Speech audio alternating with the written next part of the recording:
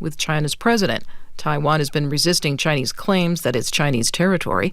NPR's Emily Feng reports China has not ruled out military force to control the island one day. China's spokesperson on Taiwan affairs said Beijing would, quote, absolutely not rule out using force on Taiwan. And on Wednesday, local time, China flew and sailed 25 military sorties around Taiwan. That's a big increase from the usual single-digit flyovers that Beijing now mounts almost daily to intimidate the island. This show of force comes ahead of a meeting between President Trump and China's Xi Jinping. It's a meeting that Taiwan is watching nervously. Trump has waffled before on the extent of U.S. political support for Taiwan, which is a departure from previous Republican leaders who historically staunchly opposed China's claims on the island. Emily Feng, NPR News. A $40 million civil trial brought by a Virginia teacher shot by a first grader has begun. The teacher accuses the school's former assistant principal of failing to act after the assistant principal was warned the child had a gun. NPR's Kristen Wright reports. Abby Zwerner's attorney argues Ebony Parker, who was assistant principal of Rich Neck Elementary, was told multiple times on the day of the shooting that the 6-year-old boy had a gun, but had no one search him and didn't call police. Zwerner was sitting in her classroom in Newport News when she was shot in the hand 2 years ago. The bullet also went into her chest. It's still there, and Zwerner doesn't have full use of her hand. Parker's defense attorney says she couldn't possibly have foreseen what happened. She also faces criminal charges. The child got the gun from home. His mother was sentenced to time in prison. Kristen Wright, NPR News, Washington. You're listening to NPR. Good morning. With the latest from the GBH Newsroom, I'm Henry Santoro. The city of Cambridge has signed on to 2 amicus briefs supporting Illinois and Oregon in lawsuits arguing the Trump administration's deployment of National Guard troops in the 2 states was unconstitutional. The 2 lawsuits were filed in the last 2 months after the Trump administration sent troops into Chicago and Portland with the stated purpose of preventing crime and enforcing federal immigration laws. The briefs are the latest addition to a series of legal battles between Cambridge and the Trump administration that is centered around immigration, homelessness, and funding for Harvard. Both cases are still pending as they await hearings from appeals courts, and troop deployments are temporarily blocked in those 2 states. And a strong storm system fueled by a muscle flex from Hurricane Melissa will bring 3 inches or more of rain to parts of Massachusetts just ahead of Halloween.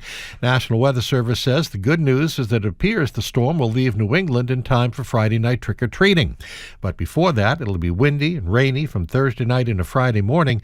Forecasters say showers could begin around 4 p.m. tomorrow. Between 1 and 3 inches of rain will fall in about an 8-hour period Thursday into Friday morning, and winds will be strong as well with gusts up to 24 miles an hour. Skies will then clear in the afternoon in time for the kids to go trick-or-treating with a high of 62 degrees. Celtics host the Cavs at the Garden tonight. Game 5 of the World Series is tonight as well. Blue Jays and Dodgers tied at 2 games apiece. This is GBH News. Support for NPR comes from NPR stations. Other contributors include Sony Pictures Classics, presenting Blue Moon, a new film directed by Richard Linklater, starring Ethan Hawke, Margaret Qualley, Bobby Cannavale, and Andrew Scott. Now playing everywhere. This is NPR.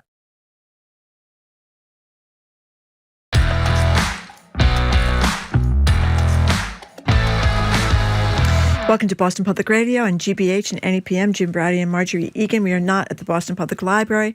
We're going to be back there soon. We hope next week. But we're streaming right now at youtube.com/GBH News and on the screens that are at the Boston Public Library. Our way to the people at the Boston Public Library. I'm not on camera right now. But there I am. Hi. There you are. How are you? Hi. That's great to see you. Really appreciate it. We're going to be joined by the Attorney General, Andrea Campbell, on November 4th at 11 a.m. for another edition of we'll take her questions and our questions. The governor will be with us November 5th.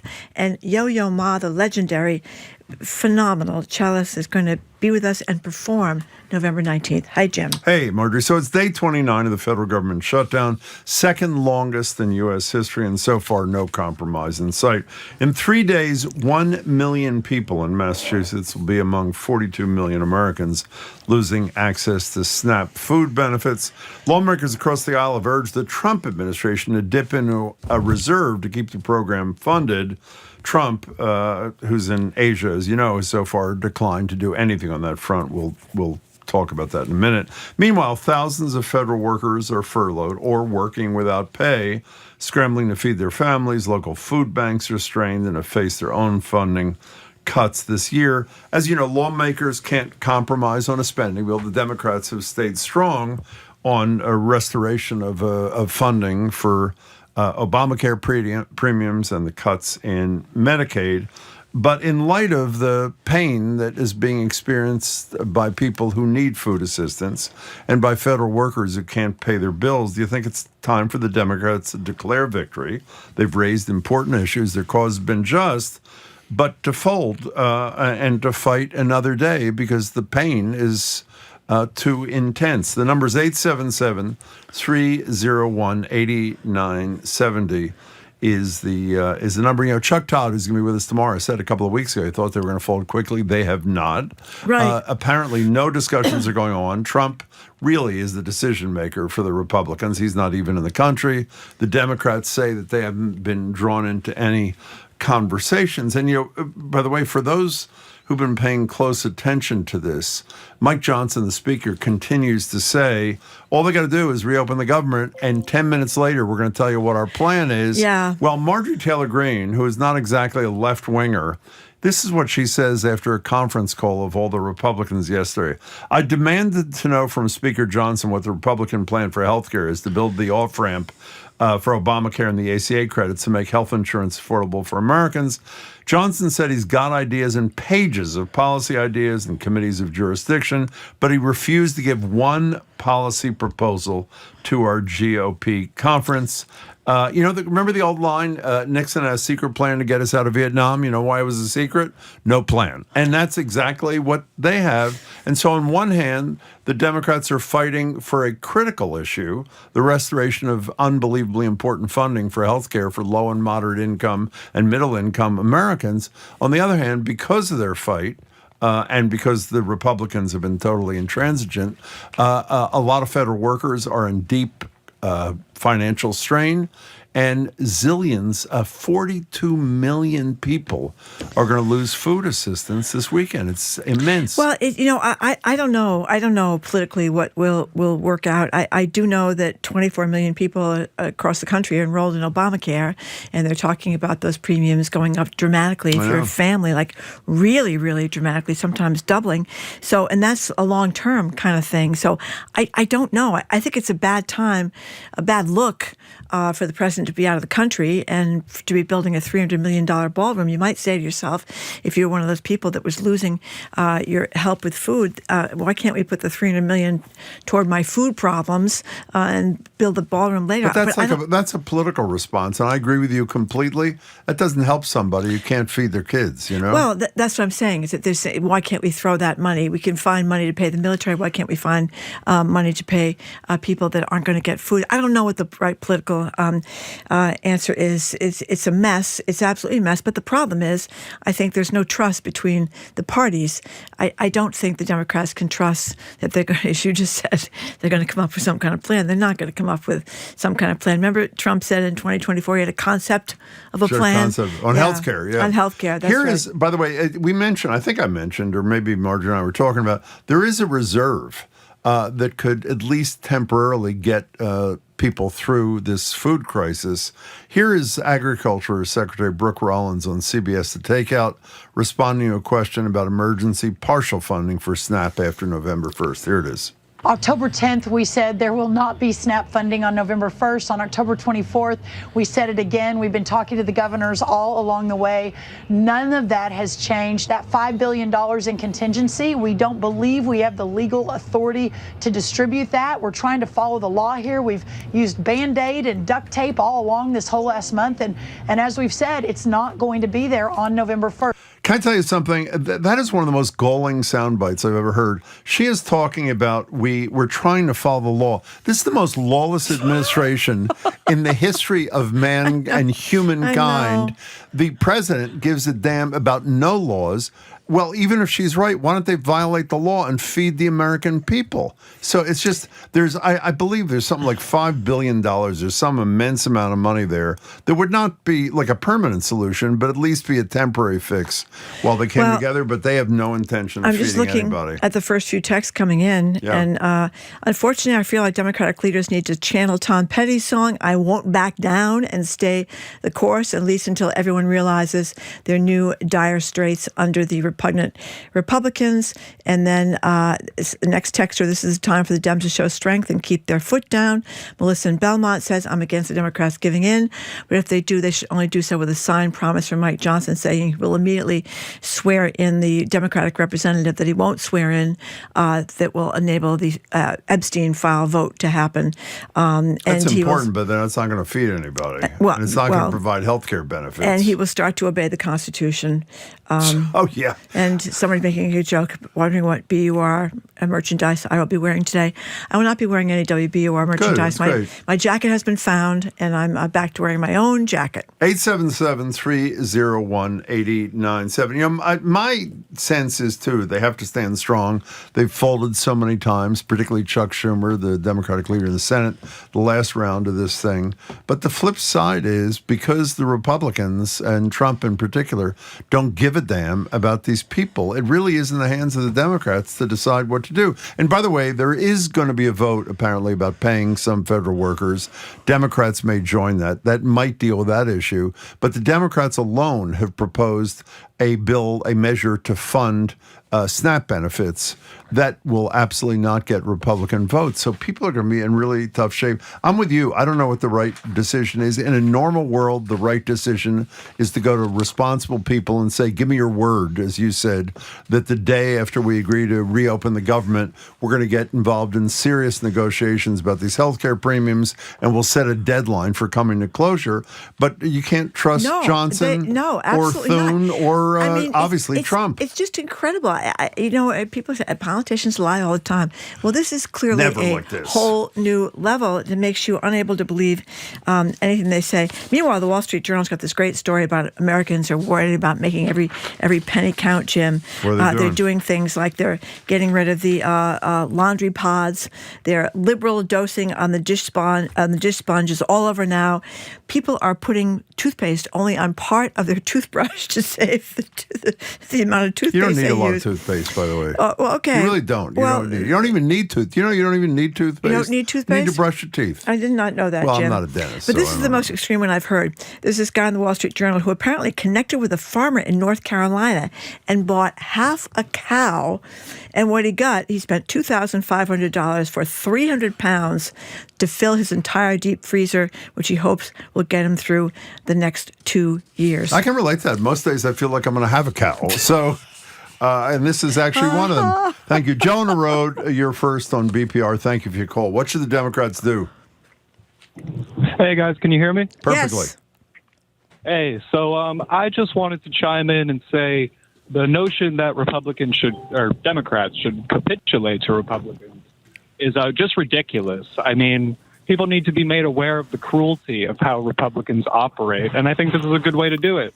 It actually ties into what you guys were talking about yesterday with how Zoran is really popular. And I think that is a direct result of him not capitulating and playing into their rhetoric. Every word you said, as you said it, I agree with Joe. There's a big however, though. However, while they're standing strong, as per your desire, there are a lot of people who are suffering. And even though I agree with you, the primary blame should fall on Trump, whether that is true or not, what is true is people are going to be hungry, and kids are going to be hungry. So what do you do about that? You send money to the Greater Boston Food Bank. Well, go ahead. Let's hear that's one thought. Go ahead, Joe. I mean, I just don't think that there's a clear-cut route to a political victory, I guess you could say. Yeah. I think it's just a matter of roughing it out and, playing up the rhetoric that this is the Republicans' fault.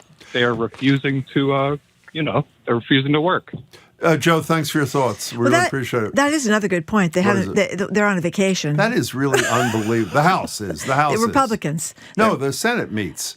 The Yes. House does not meet. Well, they're not. The Republicans in the House aren't even in Washington. Right, I think a lot of the Democrats are in Washington. Yeah. He sent them home because, again, he's worried about the Epstein situation. Is why he sent them home, which is kind of unbelievable. But I interrupted that caller. I shouldn't have interrupted him. But that is one of the suggestions from our own Craig Lamoltz here at WGBH. Went out and asked people about what to do during this mess.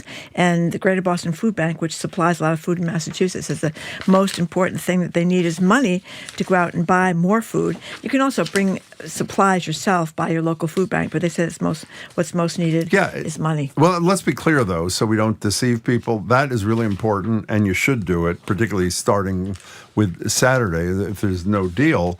But as Maura Healey has said, Maura Healey has a lot more money at her on her fingertips than the people of New England do. It can't come close to filling the hole that the ending of SNAP benefits is going to create. You agree with that, right? I mean, I agree with that. So you that. do what you can do, but it's going to be intense. Margarita, that camp. Is that your name? Providence? Yes, it is. That's beautiful. Hi. So, as I explained when I called in, I am a federal employee. I am on furlough. I am lucky because I've been with the agency forever and ever, and if they fire me, that's okay. I could have retired 10 years ago. Okay. But I feel like this is a really pivotal moment. If they give in to this, then there is absolutely no confidence that any sort of commitment will be kept for giving in. There is absolutely none. They have done this repeatedly. It's like Charlie Brown and the football. That's do it every single time, and every single time they just traipse off and do whatever they want to do. And I just feel like I understand the pain. I feel so bad for my colleagues, especially the younger ones who don't have sort of the cushion that I have because I've been there a long time.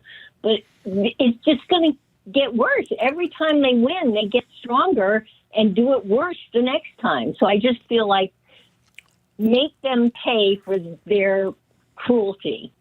Margarita, that was a really thoughtful call. We really appreciate it. Good luck to you and your fellow federal workers. We really appreciate your time. And John from Westford is pointing out, and this is one of the GOP lines, that the premiums are not actually going up. They're going back to the pre-COVID temporary decrease. The premiums these subsidies did go up during COVID because people couldn't afford the insurance because it was so expensive and they couldn't get enough subsidies previously. So, I mean, I guess technically you're right, John, but if you've been paying one thing for your health insurance for like 4 years now, and all of a sudden you're going to have to pay 20%, 50% more, it's a big deal. By the way, and 50%, and sometimes 100%, and sometimes much more than 100% more. 877-301-8097. You know what's incredible about this? Why aren't, if some Republicans, a la Marjorie Taylor Greene, purport to care about the health care premium, the Obamacare premium issue, and hopefully about Medicaid, even if they don't give a damn about poor people, maybe they care about parents and people in nursing homes. Why don't they vote with the Democrats on this issue rather than holding strong? I think Rand Paul is the only Republican in the Senate who is not toeing the line. Because they're afraid of Trump. Yeah. And they're afraid they'll get primaried. I mean, a lot of us who are not usually fans of Marjorie Taylor Greene are commending her for standing up in this particular juncture. And she's also from Georgia. She's from a red state. And red states are the places, there's much more poverty in a lot of red states. She said her 2 kids. Didn't she say her 2 kids are Obamacare? I believe they are, yeah. By the way, there are 1 million people in Massachusetts. We're a wealthy state. 1 million people here who rely on help from the government to buy food. Says something about affordability in Massachusetts, well, that doesn't also it? means several million in New England, people listening to our show. It's a huge kind of thing. But I would guess, in light of the fact that since Democrats themselves have been so critical of leading Democrats or Democratic leaders, it seems to me that they're going to have to hold the line here. But it's horrible that this kind of pain's being caused. What are you laughing about? There are multiple texts. Oh, no more about the jacket. Enough with the jacket multiple already. texts. Okay, about fine. Margaret has a new jacket the today. wrong jacket yesterday. Well, she's just wrong a lot of things. But that's why I'm making every penny count. Yeah, new sweater. It's a nice sweater. Jacket. I haven't seen that more than 13,000 times through the years. Dave, but at least it doesn't have a logo on it. Dave and Matt. I just want to point out, what? You should not be talking about outfits at the office. Why? Who's that? Well, look at you over What's there. wrong with this? It's clean, fresh, new. By the way, I have a lot. When I like things, this is not the topic, but since you're insulting me, when I like a shirt, for example, That's right. I buy like 10 of them. That's right. And when I buy, I have you this don't have sweater. 10, you have one sweater. I have sweater. You wear the same sweater in 7 different colors. No, you don't. That is I have totally many untrue. different colors. I'd like to see the other colors. Let's see the other colors tomorrow. Oh, I have a gray one, and then I have a gray one, and then a gray one. David in Mattapan, welcome to the show. Hi, thanks for calling. Hi, good morning. How are you? And to you. Fine, thank you. I get the dynamics of all the political pieces and the bills and all that stuff, right, left, as I've explained, really doesn't matter to me. It's what's right and what's wrong. Mm-hmm. Again, now this is the United States of America. And, okay, we're dealing with a lot of other things that maybe people are holding out on and not wanting to pass. But we are now at the point where families are going to go hungry.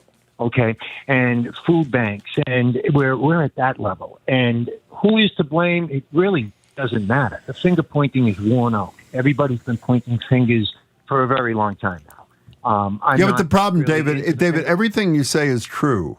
However, and while you're focused, as I was at the beginning, on, for example, the pain of not having enough to eat, if the Democrats decide to fold because of their concern about the people you're expressing, then by definition, they are saying to people who are dependent on federal subsidies for health care and Medicaid, we're not going to help you, because nobody believes the Republicans intend to do anything, as evidenced by Marjorie Taylor Greene saying she asked the Speaker of her own party, what's the health care plan that you keep promising is ready to go? He didn't have one.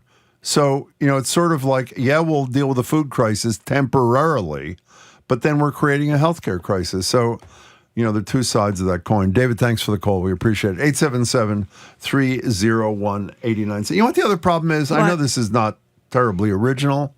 When you are when you want to negotiate with someone, is it unfair to Trump to say that there is no evidence that there's another human being on the planet who gives a damn about other than himself?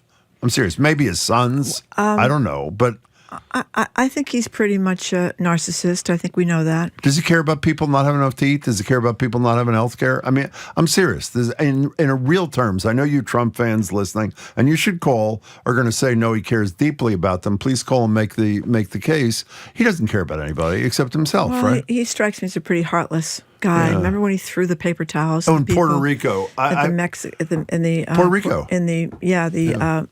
Hurricane down there, Maria. It was unbelievable. It was just unbelievable. I don't think his empathy is his big deal, but that's okay because they've announced in some of these right-wing white nationalist Christians that empathy is very yesterday. I know. We don't need empathy anymore. I know. Explicitly, they have said that. Empathy is... Okay, here's this is Jenny, Cranston. Our favorite juggler, the finest juggler I know from Cambridge. Hi, Jenny. Welcome. Oh, hi, guys. You're very sweet. I don't want this to be about me. I don't know how much money we need in order to back pay all the federal workers that we're ripping off right now. But I know that we're talking about millions of dollars for SNAP versus millions of dollars for this gilded ballroom. So Marjorie's I don't hear enough people talking about the $3 to $7 billion that Trump has enriched himself with. And also the $20 to $40 billion that we're sending to Argentina.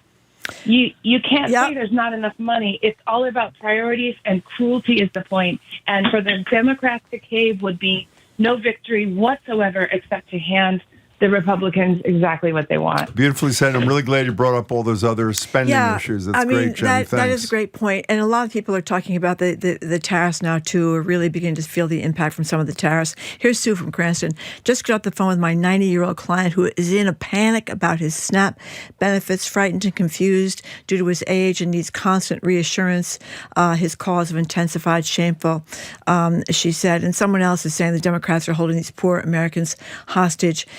Give me a break. But on the other hand, Ron from Boylston says, I think the Democrats should stand up and say they can't stand the suffering and let the Republicans own the mess. Can I respond to the person who said the Democrats are holding, the Republicans are holding them hostage? All the Republicans have to do is what they say they do after there's a deal, which is come up with a plan to restore the subsidy funding and Medicaid funding. Just restore the subsidies. And they're not, because they don't have any intention of doing it. So I have to say, it's pretty clear if you're dispassionate about it, that this is a Republican nightmare. Well, we got to go back to the whole reason that they're cutting all this money is because they want to fund the tax cuts that are permanent. $1 trillion worth. For people that are not on food stamps and don't need the government help and can probably afford increases on their Obamacare. Anyway, we're going to take more of your calls and texts, and the threat of SNAP benefits ending 877-301-8970 is the number to call. You're listening to BPR and GBH and NEPM.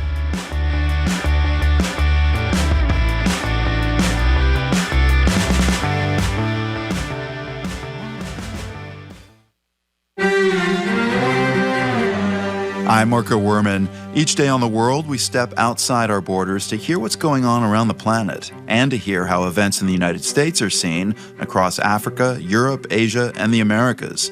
Our producers and reporters dig deep to find stories that connect you with what's happening worldwide. That's why we call it The World. Join us. This afternoon at 3, here on GBH News 89.7. Our programs are made possible thanks to you and the DeMoore McKim School of Business at Northeastern University, where MBA and master's degree students can build vital business skills through experience. Learn more at northeastern.edu/business. And Moderna. mNEXSpike, COVID-19 vaccine mRNA by Moderna, is available. Pharmacists can help with any questions about mNEXSpike.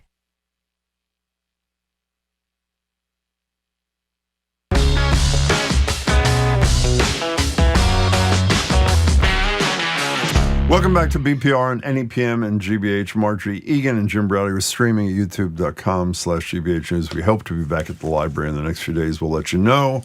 We've been talking about the ongoing government shutdown, day 29. As you know, federal workers are experienced their first pay period where they will be unpaid. SNAP benefits, food stamps as they used to be called, expire on November 1st, while the Democrats continue to maintain their stand that until we deal with disappearing Medicaid funding and these Obamacare subsidies, no deal. And the question for you is the pain of the furloughs and the disappearance of SNAP on Saturday such that Democrats should consider folding? And if we had gotten one person yet, other than somebody who's a Trump fan, which I'm not saying disparagingly, but in terms of their point of view, who says the Democrats should just vote to reopen the government? I don't think so, have we? I think we've gotten a few who said the Democrats, yes, Okay. but most of them have said just the opposite. Here's another one. The Democrats should absolutely not back down. It's what the GOP wants. Anyone who thinks the Republicans will stick to their word hasn't been paying attention.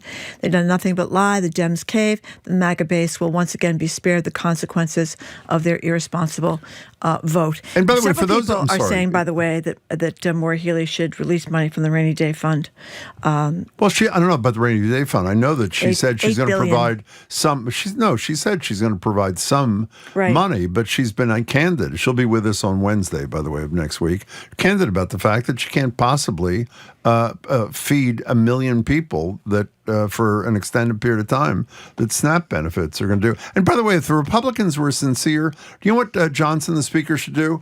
Publish his plan today and say, this is the plan we're ready to negotiate about 10 minutes after the Democrats vote to reopen government. Don't you remember Trump's first term when he was trying to get rid of Obamacare over and over again? And he said he's going to have a new plan next week. Then it was the week after that. 2 weeks. It's always 2 weeks. Oh, it was a week for a while. It was a week okay. for a while. Maybe he moved it 2 weeks later, but it was next week. And somehow it never came because it's really hard to do this, right? I mean, it took a lot of John Gruber over at MIT, head of the economics department over there. This is not some easy thing to do. Mitt Romney, of course, before that did it here, but on a small scale. Well, Romney was for universal health care before he was against That's right. it, if you recall. And it was a Republican proposal. If you recall. Exactly. Yeah. No, the original proposal. Yes. Yeah, exactly. That is exactly right. What was the line that Romney used? It wasn't freeloaders, was it? What was the expression he used? Free rider. Free riders. Yeah. That was pretty bold and correct, by the way. His point was that everybody's insurance premiums go up because of the people that are uninsured. So when they go to the emergency room or they go in to get service and they don't have any insurance, then everybody else who does have insurance is paying for it. That was his argument. He should have been proud of that, and he should have run on that. But of course, that was when he was governor as opposed to running for president. Well, he changed a few of his policies. Sophia in Cambridge. Hey there. Good morning. This is a communication moment for the Democrats. This is time for them to actually go on the offense and message to the American people that Donald Trump, the billionaires, and all the Republicans are literally taking food out of their children's mouths while enriching themselves. I mean, why do we have a $300 million ballroom being built when there will be people without health care and without food? And this is why politicians who do not do public service before entering office end up being self-serving instead of public serving. And so this should be a lesson for all of those who voted for Trump and for those who didn't bother to vote at all. Can I tell you, Sophia? Not saying, why isn't Sophia rather than Hakeem Jeffries and Schumer the spokesperson for the cause? But, you know, Sophia, I think if you are reading the news and paying attention, the optics of this kind of hit you in the face. I mean, all the gold, glitter, and $300,000, and people from Apple and Amazon. Why can't people from Apple and Amazon, why does he put the pressure on them to give money to cover the SNAP benefits? I think that, and also, I mean, we're in trouble, I think, with China, so he's over there, you know, talking, he's trying to do something about the tariffs and stuff, but this is not the time to be out of the country. I'm with you. No, you and Jenny, Sophia, nailed it. I think that is the perfect message, and the Democrats have to say it relentlessly. Sophia, thank you for the call. 877-301-8970. If there was a vote by people, federal employees, or people who are dependent upon SNAP benefits, all 42 million of them, how do you think they'd vote? I don't know. 42 million is a lot of people. It's a lot of people. It's a lot of people. But I think a lot of people, as I said before, they depend on their insurance for Obamacare. Healthcare, yeah. And the chief reason people go bankrupt in the United States is because of Obamacare. Yeah. See where Newsom out in California, they're going to be producing their own insulin and things like this. I didn't see that. Yeah, he's obviously running for president. It's a cost-saving thing? Exactly. Yeah. Exactly. By the way, what Marjorie said a minute ago, she said the other day, is really important. The number one cause of personal bankruptcy in the United States is healthcare for people who have insurance. Not uninsured, people who have insurance. It's stunning, actually. Yeah, because you find out when you have some major operation or something that not all of it is covered, and then you're really screwed. Ray from Attleboro, thank you for calling. Hello, Ray. Hey, you guys. First time calling. Love you guys. Well, thank you a lot. Thank you. All right. Listen, I anyone who knows me knows that I'd rather have my aunt in a bordello than my uncle be a Republican. But unfortunately, I think the Democrats, for strategic reasons, they probably should concede on this, but with a big message. Because we keep talking Democrats, Republicans. It's really the Republicans. Which means Trump. And we know what this rascal is going to do. He's not going to help them. And in that, maybe there's time, but in December, they're not going to come up with a new plan. They're not going to have anything for anyone. Maybe there's time for people to work towards that end. In other words, think of some other options.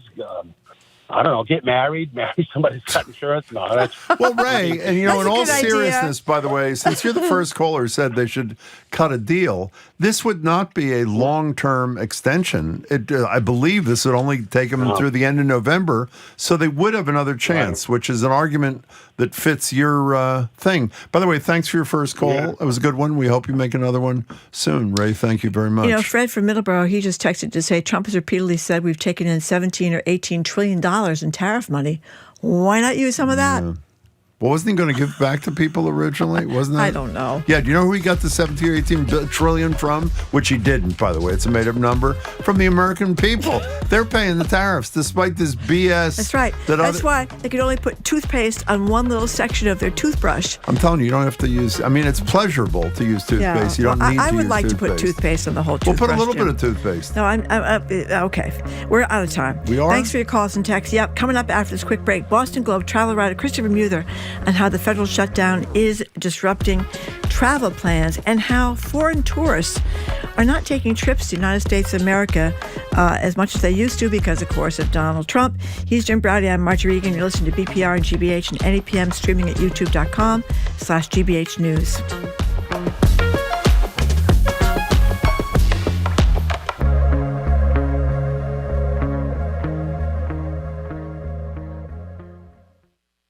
I'm Jared Bowen. Today on The Culture Show, writer Alicia Abbott. After her mother died, her father, poet Steve Abbott, raised her as an openly gay single parent. surrounding her with artists and activists in a world that was both vibrant and precarious. Her memoir, Fairyland, captured that mix of creativity and loss. Now that it's a feature film, she joins us to talk about seeing her childhood and her book play out on the big screen. That and more on The Culture Show today at 2 on 89.7 GBH. Support for GBH comes from you. And the Boston Children's Museum, hosting the museum's 6th annual Halloween Spooktacular, Saturday, November 1st at 5, with activities from pumpkin putt-putt to zombie bowling and more. BostonChildren'sMuseum.org/Halloween. And Blue Cross Blue Shield of Massachusetts, offering PPO and HMO Medicare Advantage plans with a broad network of doctors and hospitals. BlueCrossMA.com/go.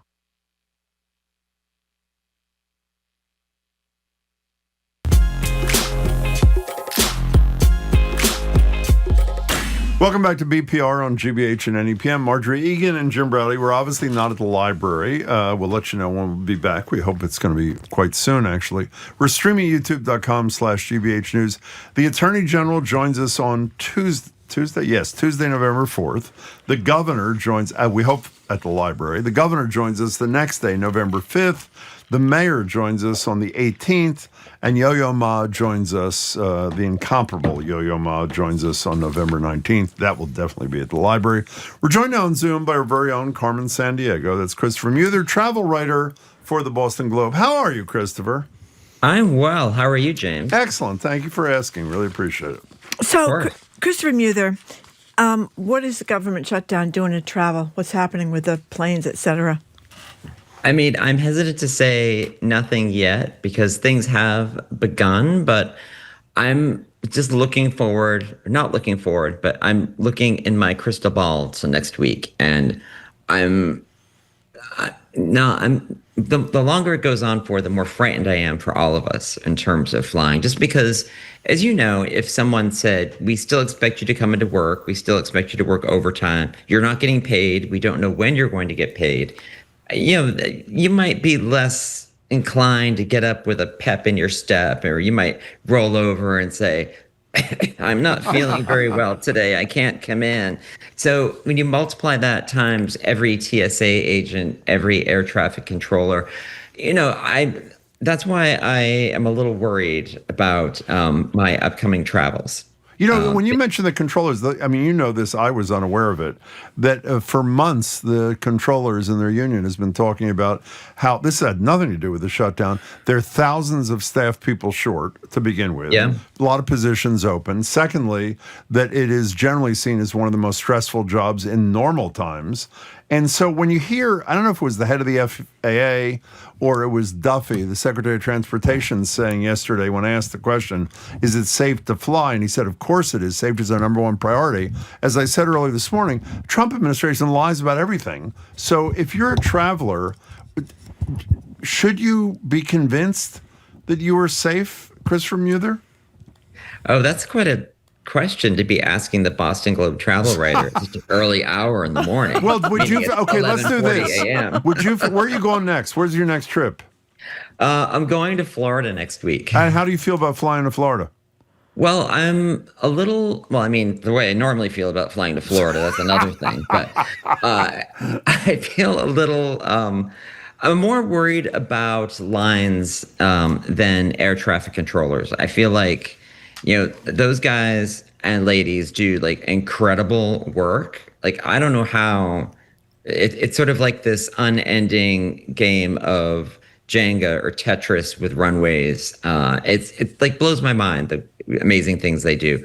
I feel like when it comes to that part of it, I feel like the safety part I feel like that is more secure than perhaps the lines that we may be facing. I mean, I am no expert in any of this. I'm only a travel writer. No, I'm kidding. So it's one of those things where I have to kind of put my faith in it all, which I guess is probably not a really smart thing to be doing these days, but it's my job. So I am going to be getting on a plane next week, and hopefully I mean, hopefully by that time, things with the government will have settled a bit, or at least some sort of lifeline will be thrown to these folks and they'll get paid. But one last thing about this is I think there was a Globe story. I don't think you wrote it, but saying that there were average delays of about an hour at Logan, but they had nothing to do with TSA or controller issues. There's some runway construction or some such thing. What's going on?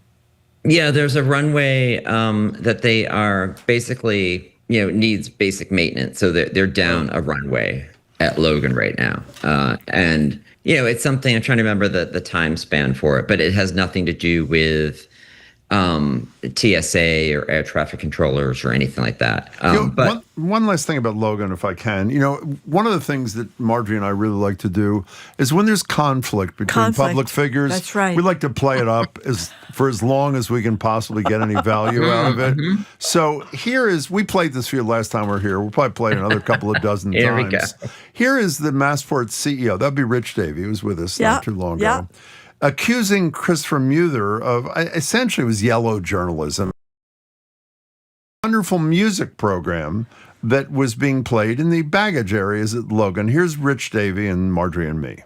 We have this new program, live music. Chris Muther hates it. You know that. He does. He does. But he never actually saw it. Because it's classic. With all due respect to the media, it's like, you trash something you didn't even experience. Can't wait till we talk to him about this. Wait a minute. He's reporting by not being on the scene? So here is what I have, my sources, and I cannot disclose them, has told me that there was a face-to-face rapprochement, for lack of better expression, between you and the head of Massport. True or not true, Christopher Muther?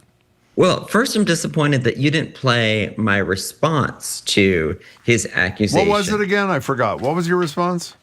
That it was humorous and inaccurate, what he had said. Ooh. The thing is, you don't want to give power to folks who are going around saying inaccurate things about you. So anyway, yes, we shook hands and made up, and he apologized profusely. No, he did not. No, he did not. There is no way. He said he understood that, I'm the better person, and we went from there. And all was well. It was a beautiful thing. We got to talk to Rich. Yeah, a moment to remember. We mutually agreed that Jim loves stirring the pot. Yes. And I think that was sort of what encouraged us to shake hands, because we wanted no more material for Jim to be having talked about on the show. So we've gotten one half of the story. We'll try to get the other half soon. Christopher Muther, you expressed a little bit of concern about flying with the government shutdown, but apparently Waffles and Buster are there at Logan Airport to ease nervous travelers' minds. What's going on? Yeah, I mean, this was actually quite excited. We talked about Logan's music program, and they actually have a great new program, which is actually creates less stress, which is therapy dogs at the airport. And you normally see dogs at the airport, and they're sort of around the baggage carousels sniffing for stuff that people might try to bring home from vacation that aren't T-shirts. And these dogs, however, are not sniffing for drugs. These dogs are there for you to reach down and pet and snuggle. And, I'm not a dog person. I'd much prefer therapy cats at the airport. But even as a cat person, these dogs were so sweet. And I could actually see why it'd be helpful to, you're running through the airport, all of a sudden you see a cute dog that has a vest that says "pet me" on it. It's like, of course I'm going to pet the dog. And to see these dogs in action, I went on a day where they were making the announcement. And so there are a bunch of reporters there, like, pawing at these poor dogs.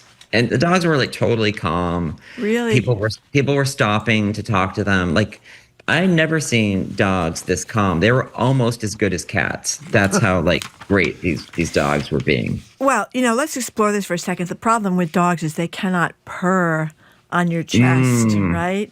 That's that the is thing very about true. Cats. But they can pee on your leg, which is a whole other the whole other thing. You know, the thing that's amazing to me, I think it was in your story or maybe another one we read about similar things, because other airports have this too, is the people who bring these dogs are volunteers. They do it out of the goodness of their heart, which is really quite beautiful. And the fact that a dog is well enough trained to be able to have zillions of travelers petting him, reaching down people, it's pretty incredible. Isn't the whole thing? Yeah, I mean, the thing which I was amazed when I was talking to some of the handlers at Logan is they and their dogs don't get paid to do this. They want to do this. That's great. Because that's what the dogs are trained for. And so the dogs like being around people. And, you know, people obviously want the dogs. I just want to throw in quickly about the whole purring thing, Marjorie, that, well, they can't purr. Waffles, the French bulldog, has this wheezy breathing situation. Which sounds like a purr, but close enough. Oh, okay. Yeah, I always feel bad for those bulldogs. They're like panting. They spend their whole life not being able to breathe very well. But people love the bulldogs. They love them.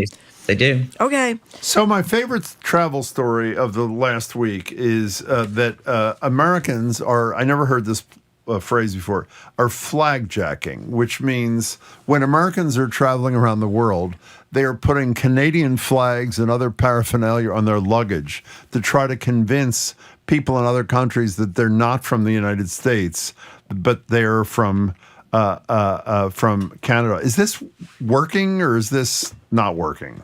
I mean, historically, this has gone back, you know, decades. Like when I was in college and the Gulf War was happening, and people were like sewing Canadian flags to their backpacks and their jackets, thinking they could get away with it. And, you know, back then I was young and impressionable. I never tried it, but I thought, yeah, that would be easy to do. But we think about it now. Like, let's say you went to another country and you're like, yeah, I'm Canadian. I say process and schedule. Of course I'm Canadian. Then they would say, well, how many meters is it from here to whatever? Exactly. And you'd say, or they'd say something like, parlez-vous français? And you have to say, un petit peu. Yeah, and they also said Americans are too loud, and that's what gives us away. We may be nice, but we're really noisy. And you know what else I noticed? I mean, you're the world traveler, but the few times when visiting my kids that they were either in Paris or in Rome, I went over to visit, and it was great. But I noticed you could always tell the American men because they're bigger, and I don't necessarily mean taller. Bigger? Yeah, bigger. What do you mean bigger? I think it's the diet. Wider shoulders. Oh, you mean like fatter? Not fatter. Just the broader shoulders. They look. I think it's the diet. American men are bigger. You know, and Europe is a whole other can of worms, because then it gets into clothing and how people are dressed. Yes. And that's, you can spot an American a mile away in a crowd of Europeans for sure. Not only because they have a diet that's straight out of Burger King, but also because they've got a wardrobe straight out of Costco. So that's like, you know. Oh my God, you are such an elitist, I will tell you. You can tell, yeah. So, Christopher, can we stay on Canadians for a second? I have to say, well, I feel, and I mean this sincerely, really badly for our neighbors in the hospitality business, particularly in New England, because obviously it's so close to Canada, who are suffering. You have to admire the Canadians for standing for principle. They are furious at Trump, and they're furious at what Trump has done to their country and how it's treated. They're from 51st State to the tariffs, to raising the tariffs last week because he didn't like a Ronald Reagan commercial and all this stuff. But real serious damage is being done to the tourism industry, which that part of it, which had heretofore been dependent upon Canadians coming to the U.S., right?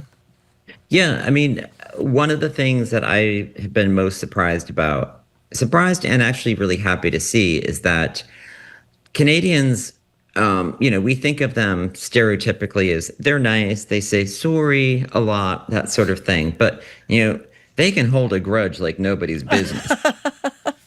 This is back in January when Trump started referring to Canada as the 51st state, with the whole tariffs.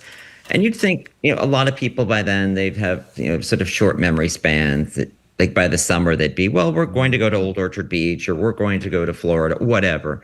Canadians have not done that. Like this story that I wrote that you're referring to about sort of world tourism and the United States shows that in July, which is the most recent month we had data for, Canadian tourism to the U.S. was down 30%, which is the highest it's been since the start of the Trump administration.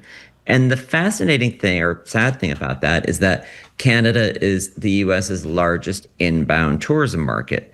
So not only are they sticking to their guns, they're like sticking it to us really badly at the same time. We're losing a lot of money. And that's just from the Canadians. There's lots of other European and Asian countries that just are not coming to the U.S. because of tariffs, other political reasons. It's really significant. I'm sure a lot of people are worried about hassles at the airport. They're worried about being nabbed if they're not, every T isn't crossed and dot on the I's. It's very true. And you think about, you're going to spend money to go on vacation. This is you only have so many weeks, you only have so much discretionary income to do it. Are you going to do it in a place where you're worried about getting detained at the airport? Or are you going to go somewhere where you're thinking, I'm just going to relax? And that's where I feel like a lot of, you put any obstacle in front of people when it comes to their hard-earned vacation and discretionary income. It's I'm going to spend it where I feel like I'm going to get the most out of it, not where I'm going to be the most stressed out about it. Yeah, exactly. You wrote a great piece about the Omni Parker Hotel, which a lot of stuff about the hotel I didn't know about. So tell us about it. It's like the oldest hotel, the constantly operating hotel in the United States? Now I do. I didn't know that either. But you talked about its renovation, but you also talk about its museum and the famous people who worked there, et cetera. So fill us in. Yeah, so the Omni Parker House, as you guys mentioned, it's the oldest continuously operated hotel in the United States. It dates back to the 1800s.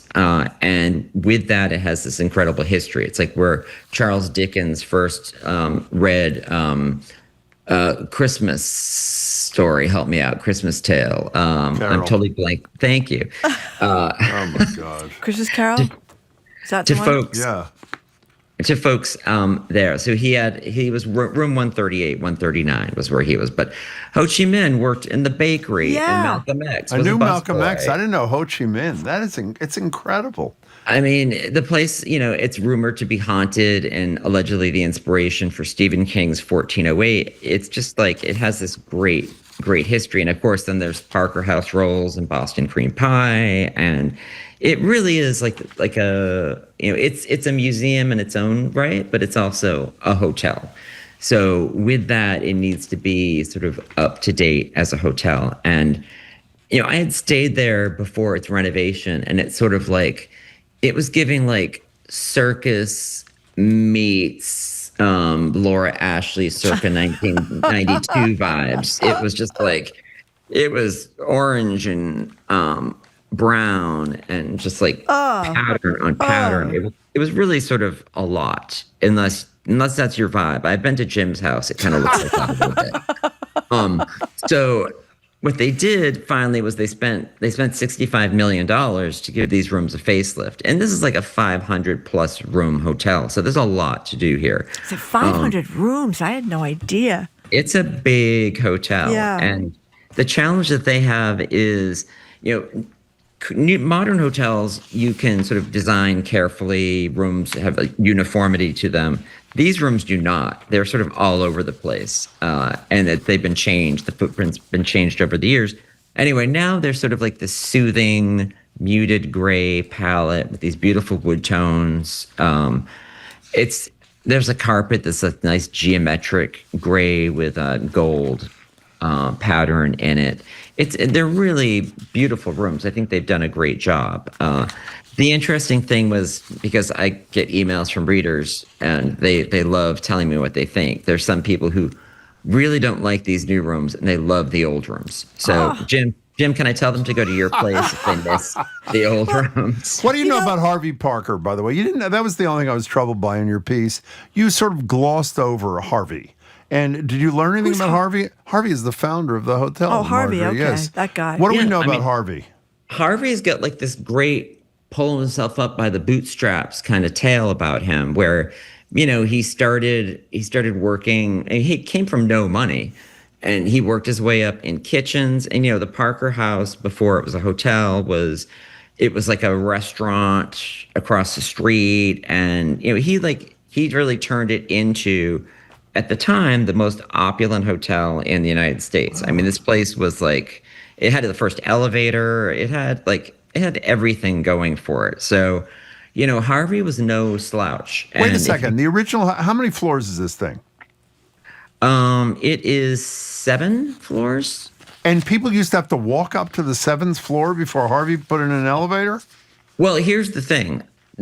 So there were 2 Omni Parker. So it actually wasn't Omni back then. There are 2 Parker houses. The first Parker house was built, basically in the 1800s. It was a different building altogether. Oh, I didn't know that. This is how they managed to keep it continually operating. Was they left a block of rooms as they tore down the old building and built the new one, which opened in the 1920s.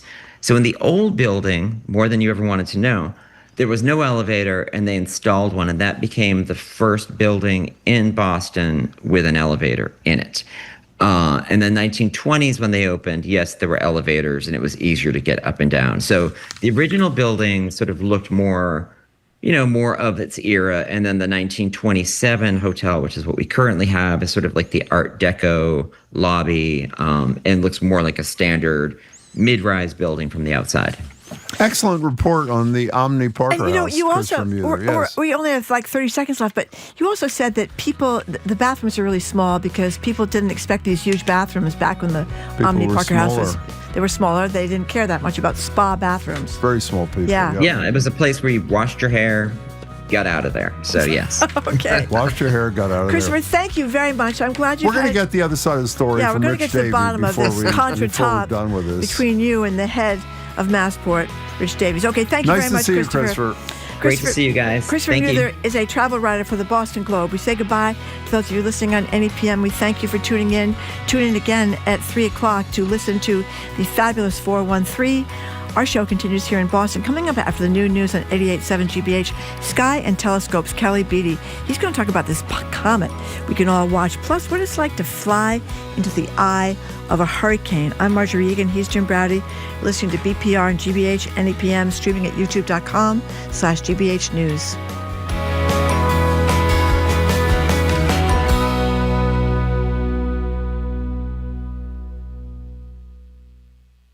It's not over yet.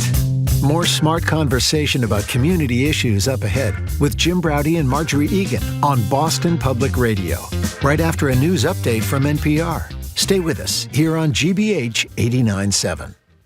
Funding for our programs comes from you. And UMass Lowell, ranked /1 best value public university in Massachusetts by the Wall Street Journal and U.S. News and World Report. Learn more at uml.edu/rankings.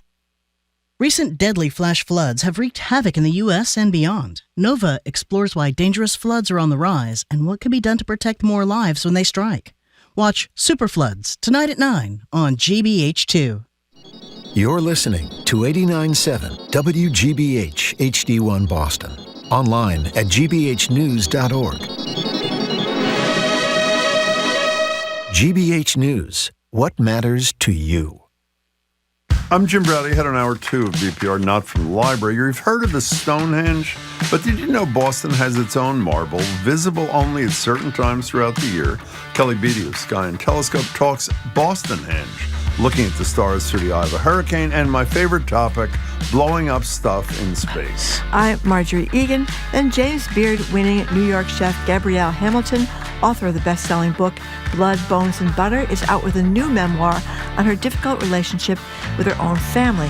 She'll talk next of kin with us ahead of a book talk tonight at the Harvard Bookstore. All that plus our Two More Things segment next on the second hour BPR 89.7 GBH.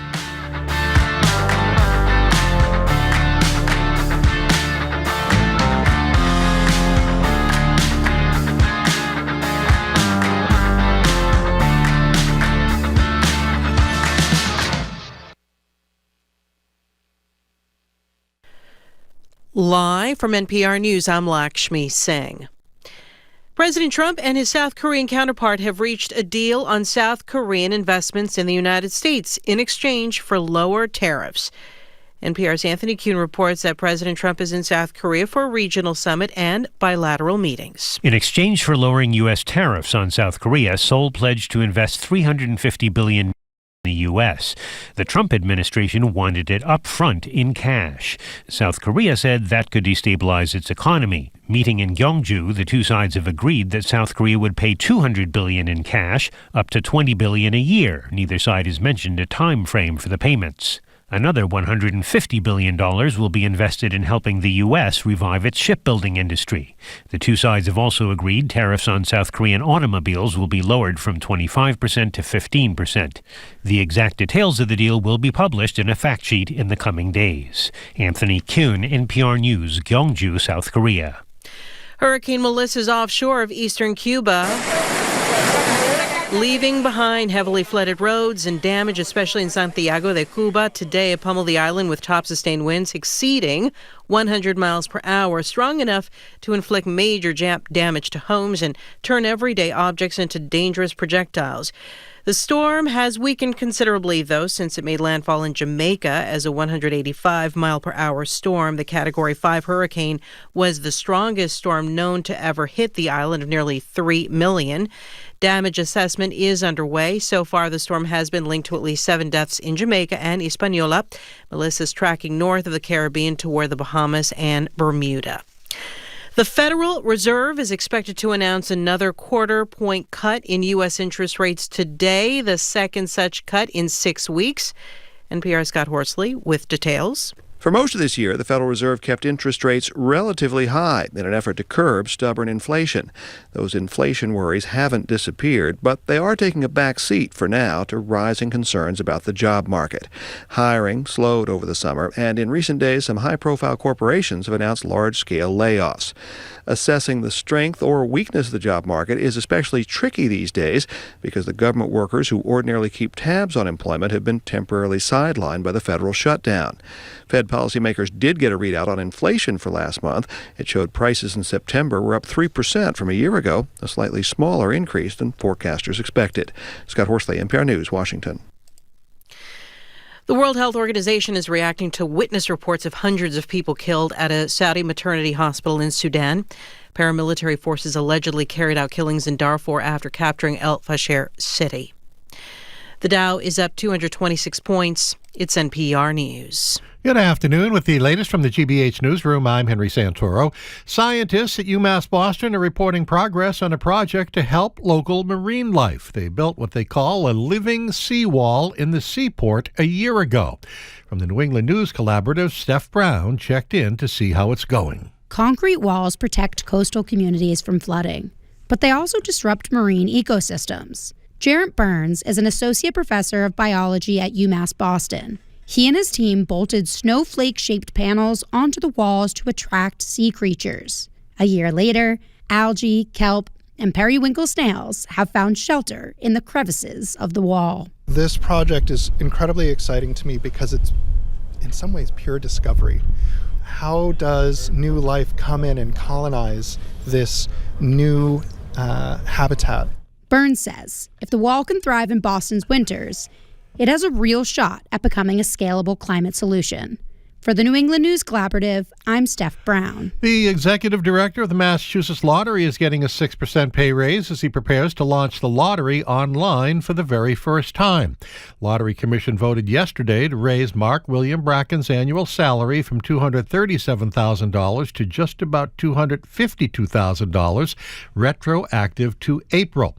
State Treasurer Deb Goldberg says the 6% raise breaks down as a 3% increase for cost of living and a 3% based on interest. Game 5 of the World Series tonight. Celtics host the Cavs at the Garden. This is GBH News. Support for NPR comes from NPR stations. Other contributors include Fisher Investments. Fisher is committed to helping clients stay on track to reach their financial goals and enjoy a comfortable retirement. FisherInvestments.com. Investing in securities involves the risk of loss.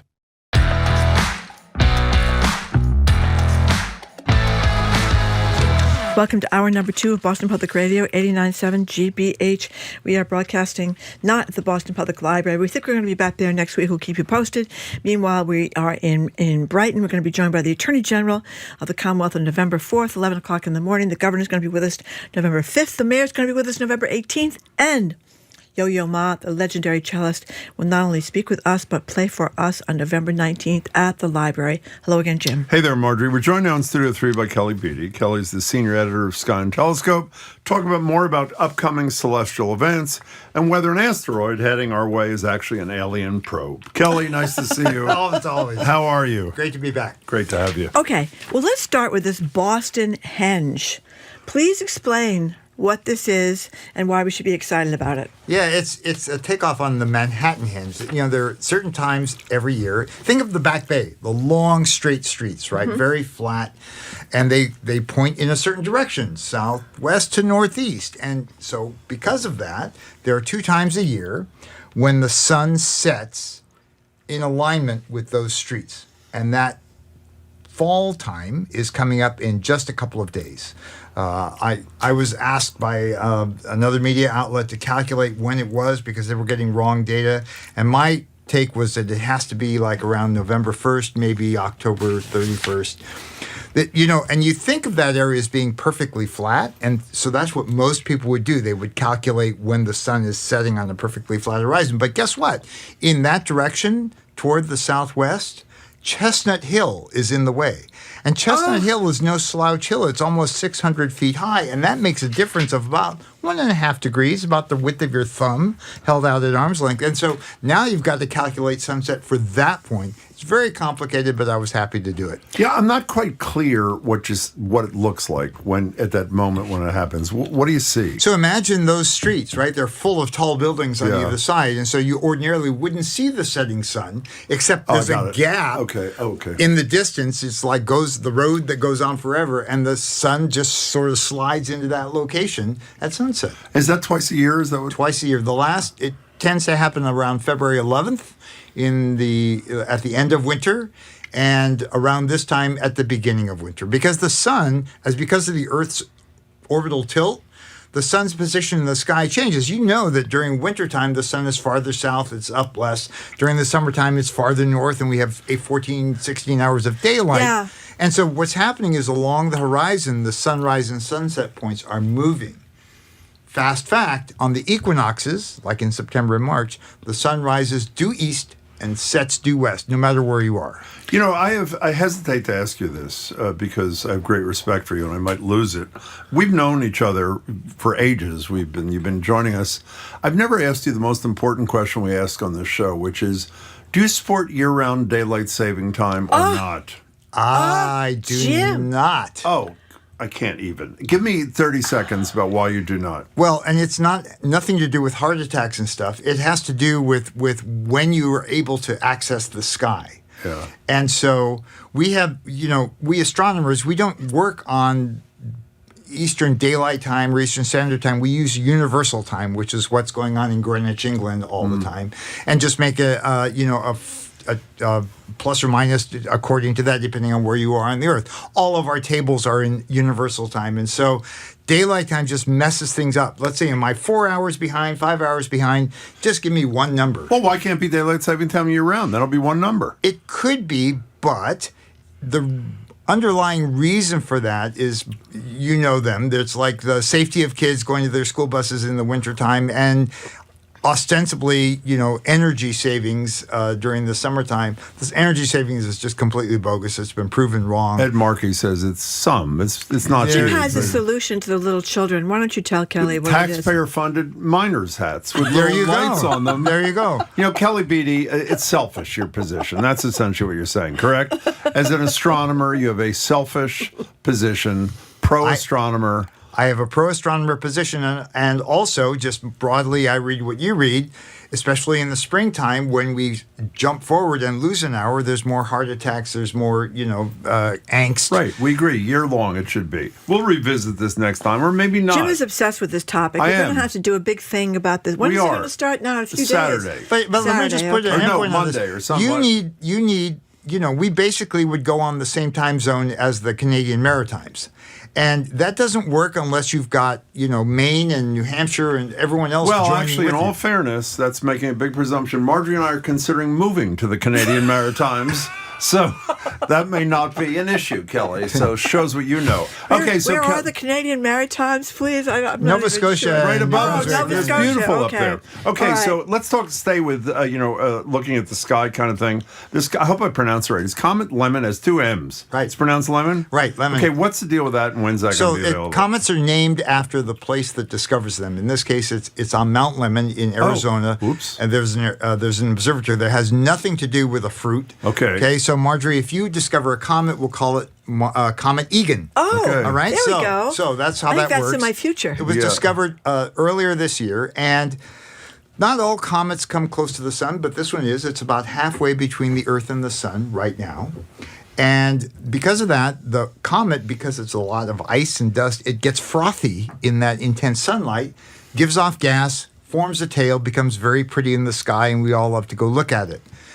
It's not always visible to us, but in this case it is. It is visible after sunset in the west, 20 or 30 degrees up from the horizon, and you've got to know, it's not like you can go out there and just see it. It's not visible by eye. But with a pair of binoculars and a good star chart, which Sky and Telescope is happy to provide for you, you can track it down, and it's got a very pretty tail. How long is the average comet from what is the lead of the comet called? The head? What is it called? The coma or cloud around the head. To the tail. How long? It can be tens of millions of miles. It can be 100 millions of miles. Yeah, it could be 100 million miles. Wow. If it's a really... Wow. Do you know, if you're a parent... How come you're not in awe of 100 million miles for one comet? I am in awe, but I wanted to ask a question about Okay, telescope. sorry. I'm sorry. If you got a little kid that is kind of fascinated, the minimum that they can get for a telescope, I mean, what do you need to get them out there to be able to just have an enhanced view that's not going to cost you a So fortune? not a pair of binoculars, but a real telescope can be had that is a quality telescope and not something you're buying with a National Geographic logo on it or other trash like that.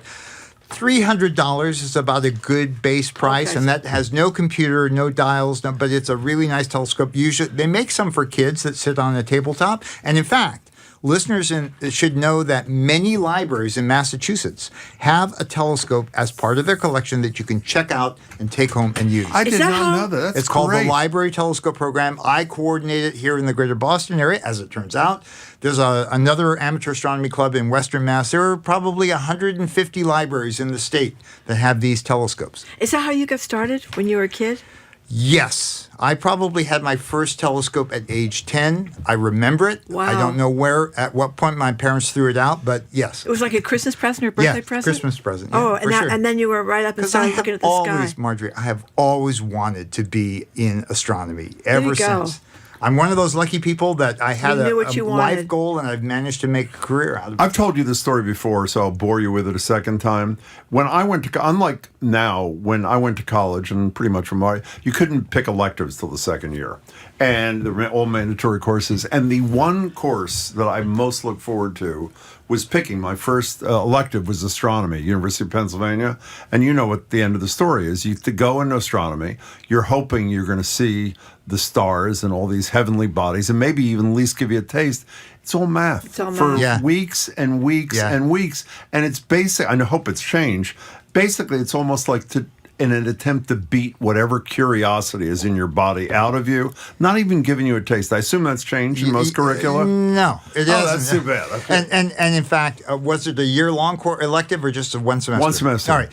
And typically, right, those are, especially, think of junior colleges, because that's where a lot of people go.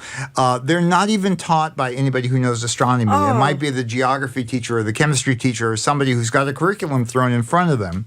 I taught high school astronomy for 6 years at a private school here in town that happens to have its own observatory. Wow. Which one? It's Dexter Southfield. Oh, yes. That's right near where Lars Anderson, Exactly. where we all went with a bunch of kids from my kids' And school. I was very lucky because you know why? There's no state standard for how you teach astronomy. I made it up as I went along, and the kids loved it. I had one student who came up to me at the end of the year, who's a senior, was ready to graduate. He said, "Mr. Beatty, I want you to know you're the only class I'm still doing the homework for."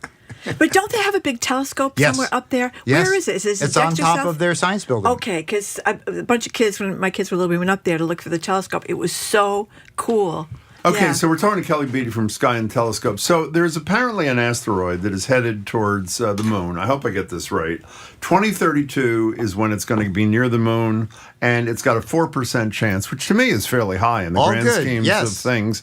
So there is a debate in the community in which you spend your life, I believe, about what to do about this thing, because apparently if it does hit the moon, that's a problem. So let's start with that and work backwards. Okay, if so it hits the moon, why should we be concerned? And if we are concerned, what should we do about it? You know, you would think it would be great. Something's going to hit the moon. Moon's 250,000 miles away. We got ringside seats. It'll be fantastic. This object, which is called 2024 YR4, it's word salad for when it was discovered. With that, I know it was discovered in the second half of December, last December. It has about a 3 or 4% chance of hitting the moon, and we'll know before then whether it really will or not. But originally, you might recall, back in February, we thought it might hit the Earth. And observations from the James Webb Space Telescope ruled that out because we refined the orbit. But now, the moon might be in the crosshairs. It would create a crater on the moon about a half a mile across, but more importantly, it would throw hundreds of thousands of tons of material out into space. And what's the nearest thing that it could hit once it's thrown out? It's the Earth. And the Earth is definitely an issue. Satellite safety is definitely an issue. So this is causing people to think about maybe we need to move this so that it won't hit the moon. You don't need to move it much. You just need to give it a little nudge, and its orbit will change enough so that it will miss the moon entirely. And there are a couple of ways to do that. You want to know what they are? Yes. I do, we do. You could nuke it. You could nuke it two ways. One's bad, the other's good. You could nuke it in the Armageddon model, where you actually hit it with a nuclear warhead and blast a big hole, and that impact would release debris that would essentially be a rocket that would reposition it. Another way is that you set off a nuclear weapon nearby but not on it, and the intense heat would vaporize the surface, again creating this sort of thrust from the escaping gases. Or you could attach something to it with a rocket on it that will the rocket will fire and move it. And we don't have a lot of time because this impact, we know exactly when and where. December 22nd, 2032 is when it's going to be. Ruin your Christmas shopping. Yeah, that's right. That could ruin your Christmas shopping. That's right. So it will be coming close by again in about 3 years, in 28.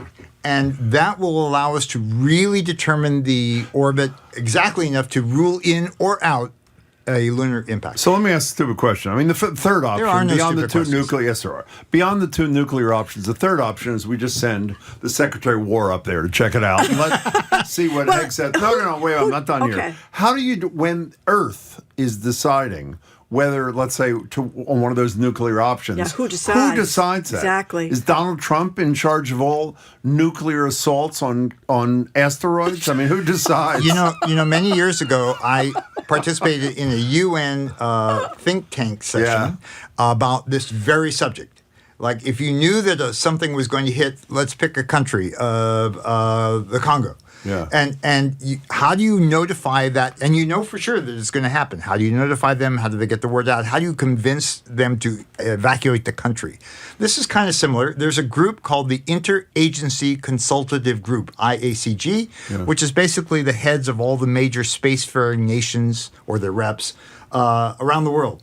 And so impacts is one of the things that they would deal with. They have a plan. And in fact, astronomers every year go through a mock drill where they have a simulated impact somewhere on the Earth, or going to be, and then they go through the motions of what they would do under what circumstances. That's incredible. You know, let me ask you another stupid question. There are no stupid questions. What would happen besides the tides to us if there were no moon? If the moon were gone? That's a trick question I use all the time. If there were no moon, would there still be tides? Yes, there would, because the sun creates tides. Okay. All right. But if there were no moon at all, if we'd never had a moon, you know that 23-degree tilt of Earth's axis? Mm-hmm. It's very stable over time because of the moon. If it weren't here, our spin axis would waffle back and forth, and sometimes the pole would be pointed much closer to the sun, and there would be climatic chaos every time that happened. So we're very grateful to have the moon. Can I tell you something? If I had him teaching the damn astronomy it would have been a whole different story. I'd still be in it. And you mentioned 3 remedies for this situation. What is the preferred one? I think probably the standoff, the one that we can do most easily is the standoff nuclear blast. Okay. Where you set off a nuclear blast, and you can do it multiple times, nearby. Of course. Just nearby. It doesn't, because you don't want to break it into pieces. That doesn't help you. This thing is roughly 200 feet across. It is not easy to break apart. Okay. And then it would just move its direction. That's right. Okay. We just got a text. Actually, it's not Donald. It's Melania who will decide which nuclear option. Okay. She'll be telling us soon. Wait. I want to do this briefly because I want to talk about NASA. How about this asteroid that the guy from Loeb or whatever his name is says it's like a beaming and probing thing, which is one of Marjorie's goals. That's why we always wonder. And we told this to Kelly why everyone who gets taken up in a spaceship is always beamed and probed. We're very suspicious about that. Do I have Kelly. to be tactful? No, you don't. You're going to trash him? So this object is called 3I Atlas. 3I because it's only the third object we've ever found that we know to have come from interstellar space, not part of our solar system. That's pretty incredible, too. Atlas is the acronym for the telescope that discovered it. Again, going back to the line of discovery. We know it's from interstellar space because it's passing through our solar system much faster than it would be if it were bound to the sun somehow. Now, it's not going to come anywhere near Earth. I think 20 million miles is about the closest it's going to come, which is really very far. It is going to come pretty close to Mars, not hit it, but more importantly, it's coming in sort of in the same plane as all of the planets orbit in. And so that is by happen chance, but Dr. Loeb at Harvard has said, well, maybe there's something to this. Maybe an alien civilization created this in a way that it was going to reconnoiter all of the planets. And now this latest thing about, remind me, it just came out that there's possibility that it's, something of an alien construction. Yes, the beaming up and the probing. And the probing. Well, I thought that was Loeb too. Isn't that Loeb? It is. Oh, okay, it fine, is. yeah. I know what it was. No, I'm sorry. I just remembered. He thinks it's a spent rocket booster from the dawn of the space age. And so he's and his students have calculated what the chances are. And I've seen the chatter from people who actually do this all the time, track objects and artificial objects. There's no basis for thinking that. And it's one of those cases where they have an idea, they run with the observations that support their opinion. They don't bother to ask why it couldn't be that way, and it can't be that way. And so it's a kind of one-sided science publication that really makes a lot of us unhappy. Okay, we've talked to you about NASA's budget in the past, but I think it was mostly speculative last time we talked to you. My understanding is Trump has proposed or actually cut $7 billion out of roughly $25 billion, which is a huge chunk, almost 30% of the budget. What's the impact of that level of cut? It'd be catastrophic if that really holds up. But let's remember, that's part of his budget proposal. It's not law yet. Okay. That's right. And as we talked about last time, it's really the Congress that sets the numbers. And well, in theory, that's what the Constitution says, that's but right. That's not what the reality has been of late. Not of late. Yeah. But there are the committees in Congress on the House and the Senate side that are responsible for NASA's budget have signaled that it's not going to be nearly that draconian. Now, that'll have to go back to Trump for signing, right? Turns out that Trump has some ideas for space travel that the cuts, by the way, would be mostly to the science side. The rockets that send people into space to the moon, those would be largely preserved. That program is called Artemis. Because he wants to do that before he's out of office. Yes, he does. He wants to land astronauts on the moon before the end of his term. And so part of the issue there is that you need two parts. You need a rocket to get you to the moon, and then you need something to get you down to the surface and back up. And it's that latter part that's become a little problematic.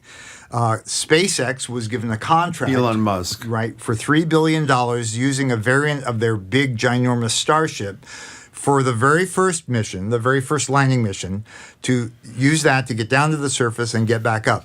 it's behind schedule. We've all watched the Starship explosions, and it's done a little bit better of late, but it's not human qualified yet. Yeah. And now, if you do a hurry up offense and you want to get it done by 2029, and it's not just the end of Trump's second term, the Chinese are going full throttle to send their astronauts to the moon, and they expect to be able to do so by 2030, and I totally believe that timeline for them. They have been very, very aggressive in space. Who knew? The Chinese have a space station in orbit with 3 astronauts aboard right now. We only have 45 seconds. Why does the United States want to return to the moon and do what we've already done? Great question, Jim. Thank you. Well, part of it is to use the moon not just as an end destination, but as launching. a staging area. Once we get used to working on the moon, then we can think about going to Mars or asteroids or other places that are technically difficult, require a whole infrastructure to keep those people alive. Now, why do they want to do it with people instead of just, robotic rovers and things like that? That is a question that is in the DNA of NASA. It's always involved people. And we used to say, no Buck Rogers, no bucks. Yeah, no, I understand that. One last quick question. Is there rumors that Trump also wants to build a huge ballroom on the moon? Is there any truth to that, or is that just myth? It has to be on the near side, though. On the near side, okay. Yeah, we could fly around in the ballroom on the moon, couldn't we? We bounce off the ceiling? I don't know.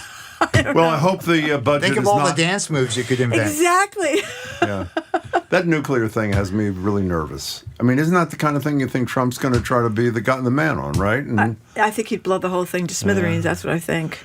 Yeah. Send Bruce Willis. Kelly Beatty, it's great. Send Bruce Willis. Yeah, that's right. It's great to see you as always. Kelly Thanks so Beatty, much. thank you very much for coming in. Always Hey, great listen, to talk and to you. skyandtelescope.org is the all things about astronomy, like this comet, and we hope people will go there and check it out. And then get their sky map there, too. Yes, you can. Yes, you can. Skyandtelescope.org for the sky map and everything else. Thank you, Kelly. A pleasure. Kelly Beatty is senior editor of Sky and Telescope, skyandtelescope.org. Thank you again for coming in. Coming up after this quick break, James Beard award-winning chef and author Gabrielle Hamilton is out with a new memoir. Her first one, Anthony Bourdain, the late great Anthony Bourdain, said was the best book ever written about the restaurant business. She joins as the head of an event later today at the Harvard Bookstore. I'm Marjorie Egan. He's Jim Brown. You're listening to BPR 89.7 GBH, streaming at youtube.com/GBH News.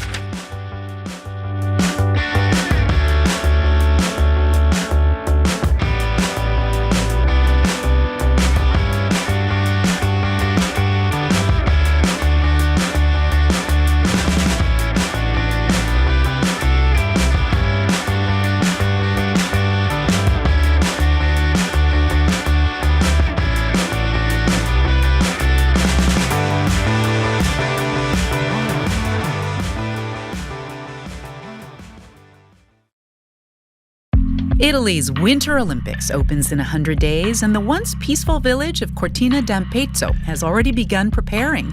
Some locals aren't happy with the millions that the town is pouring into construction. Simple things that can make the town much nicer. That is more important than the Olympics. I'm Elsa Chang, worries over the Olympics' impact on the next All Things Considered from NPR News.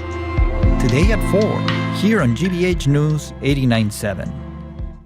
Our programs are made possible thanks to you. And Global View Communications, providing customized inclusion strategy recommendations to organizations that align with our culture and business priorities. Learn more at inclusionitsworthit.com. Global View Communications. Inclusion. It's worth it. And the Boston Children's Museum. Visitors can celebrate Halloween from October 15th to November 2nd with fantastic activities for all ages in the Pumpkin Patch of Play experience. Learn more at bostonchildrensmuseum.org/Halloween.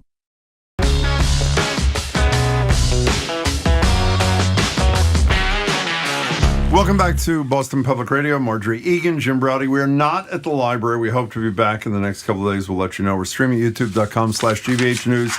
Some November dates. The Attorney General joins us for an hour next Tuesday, November 4th.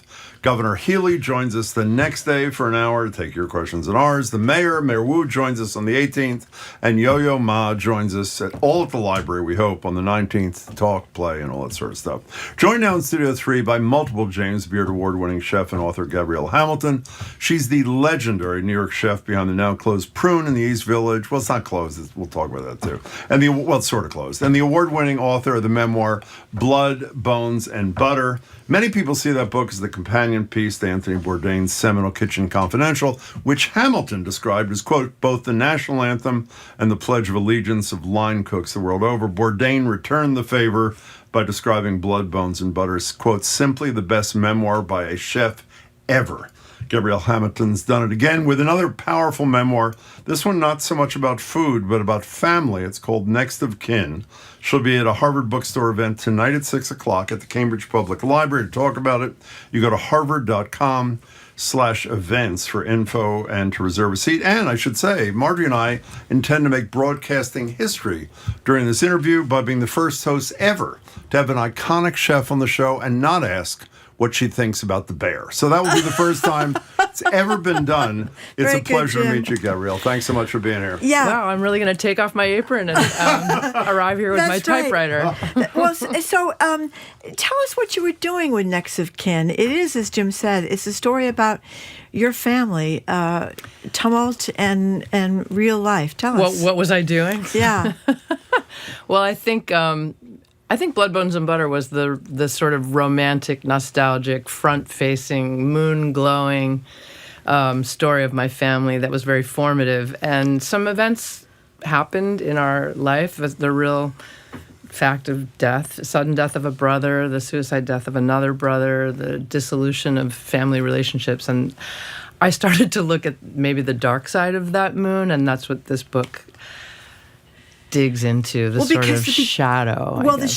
And such a contrast to the idyllic picture you paint, at the beginning of the book, the family get-togethers, everybody out in the backyard, the kids everywhere. It reminded me like of Hickory Hill or something you used to hear about RFK Jr., his family. It was idyllic. I mean, I think this is how you can really know me and my pathologies, that it was so good, and the loss of it is so profound for me that I think I've been chasing it ever since.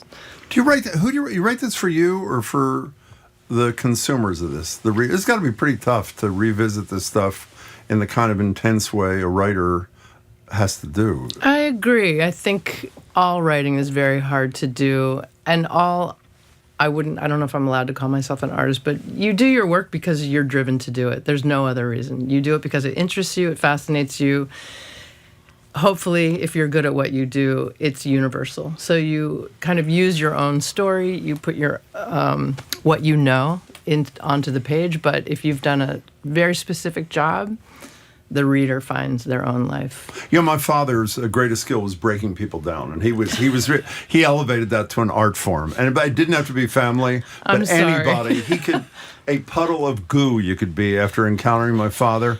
Mention what he says to you. By the way, if people don't know, Gabrielle, Prune was just huge. Your cookbooks are huge. All your writing.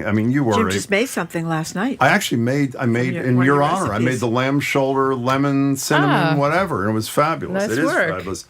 But just tell people I think it was a Times Review. You write, praising Prune and you and all that sort of stuff. What was the reaction? What did your father say to you in reaction to... Oh, my dad. And she's smiling if you're not watching on YouTube. By talented, incredibly charming, competitive father. He called to congratulate me, and that's difficult for him. He really could not bear being surpassed by his children in a way. And he said, he did say congratulations, but he said it as if reading out of a Berlitz phrase book, sort of phonetically, congrat you. And when I thought we could get off the phone in time, he said, but you know what I don't get, Gabs? There's so much equal or greater talent out there.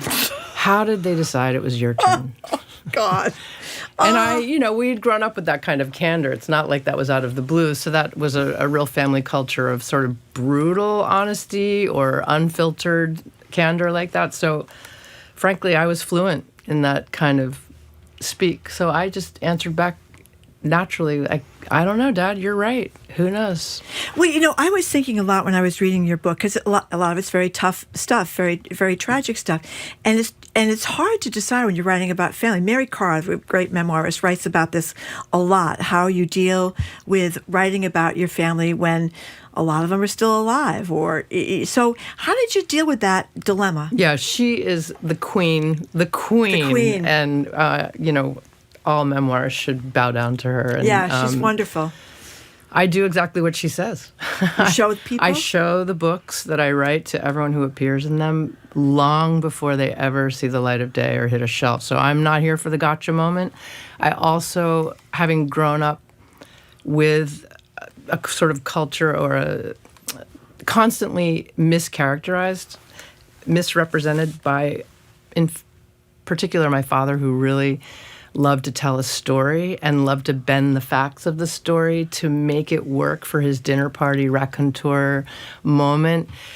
It became almost vital for me to never do that to anyone else. So I'm very, very careful to not characterize, mischaracterize, to just lay down the data. But, that can be very time-consuming and difficult because everybody remembers things differently. So how do you confront that? If you say to one of your siblings, you sent something to one of your siblings, they say, that's not what happened. I mean, the memoirist kind of has to go with their own memory or not?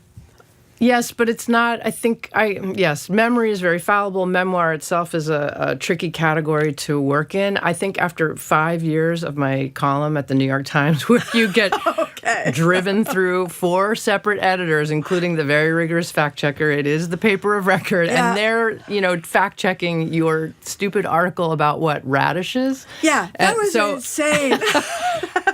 To me that felt unnecessary, but it became a lifestyle for me now as a writer.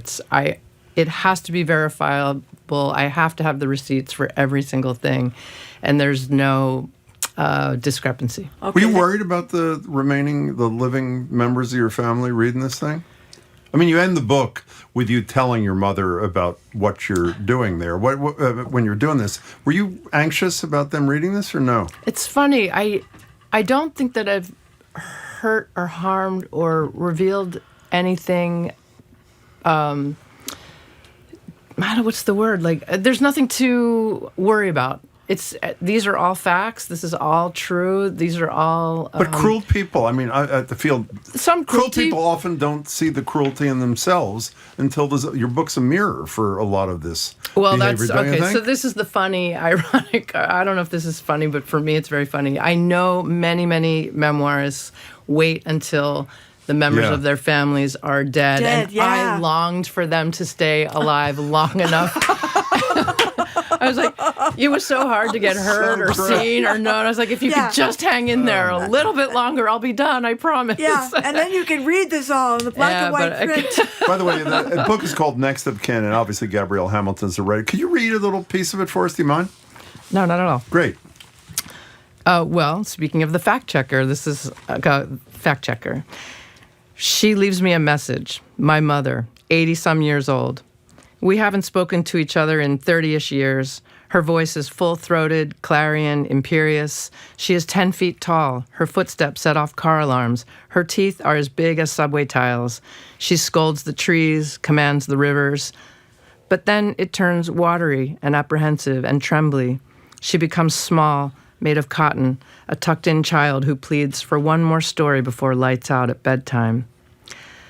I've just received a call from a fact checker from the New York Times Magazine just to whatever you've written in an article. She was checking to see if what you've written is all true. I scour the essay in my mind, wondering what I may have misstated. I've forgotten or I didn't understand what it was that you had written, that she had questions that she was asking about. So I'm just curious to know if it was kind or unkind or what it was, but I guess I just couldn't wait to read and see it in the paper. So maybe you'll let me know what it was you said, okay? That's a pretty fabulous reading, too, I should say. So I find you very annoying because you can have this super-duper restaurant that, I mean, I'm sure you've heard this a million times before. Then you got the MFA, so you got the, you obviously are enormously talented in two areas. Most people can't even make it in one area. So you You're must have nice. got. Well, it's true. It's true. So what's the question? Is it true that you're that talented in two areas? Or that I'm that annoying? But I wondered how it happened for you. You got the MFA, so you were always interested in writing. Then you had the restaurants, you're always interested in that. So how did you decide which way to go? Yeah, I don't think that was a decision. I think it was massively reinforced to us that you could not make living as an artist in any way. So our father was adamant that you have a trade to fall back on. And he also really emphasized what a waste it would be and a kind of littering of the world, a pollution, as it were, if you were mediocre. So you're either the best or don't do it. That was his thing. Don't be an also-ran. Don't put you are a runner-up on your resume. It's like admitting you couldn't win. So that was driven into us at a very, very young age. So I've always had a dishwashing skill set in my back pocket, which became a chef set, et cetera. But I'd always wanted to be a writer. My entire life. Wanted to be a writer? I don't even know if I wanted to be a writer. I wrote. I've been writing my whole life, from second grade stupid poetry contests, etc., on and on and on. So we always hear all the time about how the restaurant business is incredibly intensive hours-wise, you're working all these hours. So when did you do the first book? Did you do it at night or in the morning or in the week? What'd you do? It's gruesome. Why did I decide to be the chef and owner of a restaurant and also start having children and then write a book at the same time? I forgot the kids on top of it. Yeah, I would not recommend that to anyone. But you know, opportunity comes and you should. I wanted to be available to take it, and I have some drive, I have some ambition, I have some energy, I have some stamina. I mean, I'm a little bit of a donkey mule kind of person, so you didn't sleep much. I just did it. It's kind of gruesome, but I did have blisters on my eyeballs during that period, and I was shrill and very hard to know. I think blisters on your unpleasant eyeballs? to be around. What do you mean blisters on your eyeballs? I'm not kidding. There were these blisters that would pop up on my eyeballs from lack of sleep and so much stress. Oh my God. You know what I'm fixated on? This is horrible. I don't want to get this off track. When you used the word waste a minute ago, Gabrielle, I thought back to our Dan Quayle discussion the other day. I can't get this out of my mind. The United Negro College Fund, what a waste it is to lose one's mind or not to have a mind at all. Yeah. How true that is. Getting back on topic, you used the word with some hesitancy, which I don't think you should have in terms of hesitancy. Aren't writing and cooking sort of complementary skills in some ways? For me, they are. They're antidotal to each other. The writing, no one needs to be reminded, is a very lonely process. You alone in a room, alone with your thoughts, with the page. It's also kind of intangible, so you're trying to do something. Say, capture the human condition. That's right. On page 37, which is just undoable. So to be able to go into the restaurant kitchen, which is public, it's team sport, it's tangible work that can be accomplished by 5:30. You need lamb braised by 5:30. That I can knock out of the park, no problem. So I found those two things to be great antidote to each other, but not similar activities by any stretch. Are you healthier after having written this book, do you think, than you were before you wrote it? Very much so. How so? That's such an interesting question. Because many people think of memoir, the question often is, that must have been so cathartic for you. And this is so funny for me because if you know anything about writing, it's not cathartic. It's the opposite. I often joke it's like having a urinary tract infection. You get 3 drips out and it burns the whole time. So this is a great picture. Blisters on your eyes and urinary tract infection. Sorry, did you want me to be refined? No, I love it. So it's not a cathartic experience, but it would be a lie to not to not admit that at the end it is very organizing. To have your chaotic thoughts and in an organized fashion is quite calming in the heart, soul, not to sound too woo-woo, but...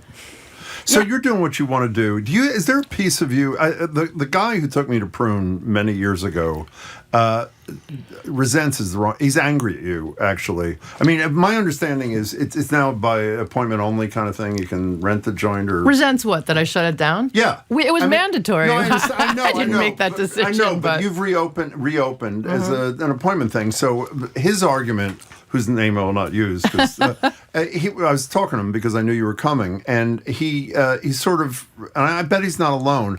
It's almost like a public good kind of thing. When there's a restaurant, we talk about restaurant. In fact, we're going to have 2 restauranteurs with us at 1 o'clock. Jim is like Mr. Restaurant. No, I'm not Mr. And Restaurant. Mr. Food. I love the experience. As you know, and you do too. You just don't go out as much as I do. But I just love the experience.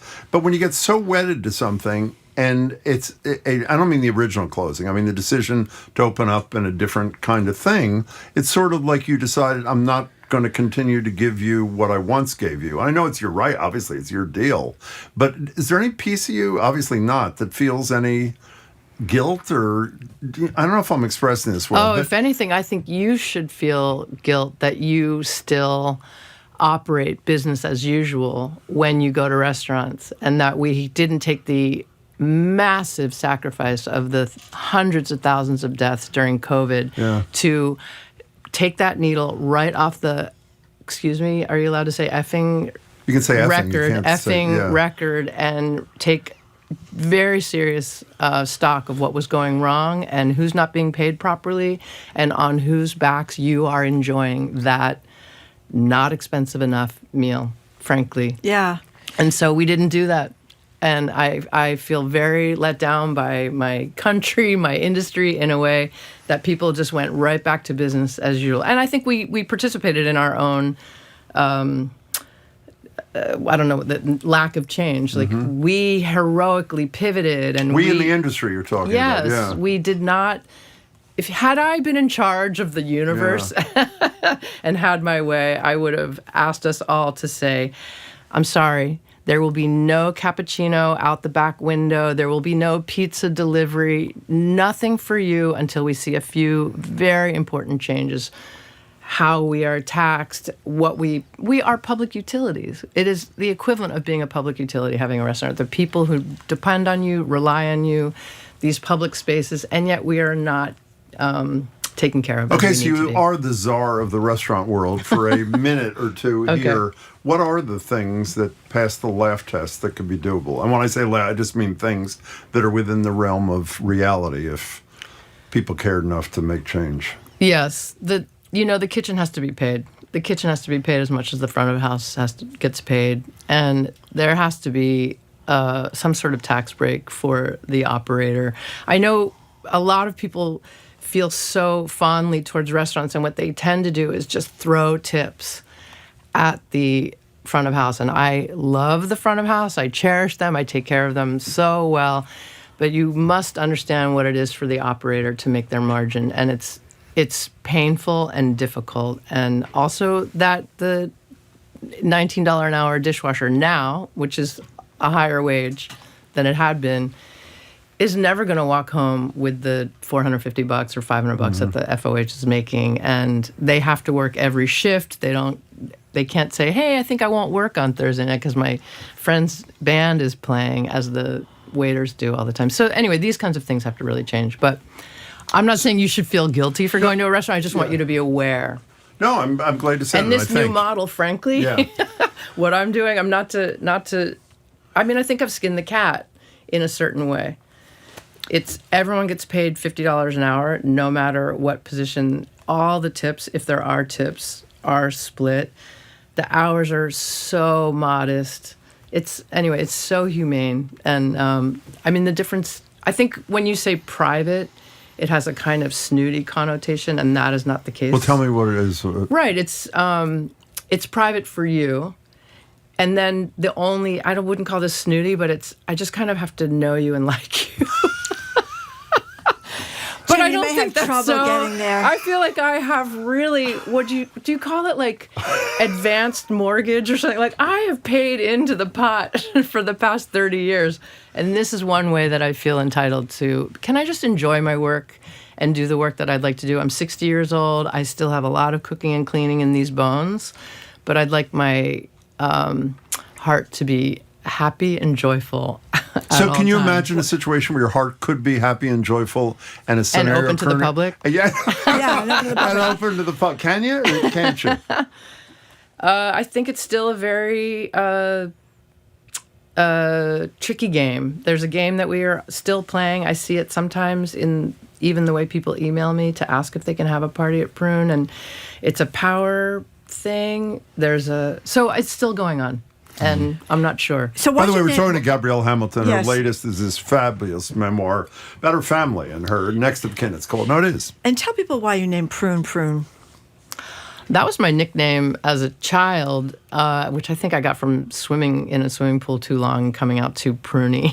But my French mother called me Prune. And when I opened my restaurant, Prune, I had already put, I don't know, maybe 10 something, 15, I don't know if I was old enough, 34 years old. Yeah, I'd probably done about 10 years already in all kinds of kitchens where we were doing a lot of untoward things to food, wrapping it in saran and sous videing and dicing little red pepper into diamond shapes and blowtorching shit.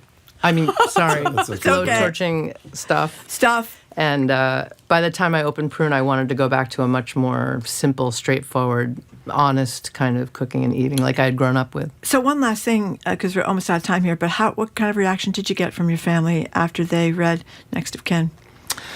My brother said, I think you're a really good writer. I think it's beautifully written. Oh, good. And he doesn't remember some of the events, but then when I prompted him, he's like, oh yeah, it did go that way. Yeah. And yeah, people, well, you know what? This is so happy for me to be able to say, but people have complimented the writing very much, and it means a lot to me. Well, you are a beautiful writer. You are. And both books are beautifully written, and some of us are very envious of you. There's no question about it. It's great to meet you, by the way. Thank you for having me. Good luck with the book. Yeah. We hope to see you again. You really made this pleasant and easy. I was so afraid. Well, thank you. We're big fans, and Jim, Mr. Prune over there. Mr. Prune. You can come. Believe me, I could come. You can. I'll drop you You'll send me a nice email. It's great to see He's going to be there. He's going to be there with Next bells of on. Kin is the name of the book. Okay. Thank you so much for coming in. We've been speaking with James Beard Award-winning chef and author Gabrielle Hamilton. Her latest memoir is Next of Kin. She's going to be at the Harvard Bookstore tonight at 6 o'clock. You should get over there at the Cambridge Public Library. Go to harvard.com/events for more info. Gabrielle Hamilton, thank you very much, and congratulations. Congratulations. Coming up after this next week, by the way, we're going to talk to two local chefs a little bit later at 1 o'clock, I think. No, that's 1 o'clock now. At 1:30, who are on the New York Times best restaurant list after this quick break, though we are next going to do our Love. Are they coming on at 1? We'll be right back.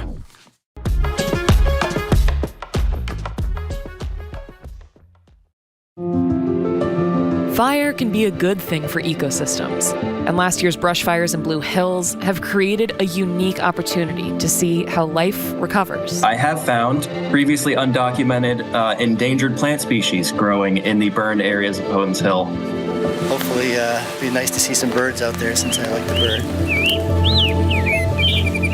You can find the rest of that story online at gbhnews.org.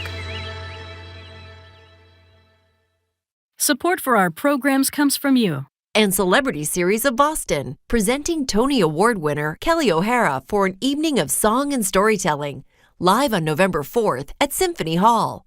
Tickets and more at celebrityseries.org. And Revolutionary Valley. On April 19th, 1775 in Lexington and Concord, the first shots of the Revolution rang out. This is the heart of Revolutionary Valley. revolutionaryvalley.org. Funded in part by the Massachusetts Office of Travel and Tourism.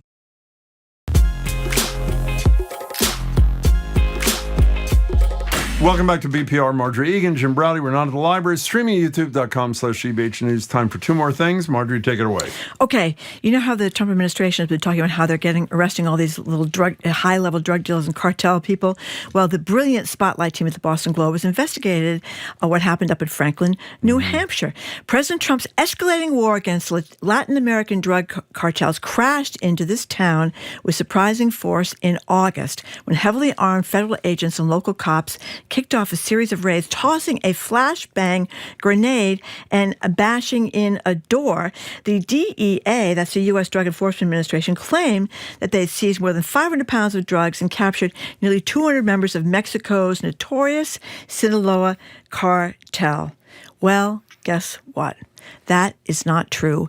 They lied about this according to the Boston Globe Spotlight team, which I believe because there are brilliant reporters there, and it brings you to mind of what's going on with these blow-ups of these boats in the Caribbean and elsewhere, if they're lying about that too. Anyway, these are the kind of people that they arrested. Casualties of the fentanyl crisis, not kingpins making a living off it. They included a man accused of shoplifting chocolate Swiss rolls and Jolly Ranchers from a Hannaford supermarket, and a woman who allegedly crashed her car into a column at a local bank and left the scene, and a guy whose own father said he isn't a high-ranking member of any cartel. He's not a high-ranking member of anything. He's high-ranking dumb. That's a great. I'm glad you made that connection. I want to say that occasionally Marjorie and I have been critical of Donald Trump on the show. And Marjorie in particular. But Marjorie and I decided we really wanted to give him his props today, because if you're looking for a guy who understands magnets and water, this is your guy, Donald Trump. Here he is. He was on the USS George Washington, I think off Japan. Here he is discussing his knowledge of the seas. Donald Trump. Hydraulic for your elevators or magnets. You know, the new thing is magnets. Mm-hmm. So instead of using hydraulic, you can be hit by lightning and it's fine. Yep. You take a little glass of water and you drop it on magnets. I don't know what's going to happen. So, the elevators come up in the new carriers. Uh-huh. I think I'm going to change it, by the way. Sure, they have magnets. Not every tractor has hydraulic. Now, critics of Trump may say, well, that was just one time when he nailed it. No, it wasn't the only time. It's not the first time he exhibited a profound understanding of the seas, Marjorie. Here he is in June of 2024, going off script, I would say with some brilliance at a campaign event. I said, so there's a shark 10 yards away from the boat, 10 yards, or here. Do I get electrocuted? If the boat is sinking, water goes over the battery, the boat is sinking. Do I stay on top of the boat and get electrocuted? I don't know. Or do I jump over by the shark and not get electrocuted? Exactly. Because I will tell you, he didn't know the answer. He said, nobody's ever asked me that question. Let me tell you something. That exhibited a level. I mean, I'm embarrassed that we ridicule him from time to time. True. When it comes to sharks, batteries, magnets, and hydraulics, there's nobody quite like him. I think there's no better group to explain the water to than the United States Navy. I agree. So I guess my conclusion is there is our president. And I just asked one thing. Tell me again, it was Joe Biden who was too far gone to be president of the United States. Okay. Okay. Nice job, Jim. And seas. Coming up after the 1 o'clock news, chefs Jody Adams and Aidan McGee, whose restaurants made the New York Times list of 50 best restaurants in America. La Padrona and McGonagle's Pub and Restaurant. I'm Marjorie Egan. He is Jim Brady. You're listening to BPR 89.7 GBH, streaming at youtube.com/GBH News.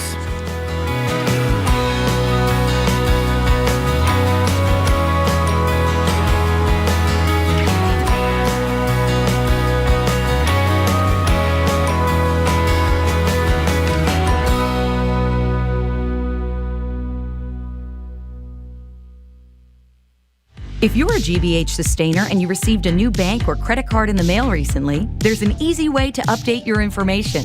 Just visit gbh.org/update and keep your membership up to date. That's gbh.org/update. Support for GBH comes from you. And UMass Lowell, ranked #1 best value public university in Massachusetts by the Wall Street Journal and U.S. News and World Report. Learn more at uml.edu/rankings. And Newport Mansions, presenting the Newport Symposium, The French Influence, in Newport, November 6th and 7th. 2 days of lectures and tours examining the French aristocracy's influence on the Gilded Age. NewportMansions.org. You're listening to 89.7 WGBH HD1 Boston. Online at gbhnews.org. GBH News. What matters to you? I'm Jim Brady, head on Hour 3 of BPR, Not from the Library. We're joined in Studio 3 by chefs Jody Adams and Aidan McGee, the culinary minds behind Boston's La Padrona and McGonagle's Pub in Dorchester. both featured on the New York Times list of the 50 best restaurants in America. And yes, they're bringing food, so there will be a ton of oohs and ahs in our studio. I'm Marjorie Egan. Then we'll open the phone and text lines. We've all been there, somehow trapped in a one-way conversation with someone who just won't stop talking. Our question, my question really, how does one politely escape or get the over-talker to just shut up? Or is your personal strategy much like mine? Just give up, zone out, hope they'll run out of air. That's the third hour of BPR 89.7 GBH.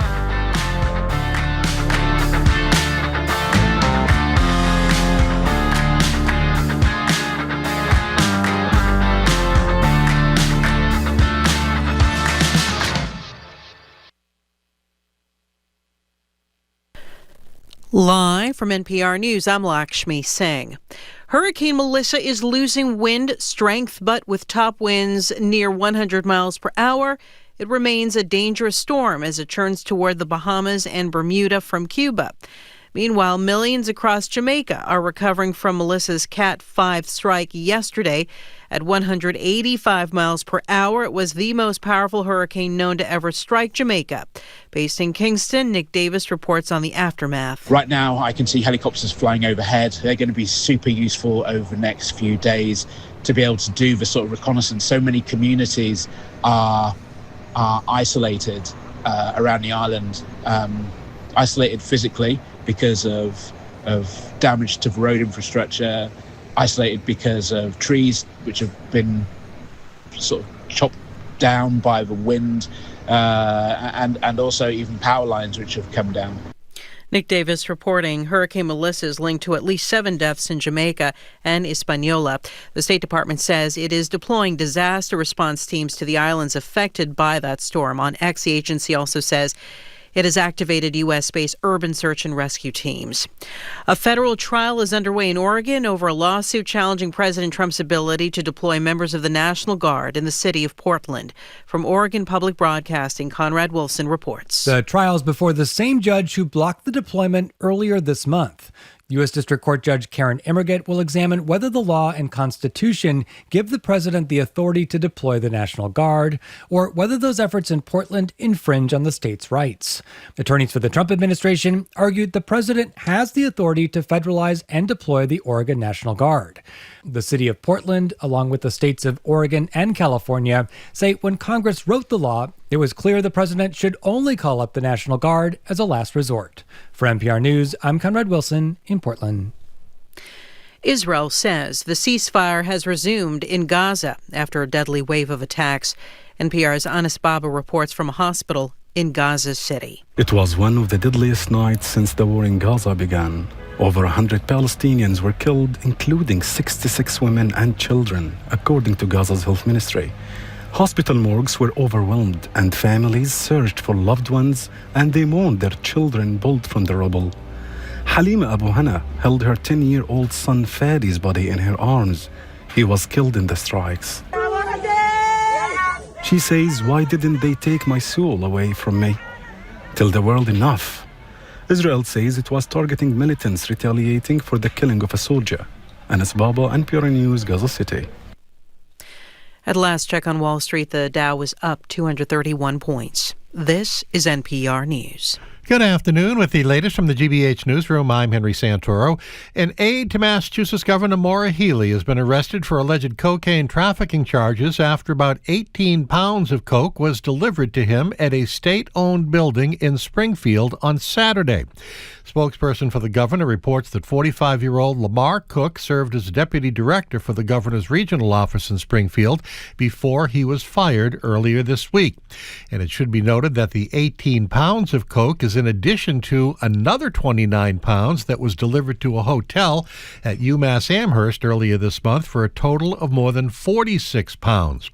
The government building in Springfield is often referred to as the Little State House and is home to several state offices, including the Massachusetts Commission Against Discrimination and the Secretary of Commonwealth's Western Division. Cook has a date with a judge in Springfield District Court today. He's also being charged with carrying a gun and ammunition without a license and driving without a license. And the editor-in-chief of the conservative student-run magazine Salient at Harvard University says the publication will remain active despite it being suspended by its board of directors on Sunday. Richard Rogers wrote in an email to the Salient's mailing list that the board's decision to temporarily stop its operations was, quote, an unauthorized usurpation of power by a small number of individuals acting out on the bounds of their authority. Rogers went on to say that the magazine will continue to operate under its legitimate editorial leadership until further notice. 50 degrees in Boston, this is GBH News. Support for NPR comes from NPR stations. Other contributors include ARM. On the latest episode of Tech Unheard, ARM CEO and host Renee Haas talks to Minister Ashwini Vaishnav of India about how tech and AI are helping to shape the future of computing.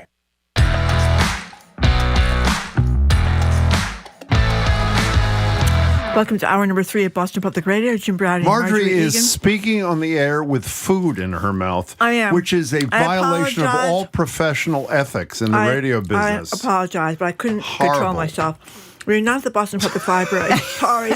We're going to be back soon, streaming at youtube.com/GBH News. You want to finish the introduction, please? No, I don't want to finish. I want you to speak with your mouth full. Go ahead. The Attorney General will be with us November 4th, 11 o'clock. The Governor will be with us November 5th, 11 o'clock. The great cellist Yo-Yo Ma will be with us and perform on November 19th. And you forgot the mayor on the 18th. Sorry, the mayor. The mayor. So a few minutes ago, we spoke with acclaimed New York City chef Gabrielle Hamilton. And since we wanted to continue to talk about my favorite subject, which would be food, we're joined now by the chefs and leaders or co-leaders in some cases of two of the restaurants, the only ones from Boston, that made on the New York Times list of the 50 best restaurants in America. Jody Adams has been here before. She's a James Beard Award-winning chef. The New York Times highlighted the latest restaurant, La Padrona. It's in the Raffles Hotel. She's the co-founder and chef of A Street Hospitality, which includes La Padrona, as well as Porto Trade and Saloniki. Also co-founder of the fabulously important hospitality coalition, Mass Restaurants United. Nice to see you, Jody. It's great to be here. Thank you. She fed Marjorie before she fed me. Aidan McGee, who we will never forgive for having forgot to bring She's food. my favorite. But he seems like a nice guy anyway. Was recognized by the Time for his work at McGonagle's Pub and Restaurant in Dorchester, where he's a chef and partner.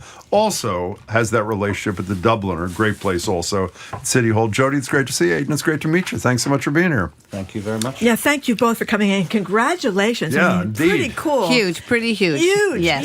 huge. I mean, the New York Times, the whole country. I mean, it's really impressive. And I have to say, there are many, of course, fabulous restaurants in this city. So to be named and together with Aidan to be named the top 50 is huge. Yeah, first Irish pub ever, right? Yeah, first Irish pub, which is amazing. To have a pub on there, to be Irish, is kind of what we're trying to do and try to change the perception of what Irish pubs are and what the food is and what the hospitality is. Well, you should tell us, by the way, you're quoted in a story about the Dubliner. You had a great line. And obviously, you were not speaking about my Irish colleague, Marjorie, when you said it's not just all about the potatoes. Because for Marjorie, it is all about the potatoes. I eat a lot of potatoes. That's because I'm a bad cook. You know, baked potatoes is very easy. You know what I mean? That's why. Tell us what sets this place apart from a typical Irish pub in Boston that people know. I think when you take the word pub, it's public. It's for a public place. And that's really what pubs and restaurants are about, where the public can go in, meet people, talk to people, and interact with each other. And if there's good food, drink, and good staff and hospitality, it makes it even better. Yeah, but I've eaten at a lot of pubs, Aidan, and I've never had pub food exactly. I took takeout the other night, and I apologize. We should have eaten in. We just didn't have time, and brought some to Marjorie as well. Yes, you did. It's not typical pub food, correct? Yeah, the perception of what Irish food is and what the reality is, it's very different, especially in America. If people go to Ireland, they'll be quite transformed. It's very slow cooking, a lot of vegetables, cheese, very similar to like the New England style of Vermont cheeses, a lot of fresh vegetables eaten seasonally, and just fresh products, really, really simply cooked, and just kind of attention to detail. Food is fabulous. Okay, tell us about. But one thing I do want to say about McGonagle is that I went there before I had met Aidan. It's in my neighborhood. I live in Dorchester, just down the road. My husband and I went. I think it was a Sunday or Monday night, and it felt like I was walking into a neighborhood restaurant. It felt like it had been there forever. It's new. Less than a year, right? 8 months, Yeah. As old as my grandchild. And congratulations on that too. Thank you. And clearly everybody knew each other. There's just such a warm feeling. And then you get the spice bag. Did you get the spice bag? No, I didn't feel that was a takeout item. Explain the spice bag. Spice bag. She's doing good PR for you, my friend. But go ahead. So it's kind of a take on a Chinese takeaway Irish food. So maybe late at night you may have stumbled into a Chinese takeaway at 2 in the morning after several pints of Guinness. So it's fried chicken, peppers, kind of Asian spices, fries in a bag. You shake it and you pour curry sauce over it. It's phenomenal. It's really healthy too. It sounds like it's really healthy. 0 calories in it.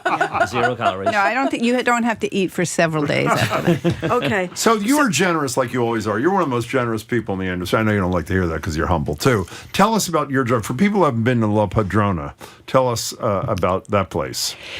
Well, La Padrona, it was brought to you by my partners, Eric Papachristos, John Mendez, and me. And then, of course, the team, Amaryllis Colon, who is the chef, and Harry Asimis, who is the general manager. We wanted to create a place not unlike an Irish pub. I mean, a place that people really felt when they walked into it, they belonged there, that it was part of Boston, yet also transformative. So it's this beautiful Italian restaurant. It's a gorgeous space. It is gorgeous. It is gorgeous. With, I have to say, impeccable food. Amaryllis and her team do an amazing job. And the hospitality is like no other. And so we just really zeroed in on those things, the feeling, the food, and the hospitality. You know, it's funny you said that. I've said this behind your back, so it's not like I'm just doing this here.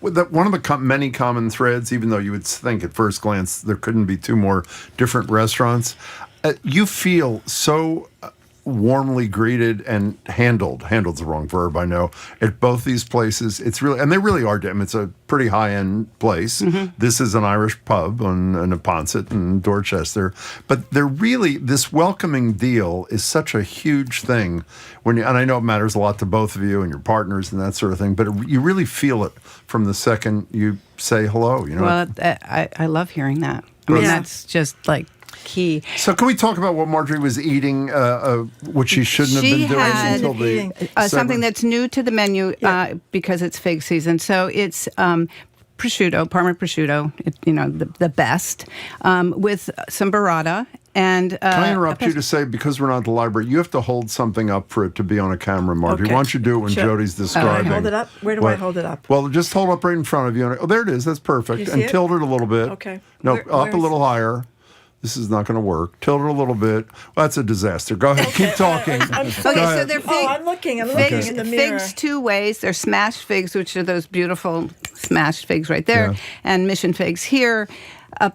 Pesto and olives. Okay, hand it over while you're talking about. What's the next thing? And a crostini underneath, which gives it fabulous texture. Okay. So you obviously use not the regular old olive oil. The olive oil there, you can tell it's really high quality olive oil. Tastes totally different, isn't it?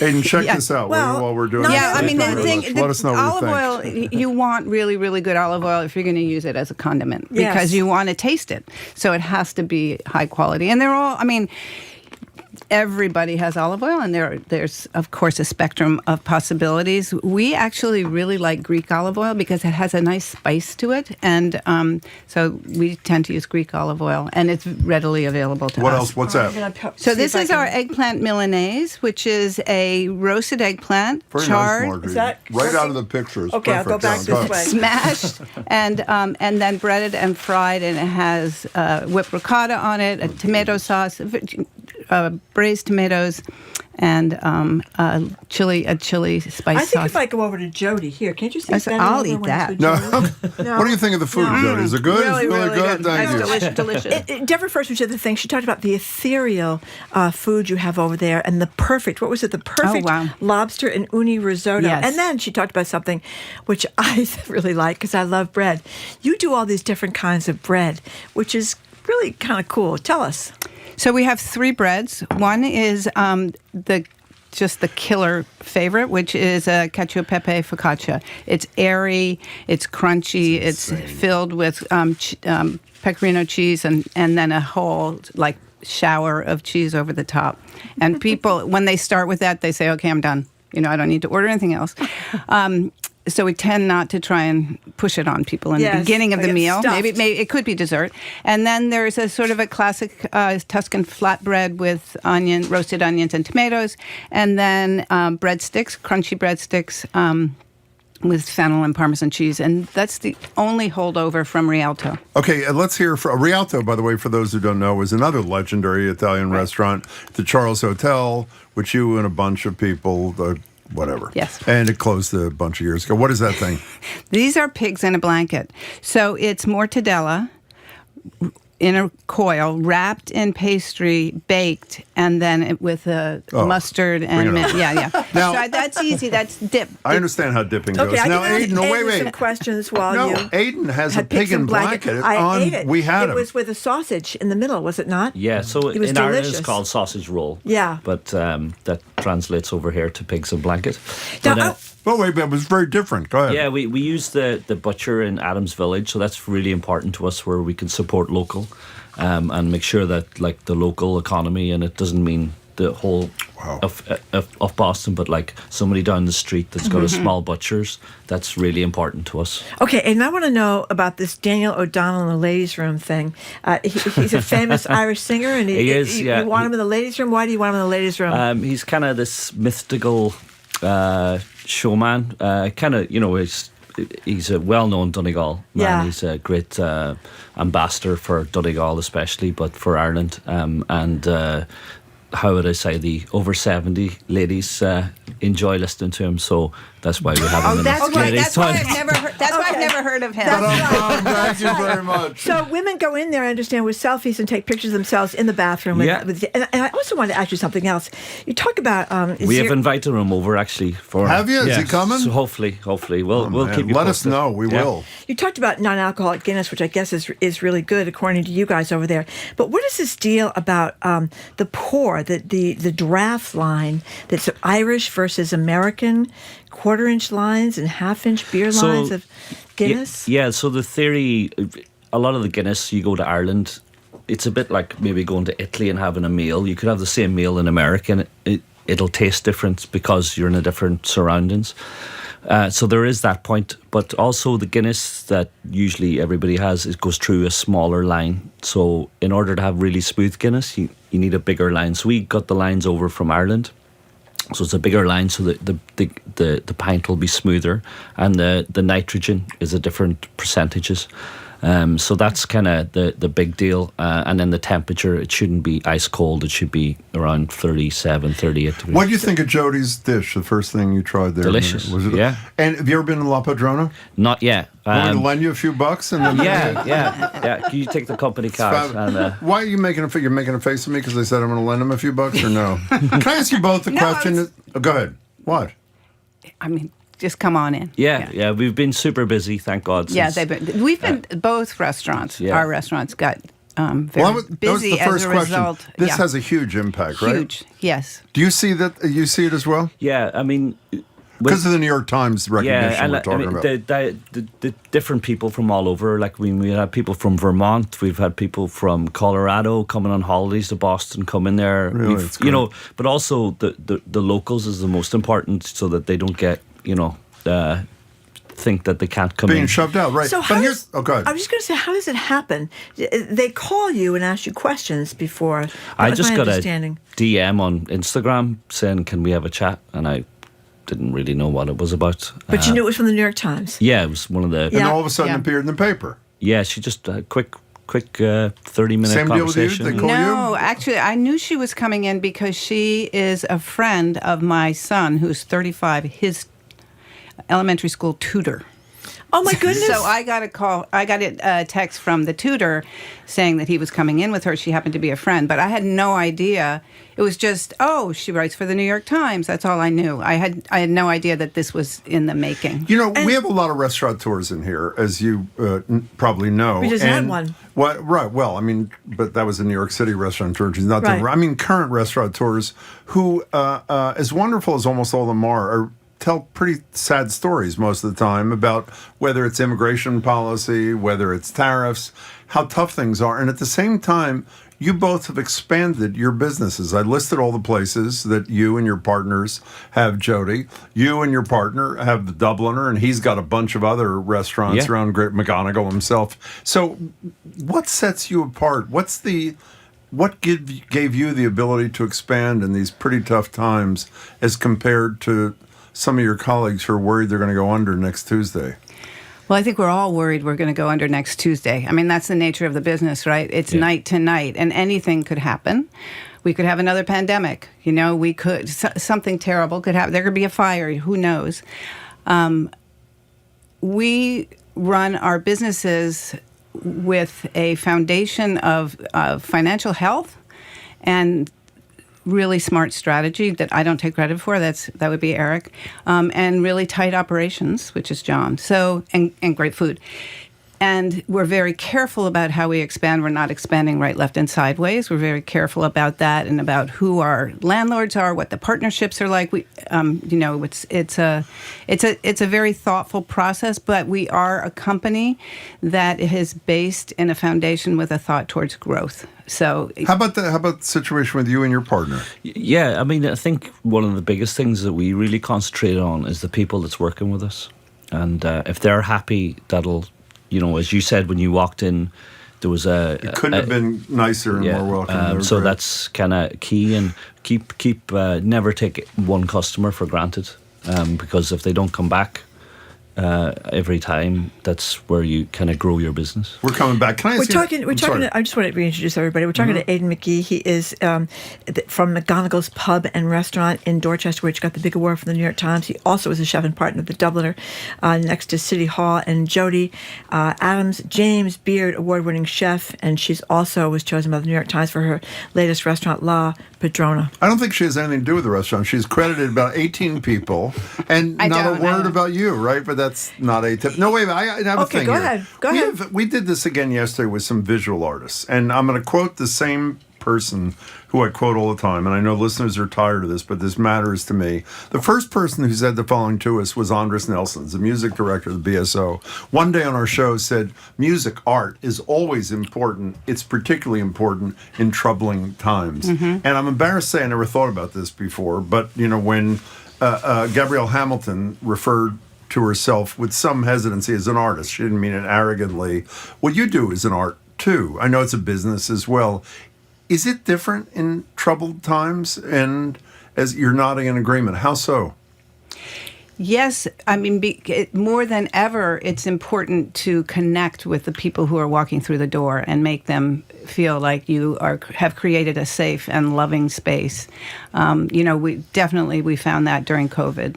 We were critical to communities, and with Porto in particular, because we had a huge patio. And because that was the restaurant that could remain, we kept open. It was the one where we did food for, frontline workers, and we did our nonprofit program there. We were able to employ a lot of our staff. It became a neighborhood joint, and now it's a neighborhood joint. And it wasn't that before COVID. Troubled times make connections very powerful, and so certainly, they're extremely important. Do you find that too in your work? Yeah, definitely. Even like the lunch trade in a neighborhood restaurant, people would feel that it's not there after COVID. But we kind of feel the opposite, where it is maybe a retired couple that are not on social media, or they're not you know, they might be just watching the TV, but they want that social connection with John and Mary down the street, and good to see you, I'll see you next Thursday. Yeah. And they come and have a stew and a beer or a glass of wine, and they leave satisfied and feel part of the community, and it's back to that pub. Well, it's the regular thing that you talk about. You know, I think there's such a difference between the regular American bar and an Irish pub. So what is the difference in your view? For me, obviously the name, the pub, the public house. So that's kind of what I like.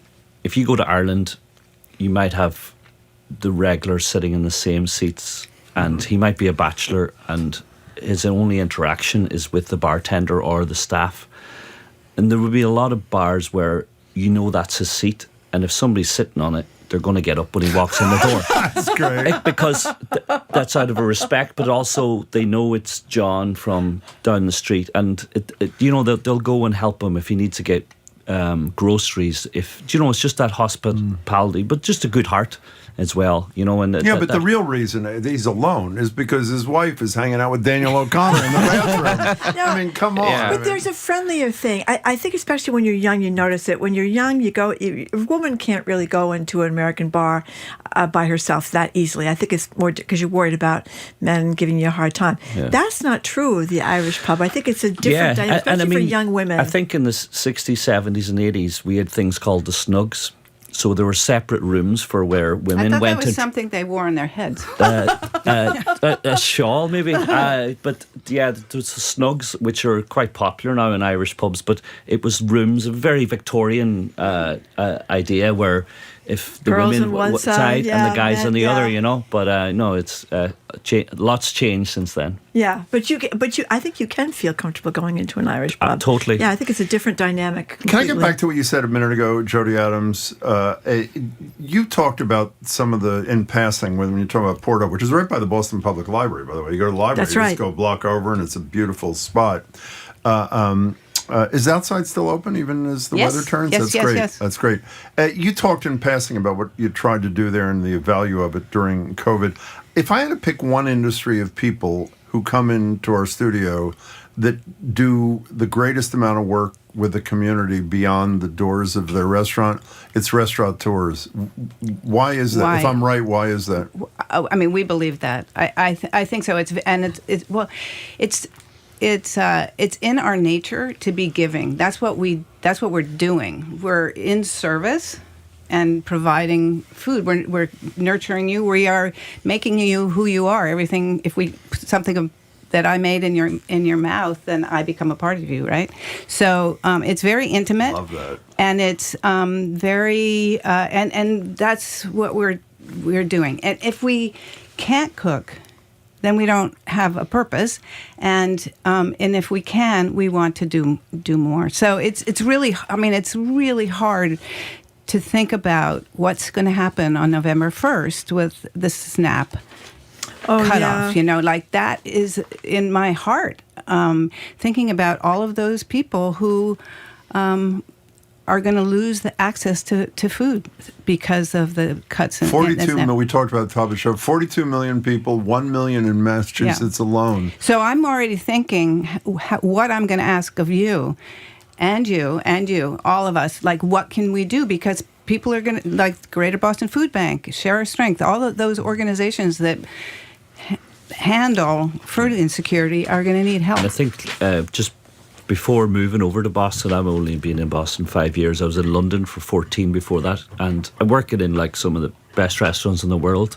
But my last job was feeding homeless people, and it was the most humbling to try and see where people that I walk past every day for 14 years and didn't realise there's a face, there's people actually going hungry, and we're wasting food, and you know that whole thing needs to get looked at, and you know, definitely Boston restaurants, I'm sure, can do something. Well, you about should also, that. I mean, you're being modest in your case too. You guys donate to Dorchester Charities quite a bit too. Yeah, so there's a lot of that kind of thing. Yeah, That's great. yeah. Well, before you go, we should end the conversation with the end of the meal. What would that be there, Jody Adams? Let's see if Marjorie can attempt to show it to the audience. Those are little cannolis, I think. Are they little cannolis? They're little cannoli. I was going to say cannelloni, but they are not cannelloni. Okay. They're cannoli. How long have you been in the business again? Thank you.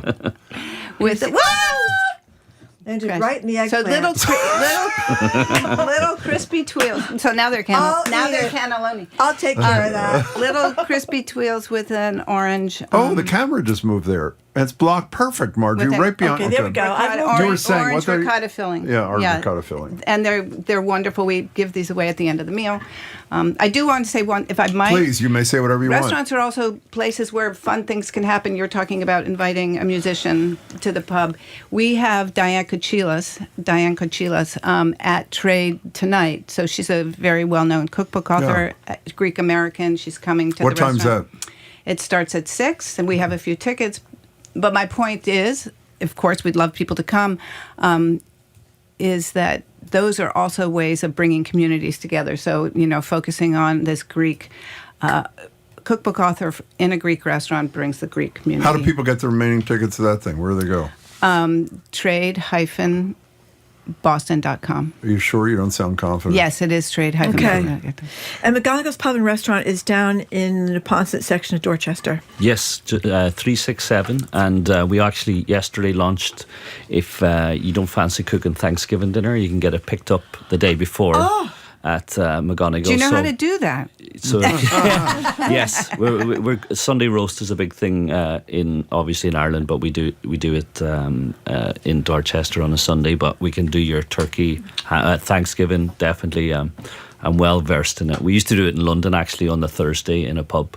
Used to do all the expats would come and eat it. Oh, that's great. That's great. I have a few recipes to throw out, but it's available online. Great. Well, thank you. I got to get over there. Congratulations to both of you. Jim brought me some food from you, so I'm going to get there in person pretty soon. Yes, let us know. It's great to meet you. Nice Good luck to meet you guys. so much. Thank you. Jody, as always, it's wonderful thank you to for see having me on. Really appreciate it. Congratulations. We have been speaking with chefs Jody Adams and Aidan McGee. I now understand why I couldn't do the food. I was putting it into the wrong camera. That's shocking. Okay. It's really shocking to do that. La Padrona and McGonagle's Pub and Restaurant, they've both been recognized by the New York Times as two of the 50 best restaurants in the entire United States of America, which is pretty impressive. It's huge. Okay, coming up after this quick break, we're ending the show opening the phone and text lines to get advice on what to do when someone won't stop talking. What are your tips for taking back the conversation from a coworker who hijacks the conversation, or even a whole damn radio show, or for that matter, a family member who delivers a sermon at Thanksgiving? Give us a call or a text with your ideas on how to get somebody to shut up. I'm Marjorie Egan. He's Jim Browder. You're listening to BPR 89.7 GBH, streaming at youtube.com/GBH News.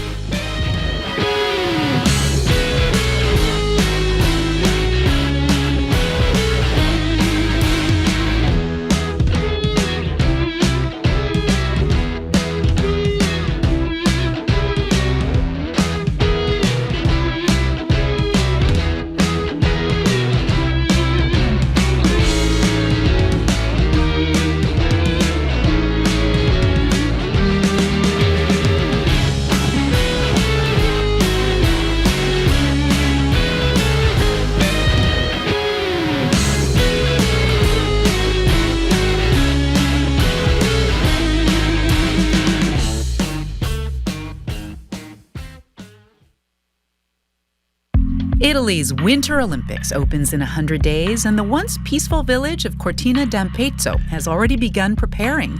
Some locals aren't happy with the millions that the town is pouring into construction. Simple things that can make the town much nicer, that is more important than the Olympics. I'm Elsa Chang, worries over the Olympics' impact on the next All Things Considered from NPR News. Today at 4, here on GBH News 89.7.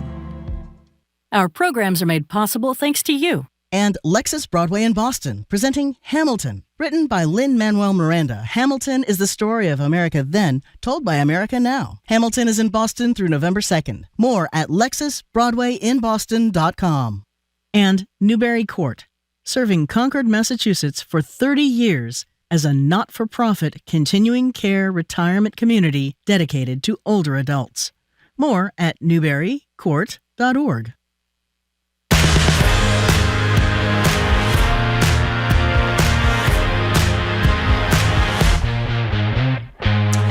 Welcome back. Welcome back to BPR. This is Jim Windbag Browdy, and I say that because it's fairly relevant to this particular conversation. Jim Windbag Browdy. She is, you don't have to repeat it. I said it once, and let's move on. He's a windbag. She is Marjorie Egan. We're not at the library. I assume you figured that out by now. We'll let you know when we'll be back. We're hoping as early as next week. In fact, we're quite confident. We'll let you know. We're streaming at youtube.com/GBH News. Our next segment is inspired by a recent New York Times article on what the average person should do when you're stuck in a conversation with someone who just won't shut up. Now, I, of course, know nothing about a situation like that. That's right. But apparently it's a universal feeling of agitation when you just can't get a word in edgewise, or even worse, when you can't find a way to leave an endless conversation. So we want to hear from you. What are your, I have tips. By the way, I should say, in terms of ending a conversation, now be honest here. You get a D- and I get an A+. Is there anybody better at ending a conversation than me? No, you really know how to end a conversation. Okay, I'll explain to you the rules in a minute. So we want to hear from you. What are your tips for getting that relative, coworker, spouse, stranger in line at CVS, whoever, to just shut up? How do you end a long-winded, winding, boring conversation? Do you try to divert their attention, interrupt, or just get up and leave?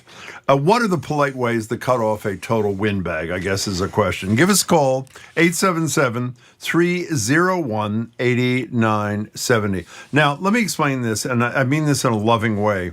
If you start a conversation with Marjorie, if you happen upon her at the library out in the world, and you've decided, I would like to talk to Marjorie for, let's say, 3 hours, Marjorie will talk to you for 3 hours. Now, you're exaggerating somewhat. 2 hours. I have an incredible ability to respectfully and politely end a conversation. Now, Marjorie knows that. Here's a quiz for you. You're trying to switch the thing into ending a conversation. How do I do it? What is the behavior I exhibit that allows me to escape conversations and people not feel I'm being rude? You tell a whopper. You say you have to pick up your children. No, you have to pick up your dog. No, not that. You have a doctor's appointment. No, well, I generally I do have a kid and I do have a doctor's appointment. No, that's not it at all. You don't make eye contact. No, that's not true. You turn your back on them. No, you keep moving like a shark. You keep moving like a shark. You never totally stop. If you want to have it could be with a coworker. Okay. You politely, it depends on the speed, you keep moving so that all you have to do to exit the conversation is to pick up a little bit of speed on your movement. That is the key. Oh, that is the key. That is the key to never stop moving. So if you're standing still at the beginning of this conversation, you start moving. Start moving. Like moving like a shark. Start moving. Okay. Here's one of the suggestions that you can say to someone if you're trying to get them to stop talking. And I should think about this for myself. Sure. Here it is. There have been a few times lately, today included, where I felt I haven't been able to share my thoughts completely. So what do you do in that situation? Is that what you say? I don't think any of these suggestions work, actually. There's one suggestion on that list we got that is totally good. Use the person's name. If the person who is long-winded... The person who is long-winded... No, that's a whole different... Okay, excuse so me? people, unless you're on YouTube, you can't really see me, but this is the joke I've told for about 20 years, ever since I've known you. 26. That what I have to do when I want to say something is I put my hands up like the air traffic controllers out in the middle of Logan Airport saying, Jim, waving my hands. And you claim that you have no peripheral vision. I have no peripheral vision. No, I don't. I'm moving, and I have no peripheral vision. Jim is moving like a shark. He has no I'm telling you. Now, the problem for you is you can't move in the studio. You have to basically stay in your position. Right. I am telling you, name use is a huge thing. It shocks the long-winded person. It does? It's almost like paralyzing. Has not worked for me, Jim. It's almost paralyzing in a way. I'm telling people, use this. This is one of my areas of expertise, by the way.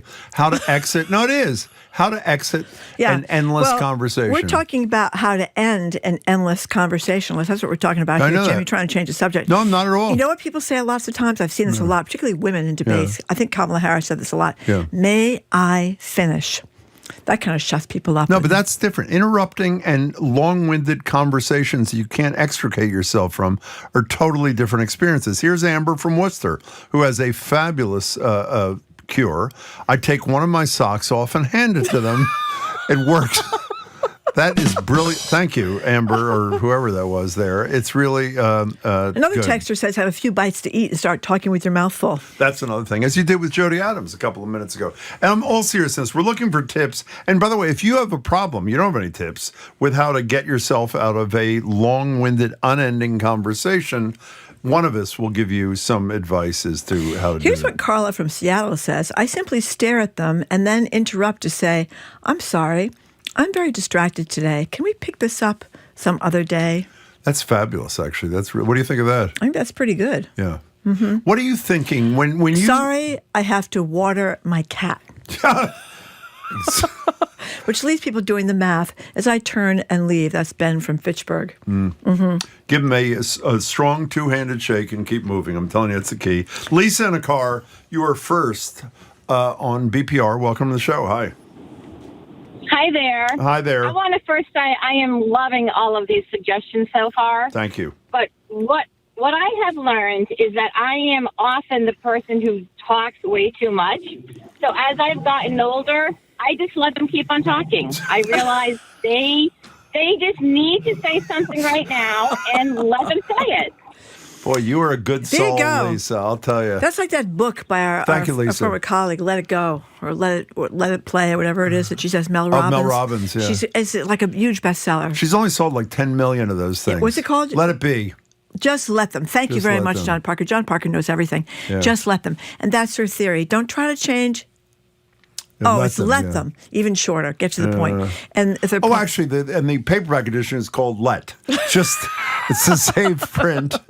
It's Let. And the new edition, the second edition, is called Le, is what all it is. Okay. 877-301-8897. A texter says, I whip out a tube of liverwurst and start to eat it by squeezing it directly into my mouth. That's Okay. what Jim likes to do. That's one of his favorite things. What do you think? I've never asked you this question. When you are a really nice person, as everybody knows. Well, I'm nicer than you. I don't know if I'm really nice, but I'm nicer than you. I should have said that. You are nicer than me. Which is a low bar. When you can't get out of a conversation and it's clear you want to, occasionally one of us rescues you. Yeah. But if we're not, what are you thinking? Are you thinking, I'm helpless to get out of this? I've gotten better at it, actually. What do you do? I've started saying, it was great talking to you, but I have to go talk to so-and-so. Oh, And that's my new strategy. I like that. Yeah. Well, what if I say in response, just one more minute, Marjorie? I need one more minute. What do you do then? You have to give them one more minute and then say you got to go talk to somebody. Yeah. But you know what's the funniest thing? And I remember this when I was young. No. You'd be out, go to a bar somewhere speaking about bars. You're just speaking about bars. And, I seem to always attract the least desirable people that would come over and start talking to me. And then, so what you would do is you'd say, oh, I got to go to the ladies' room. And it was amazing how many times the person would be waiting for you. Outside when you came the out of ladies' room? Yeah, that used to happen a lot. Those college mixers and stuff like that. You ever thought about climbing out the window from the ladies' room? Have you ever thought of that? Well, funny you should mention that. This is a long time ago. But I remember going to Dartmouth College before they admitted women at Dartmouth College, and we were all hiding in the women's room because the men there were rather aggressive. They climbed in the windows. That is not true. Yes, That is they not did. true. They climbed in the windows of the women's room at Dartmouth College. Here is the best suggestion. We're probably going to get this whole segment. It's from an anonymous texter. I wish you had signed your name. I simply say, quote, sorry I can't stop to chat. I'm running late to go park in a bike lane to buy my own birthday cake. And that is... I don't know what that person is referencing, but I think that's very, very wise. Did you see this? Somebody just thought it was very funny that I dropped the cannoli in the eggplant. This person says, oh, right in the eggplant is their new ringtone. Let me tell you, an anonymous texter is raised, and then we'll get back to the calls, I promise. This is one of the things that aggravates me more than anything in the world. My kids have this mastered. When they call me, they say, well... I'll let you go. That's right. And the texter says, you called me. That's right. How upsetting is that? Well, I'll let you go. I didn't ask for you to let me go. Yeah, one of my kids has perfected that. Gotta go. Never know that's why. different. Gotta go is very different from I'll let you go. Well, that's right. The point it's of that text. Switching the blame kind exactly. of thing. Switching the I know blame. you want to get out of this conversation, which I don't. Bill in Maine, thank you for calling. Hi, Bill. How are you? Hi there. How are you? Good. Good. I used to work down in North Falmouth for a company, an engineering company. We had cubicles, and there was this mad Russian scientist, literally, who used to come over with his coffee in the morning, sit down, and just start chatting, and you could not get rid of him. So what we arranged was another gentleman I worked with, if he stayed more than 5 minutes, they would call your phone in your office. That's a good one. That's a good one. Say, I have a meeting I have to go to. See you later. No, that requires advanced planning, but that is a brilliant and effective tool. Bill, thank you for sharing that with us. That's People excellent. do that. People do that on dates. That's a dating trick. You have one of your friends call you, and it's useful in this kind of situation if things are going well, you don't answer the phone. If things are not going well, you have a crisis at home. You have to go water your cat. Now, do you want to read the anonymous text? I think this is right up your alley. The anonymous texter says, Jim is moving like a tremendous machine to avoid conversation. He is moving like a tremendous machine. Who is that, please? Emphasis on tremendous. Oh, thank you. Who would that be? Secretariat. Winning the Belmont Stakes in 1973. By a record distance. I think it was 31 lengths, or was it 36 lengths? A lot of lengths. His times have never been beaten. You know what he's doing, by the way? He's dead now. He's running away from another horse. That would not... Okay. Let's go to Esther in Hopkinton. Welcome to the show. Hi, Esther. Hi there. Hi there. So there are two things.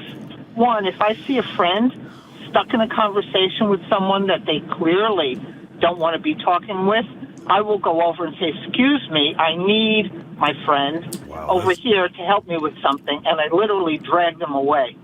You are great. The flip side of that is if I'm stuck in a conversation and there's nobody around to rescue me, I'll look over the shoulder of the person, I'll wave, and I'll say, excuse me, I've been looking for so-and-so. I have to go talk to them now. You're a genius. I'll see you later.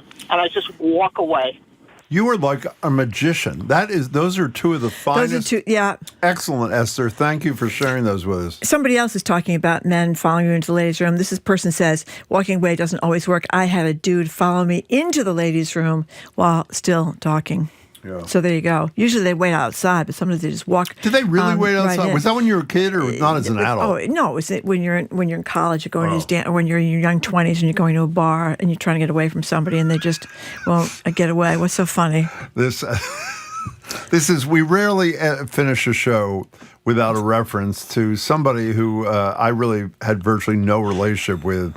But Marjorie this is Paul in Fort Lauderdale? What did he say? He's talking about Harriet Heinemann. He said, Harriet Heinemann was thought to have been very quiet and demure until Jim left her. Her final words to him was, do you ever shut the F up? Those were her words. I remember them like they were yesterday, actually. Harriet Heinemann. We're still looking for her. We hope to find her soon. 877-301-8097. If you're engaged in you're not even engaged. If you're captured or captive in a conversation where the other half will not shut up, what do you do to extricate yourself? Someone is quoting Annie Hall, the Woody Allen movie, which won Best Picture. We weren't supposed to watch it because Woody Allen did some bad things. But this is a great point. The point in the Annie Hall movie when Woody Allen's character says, Dwayne, I would really love to keep talking with you. This is great. But I'm due back on planet Earth. One of the great moments. It's John will know who it is. Yeah, the act. Christopher Walken. Thank you, John. Thank you, John. Comes through again. Great scene. Marshall in Roxbury. Thank you for calling. Hey, Marshall. Hey, how are you? Good. Excellent. I'm usually the person that talks too much because I think I'm funny, and I think that other people think I'm funny. Yeah. We hope so. Okay, then I'll talk some more. Neighbor who just moved in, really nice guy, wouldn't hurt a fly. He and his family are great. But when we start a conversation, he always glances at his watch, which made me aware of the fact that hey, I'm not as funny or as important as I thought I was. So now I just sort of kind of time myself. I count backwards while I'm talking, and then I stop the conversation. And now everybody thinks I'm like this grump or this jerk because I'm leaving a conversation. So you can't have both ways. I mean, do you want us to be happy and talkative, or do you want us to shut up and leave? That's right. Well, there's got to be a middle ground, Marshall, I think is what most of us would say. By the way, the watch thing, and Marshall, thanks for bringing that into the conversation. Several people have mentioned that, yeah. But isn't that insulting? It's when rude. What's the most famous looking at watch moment in American political history? George Bush and the George debate. H.W. Bush, right? Yeah, the senior Bush. Yeah, the debate with Clinton, Bill right? Clinton. Yeah. And Ross Perot. All Did three Perot of them. do it too? I didn't believe know all that. three of them were together. This is pretty daring. I would never have the nerve to say this, but this person says what they do is they say, I'm going to let you go and then I walk away. Well, that's like we said a minute ago. That's horrible. It's horrible. Because the person to whom you're saying it doesn't want to be let go, so it doesn't work at all. It's an insult. Now, to here's that a person talking about their Apple Watch. They glance at their Apple Watch and say, whoops, I have to grab this call, and I fake talking to someone. That's Maureen in Dover. That's what a lot of elected officials do that in Washington, that when the reporter confronts them in the hall of one of the office buildings where they work, is they pretend they're on the phone. Do you know that? You know what my favorite thing they do now is pretend they don't know about it. Now, what about this government shutdown representative so-and-so? I didn't know anything about it. Haven't read up on it. What about this plan to blow up X country? It's been all over the front page. I don't know about it. I'll have to look into it more. Trump says that quite a bit when he's asked things that he's, don't know about it, don't know him, don't know her, never heard of him. There's going to be nothing like it. Ivanka, news to me. Exactly. Let's go to but we're not talking about that, even though that was quite interesting. We're talking about how you get yourself out of a conversation with a person who will just not shut up. Oh, listen to this. What's that? I once had a brief conversation with Jim Browdy at your library show between segments, and he gave a firm handshake, then disappeared into the bathroom, moving like a shark. Well, it's a perfect example. Thank you for that compliment. That was exactly what I do. No, don't. Really, these are not. No, don't. Since I have to get my Morton's toe examined. That is, for those who don't, look it up. She's been very courageous about it. No, I don't. First of all, there's nothing to be courageous about. It's nothing. He never complains about it. He doesn't even admit he has one. First of all, it's not painful. Causes him to lift a little bit to the left. Second toe is longer than the big toe. And let me say several things. One, there's nothing to complain about. Yeah. Two, I don't have it. Okay. And three, it's okay, Jim. If I did have it, you don't have to be embarrassed. Why does it matter? I'm not embarrassed in the slightest. And I'm not embarrassed, one, because I don't have it, but two, if I did have it, I wouldn't be embarrassed because it's not that abnormal. Can one of you look up what percentage of people have Morton's toe, Nicole, if you don't mind? I think we should try to settle this thing here. Here's an anonymous texter. My ex-in-laws would follow me into different rooms to continue the conversations. That is why they are ex-in-laws. Yeah. Do you remember I remember told you this when I was lobbyist at the State House. They use the term loosely. I was talking to Janet Wu. Before I was in the media. Janet Wu, the older Janet Wu, I don't mean old, but older Janet Wu. And I followed her right into the women's room because I didn't even occur to me. And all of a sudden she says, Jim? And she looks around and I'm in the women's room with Janet Wu. Well, you see, people do that. I mean, the previous person talked about somebody following her into the women's room. Listen to this one. Wait, before you go ahead. Nicole, I was wrong. I thought very few people had Morton's toe. Nicole just researched it, 15 to 20%. That's a lot have Morton's toe. Marjorie it's an epidemic. Just sent me a note. Sweeping the countryside. She is going to start a GoFundMe, actually, at 2 o'clock today, if you can all contribute. It's not required, but if you can Jim's afford toe. it. Not mine, for the other 15 to 20% who suffer from that affliction, which is not an affliction, despite what Marjorie said to you. Now, Christine is saying that she admits she talks too much, and she's found that people say the following to her. Can you get to the point? Oh, that's brutal. This top note is from one of our coworkers. Can I say who sent it? Or is she not want me to do this? Well, don't do it. Let us know. Well, Okay, Hannah just sent us a note. She says, I hope her mother's not. My mom will keep talking to me after I've shut the door to the bathroom. I'm like, conversation is over. Doesn't stop her. I admire that, actually. That's sort of relentlessness. And Pete from Hingham says, Marjorie, blink twice if you want me to rescue you right now. That's right. Sometimes you need Stockholm syndrome here. Stockholm syndrome. Colleen in Bridgewater, thank you very much for calling. Hi. Hey, loving this conversation. Thank you. So I have another mom conversation stopper. Sure. So I was in Vegas with my 30-something daughter. Coincidentally, we were both there for work, so we met at a bar. I left to go to the ladies' room. When I come back, an age-inappropriate guy is, totally chatting her up. I sat down, gave her the look, made it clear that I was her mom, and he hightailed it out of there. Oh, there you go. So you got to bring your mother with you. The woman over 60 there. That's pretty good, Colleen. Here's a good one. What do you do when you get an Uber driver who talks incessantly? You don't want to be mean or rude, but you feel trapped in a nonstop world. What do you do? I've done this I take Lyft, by the way, for what it's worth. I'm sorry. Do you mind if I make a call in the car? I got to call work. and you feign a call. Yeah, that's what you got to do. And they're always going to be respectful of that because they want a 5-star rating. Well, then what do you do? Talk in the back of the car for the next 10 minutes? You talk. Why don't you say, I got to do some work? Yeah. Excuse me, but I got to do some reading for work? You know how they probably know that those conversations aren't real? What I generally say is, Marjorie, whatever you want to do is fine with me. Don't even need to run it by me. Just do what you think is right. Yes, that's what you do. You have to talk. And then, by the way, once they've stopped talking, you can end the faux conversation, and they're probably not going to talk again. Here's another one. How about, I'm sorry, but my life is flashing before my eyes. That's a good one. Now, I have no idea if are you good at ending conversations with people that don't want to shut up, or you're too nice like Marjorie? No, I am good. I'm not going to tell you what I do either because I don't want people to know. Exactly. But you're good? I am. She's the worst you've ever seen, right? I No, mean, I'm Marjorie, not. You're yes, so you polite, are. yeah. You're I so am. nice. That's I'm the not problem. that nice. You're not that nice. Well, you but sit and listen. I do. Or stand I and try listen. to listen. I try to listen. I like to talk to people, but sometimes you do need to excuse yourself. You do. That's right. You can't give us a hint as to what your thing is? Nope, it's my little secret. Wow, that's really You can also do intense. the. Did you play the Elaine from Seinfeld? No. Remember what she did when she wanted to get out of the situation? No. She just blurted out, "Maybe the dingo ate your baby." Oh, no. That's pretty good, Meryl actually. Streep, Cry in the Dark. Yeah, That was great. We forgot all the sound, Jim. Oh, we did. Yeah. Oh, it's too late because the show's up. I understand. I'm talking, you're not. Should we play? Play just the one with you Sound and of me. Jennifer Coolidge. No, you and me. One of you and me? Yeah. Okay, Jennifer Coolidge. here's the one of Jim and I. Remember, you got to say something after I say something. I'll remember. Okay. Well, that wasn't that successful. Let's end with Best in Show with Jennifer Coolidge. Here it is. We could not talk or talk forever and still find things to not talk about.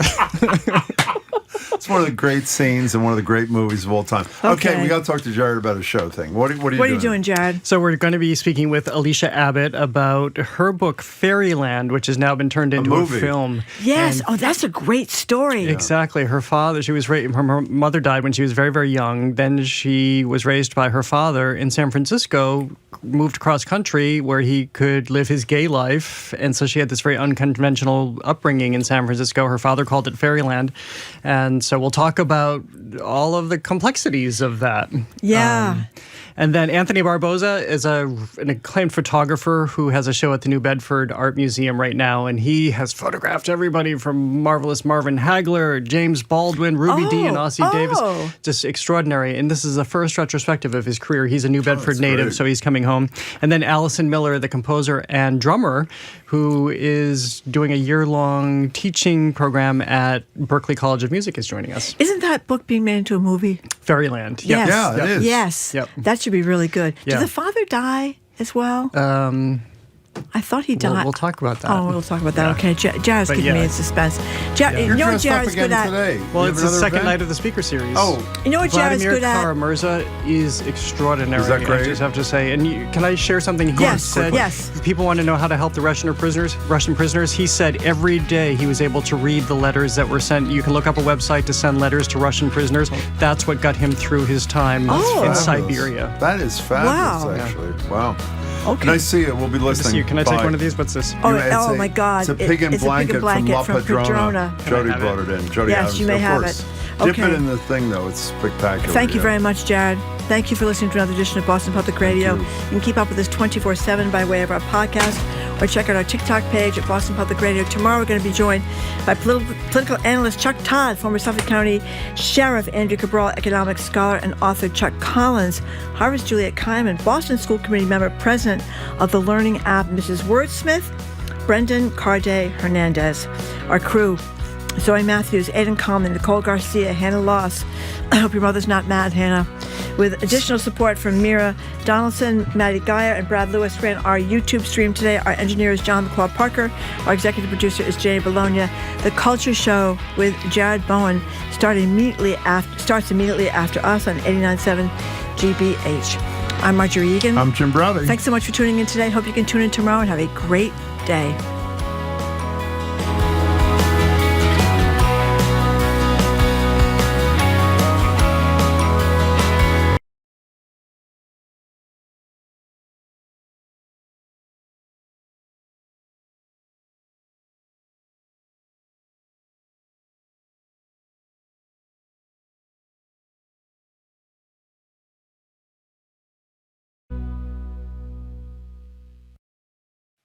What's trending?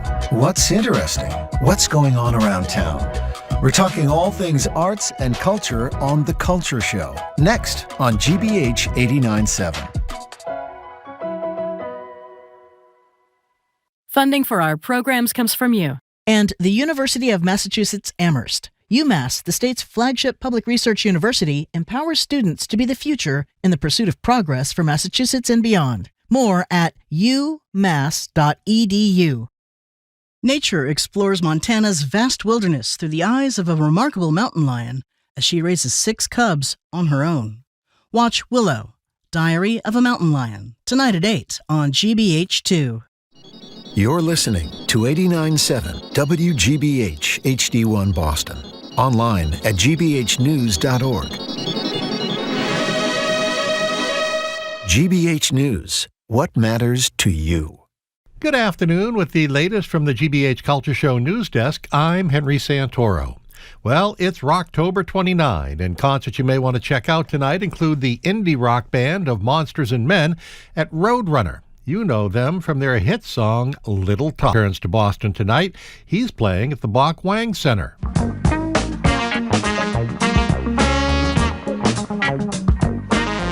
Kudos to our friends and colleagues at WCRB Classical Radio Boston for throwing a free Halloween concert early tomorrow night at the Boston Public Library. You'll see and hear the Rasa String Quartet's soundtrack to a Nightmare featuring the music of Mozart, Schubert, and Radiohead. Yes, that Radiohead.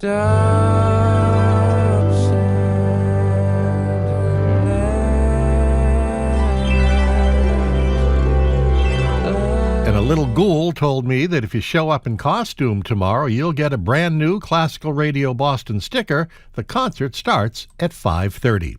And today is October 29th, and we celebrate International Internet Day today, marking the first internet connection made in 1969 between 2 computers, one at UCLA, the other at Stanford. And I would be remiss if I didn't also mention that today is also International Cat Day. Meet my cat, Oliver. Say happy Halloween, Oliver. That's this edition of the GBH News Weekly Wednesday Afternoon Culture Cast. I'm Henry Santoro. Next up, The Culture Show with my friend and yours, Jared Bowen.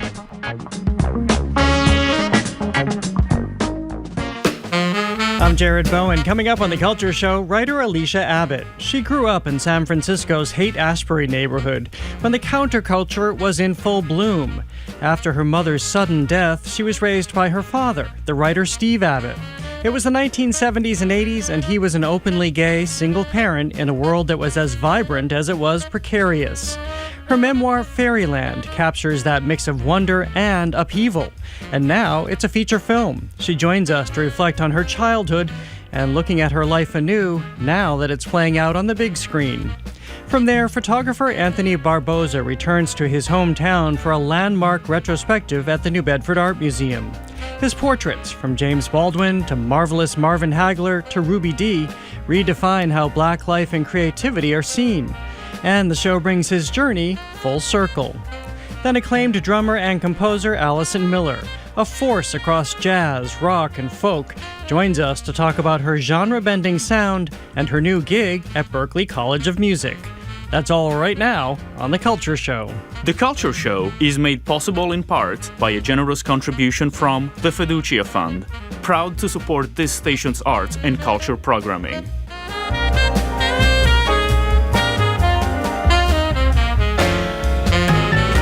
I'm Jared Bowen. This is The Culture Show, live on 89.7 and streaming on the GBH News YouTube channel. When Alicia Abbott was a toddler, her world changed overnight. After her mother died in a car accident, her father, poet and writer Steve Abbott, packed their lives into a beat-up VW Bug and drove west to San Francisco.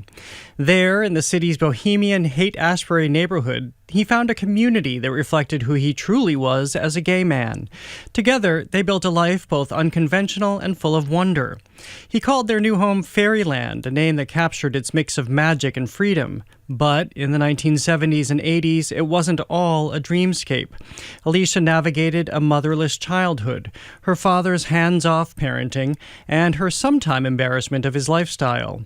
Alicia came of age amid the exuberance of gay liberation and the heartbreak of the AIDS crisis. And it's that world she brought to life in her critically acclaimed memoir, Fairyland, a memoir of my father. Now it has been adapted into a feature film directed by Andrew Durham and produced by Sofia Coppola. Watch the boob tube. Don't answer the door. You're neglecting me. I'm not neglecting you. Teaching you independence. Why do you only have boyfriends and never girlfriends? Your mother was my favorite girl, and I could never love another girl as much as I loved her. This Saturday, the Coolidge Corner Theatre presents a screening of Fairyland, and it features a discussion with Alicia Abbott, who joins us now to talk about it all. Welcome to the Culture Show. It's really great to see you. It's really great to see you. Thank you for having me. Well, tell me about how you began to look at this time in your adult life to create the memoir that then, of course, became the film that we'll talk about. Well, what's funny is I think I was wanting to write about my father and our life together before he died. While I was at college, we were frequently writing letters to each other. And after he became sick with AIDS and he wanted me to move home to take care of him, I started saving his letters and told him so. And he said he was saving my letters. And immediately in the week after he did die, I lived with him for a year before he passed away in San Francisco. I took all those letters and I put them in chronological order in these sleeved books, and I would read the letters and also excerpts of his journals just to feel like he was with me again. And I knew that I wanted to start writing this book, but it took me many years to both know what I wanted to say, what the story could be. And I also think it took years for the culture to be at a place that this story was ready for this story. Meaning the unconventional life that you lived? Yes, meaning, my father died in 1992.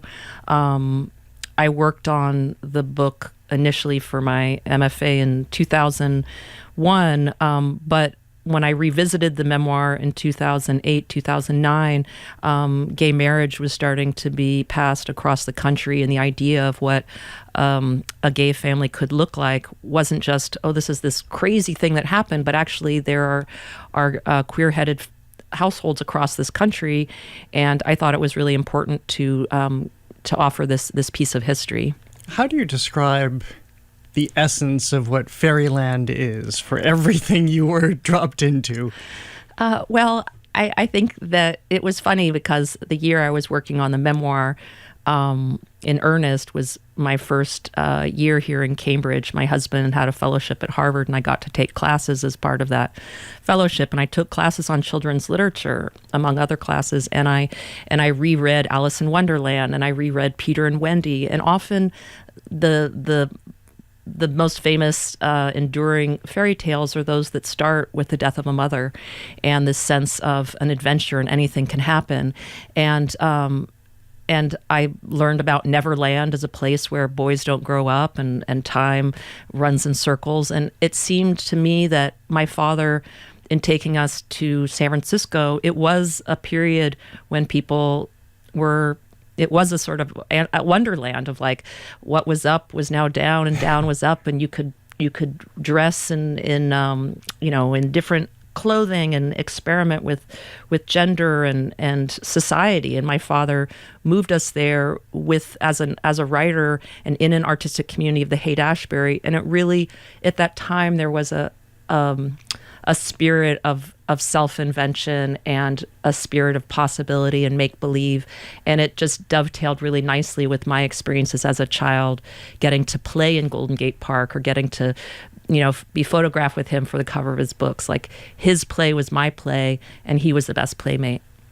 But there were struggles with it, too. And was there a struggle in depicting that? As I mentioned in the introduction, You are a young girl who doesn't have a mother, and you look around, of course, at school and see those that do. You look around at school and see those who, even in San Francisco, are marginalizing you for understanding who your father is, and your pains to keep it a secret.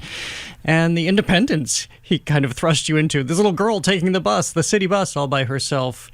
So what was it to dive into those areas that weren't so Wonderland-esque? Yes, I mean, I think it's important to realize that, I felt very different because I was put into a private school with the help of my grandparents, and I felt very singled out, not just because I had a gay father, but also I had a single father, and I didn't have any siblings, and I didn't have a mother, and my father was a poet, and he did not put a lot of attention into housekeeping. And when you're a child, you just want to fit in. So every way in which I was different, I was picked on, and I didn't know who to talk to about it. And it was almost a form of code switching where I learned, even though my father was out of the closet, I sort of went into the closet, and I felt like I had to hide who he was, or I didn't want people to come over to our house because I was scared of being judged, even in a place like San Francisco, because in fact even though I would later learn that there were other people who had gay mothers or fathers, it was so unusual in the culture at that time, and there was still a lot of hostility, even to the idea of gay teachers. Anita Bryant was running a campaign where she was trying to assert that gay teachers would try to recruit your children, and so it was challenging. And I think my father, out of his naivete, really, and sort of idealism, thought like, oh yeah, I can leave her on her own to watch TV while I'm out tonight, or she can take the bus. And a lot of that was, he did want to teach me to be independent, but he also just didn't have a lot of models. He didn't know a lot of parents, and he was kind of making it up as he went along. He just knew that he wanted to raise me in a different way than how he was raised in his repressed Catholic household in Lincoln, Nebraska. He wanted me to feel free to be myself, but I don't think he instinctively understood maybe that I needed more stability. I'm speaking with Alicia Abbott, the author of her acclaimed memoir, Fairyland, a memoir of my father. Now a feature film. There will be a screening this Saturday at Coolidge Corner Theater, followed by a Q&A with Alicia Abbott. When you were going through his letters and then thinking about all of your interactions, what did you come to learn about how your father saw you? Well, I mean, it was interesting because, and he admitted this in the letters, he felt he was sort of living through me, in the sense that we were on two very different trajectories in that period in our life. The development of his AIDS restricted his ability to move, restricted his ability to travel. He, over time, started to lose his sight.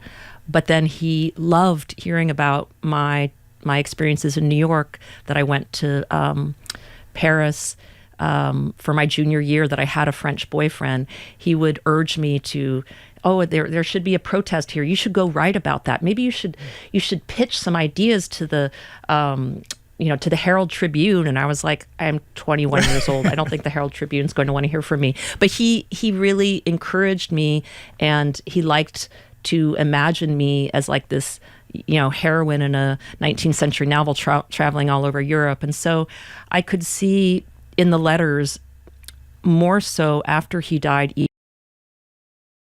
the ways that he was like encouraging me, and in a way like parenting me, like giving me advice, very seriously responding to my worries and concerns, and even giving me advice as a writer, and encouraging me to see myself as a writer well before I would be able to do that.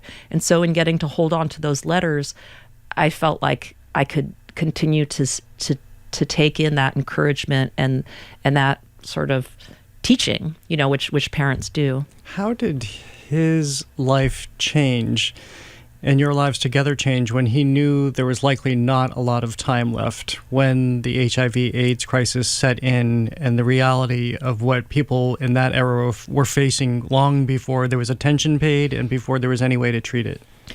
Yeah, I think I can't remember if he wrote this to me in a letter or if I read this in one of his journals, but he did write about how scared he was to tell me and what am I going to do, because he knew He was my only parent. I didn't have any siblings. We were not close with his family. We were close with my mother's family, but they lived halfway across the country.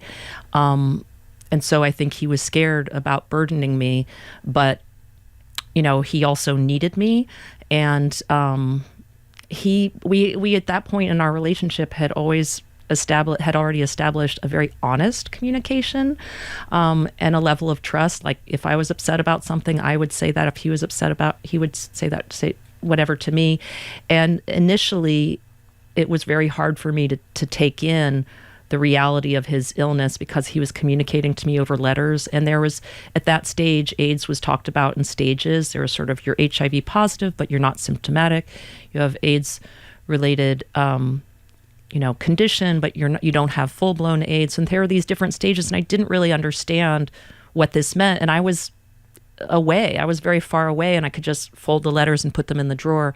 But he came out, actually against his doctor's wishes, to Paris to tell me that he needed me to graduate early to move home. And he needed to tell me that in person because he needed me to realize the seriousness of it. And even after that, after he flew back to San Francisco, and then I had my last semester of school in New York, I did have moments where I wrote him and said, I think I need to be in New York a little bit longer. Do I need to come back right now? Like, maybe this is okay. Like, I have an internship at Columbia Records. Like, I want to, I don't know. Is this so important? And he wrote me and said, New York will always be there. I may not be. And if you don't come out, you will regret it. And it was very plain. It was very direct. It was hard to read, but he was right. It was very hard to move home because with anyone with a terminal illness, I didn't actually know how long we would have together, and I felt like I was putting my young adulthood on hold. But I also know that, I am so glad that I was with him in that final year, and that was a chance. It's a way of paying tribute to your parent, is to take care of them. It was a way of being close to him. As hard as it was, I was really glad that I could be there. He was right. And now he's memorialized on the big screen as well. So pretty much everything we have just discussed is also depicted in the film. What has been this experience for you to watch your life play out, to have Gina Davis play your grandmother? It's definitely been surreal. I can say that the first time I saw Scoot McNairy, who's a tremendous actor, dressed like my father, looking so much like him, it was sort of an uncanny experience. Being on set, I wanted to be near him. I was like, it was because I missed my father, and it had been so many years, and here was someone who looked like him, was saying his words, even had studied hours and hours of interviews of my dad to get his accent. And so that was strange. As well, just walking through the set and sort of seeing, these are rooms that are designed to look like my bedroom or my bathroom, but it's not quite right. And yet there's a photo of my mother right there, or there's a photo of my grandmother. And so I did lend a lot of personal materials to set to make it feel more real.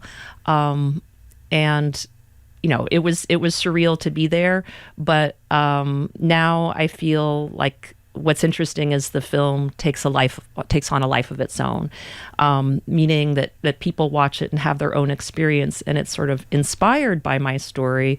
But Gina Davis is not my actual grandmother; she's playing a grandmother in that situation, and I know and could expect that there would be differences, that a good film is not exactly like the movie, but like the book, but it's an incredible opportunity, and I'm just so happy to have people be able to see this picture of a loving father-daughter relationship that is unconventional but meaningful and worthy of being known. You wrote a piece for the Boston Globe, which I found fascinating, that you had become somewhat detached to your sense, your memory, your relationship with your father, but the film in some way has brought it back? Yes. I think that anyone who has been writing about a story for a long time the process of writing, you go through many edits. And then for me, my book came out in 2013, so it was some years ago. So I've read from it many times, and I've talked about the book, and all of my emotions were very sort of calm. I didn't feel, like I had in some ways processed this loss, and I didn't expect in watching the film that I would have a very strong reaction. I mean, after all, I know how the story ends. Like, what can I be surprised by? But there was something about seeing my father kind of brought to life by other people from a different perspective that reminded me just how much I still miss him and loved him, and how much, and that he was real in some ways. Because that was the idea. That's what's so funny, is these memories are so long ago, and you're like, oh, okay, I think this happened like this, but I don't feel the way I used to feel. And then watching that movie for the first time, I was just, I mean, in some ways, like Scoot McNairy and Andrew Durham, the director, who, he lost his father the same year I lost mine, also to AIDS, and he put some of his father into the script. I feel like it's sort of, he reanimated that person for me in a way that felt fresh and new. We only have a minute left, but I want to ask, it's always hard to know the other life you could have lived if your mother hadn't died and you grew up in a more traditional way. But have you been able to glean now how maybe growing up in the fairyland made you a distinct person? Well, I think it's made me a very tolerant person and open to difference. I mean, I did have to, I'm aware that sometimes, I don't know, I have a great fondness for queer history, even though I don't identify as a queer person. I feel like that history is my history in some ways.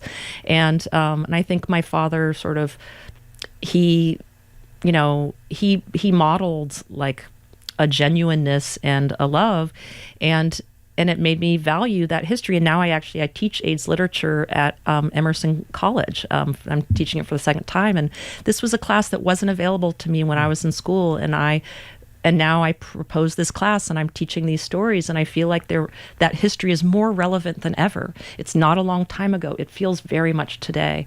And so I think my father left me this legacy and appreciation for understanding,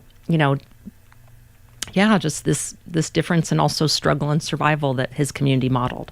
Well, Alicia Abbott, it's wonderful to have you here. Thank you so much for talking about your really beautiful book and the film, of course. Thank you. Thank you, Jared. Alicia Abbott is the author of the acclaimed memoir Fairyland, a memoir of my father, which is now a feature film. This Saturday, the Coolidge Corner Theater presents a screening of Fairyland, featuring a Q&A with Alicia Abbott. To learn more, go to coolidge.org. Coming up, photographer Anthony Barboza returns to his hometown with a sweeping retrospective at the New Bedford Art Museum. His portraits of icons like James Baldwin and Betty Carter helped redefine how Black life and creativity are seen. That's next on The Culture Show. Stay with us. The Culture Show is made possible in part by a generous contribution from the Fiducia Fund, proud to support this station's arts and culture programming.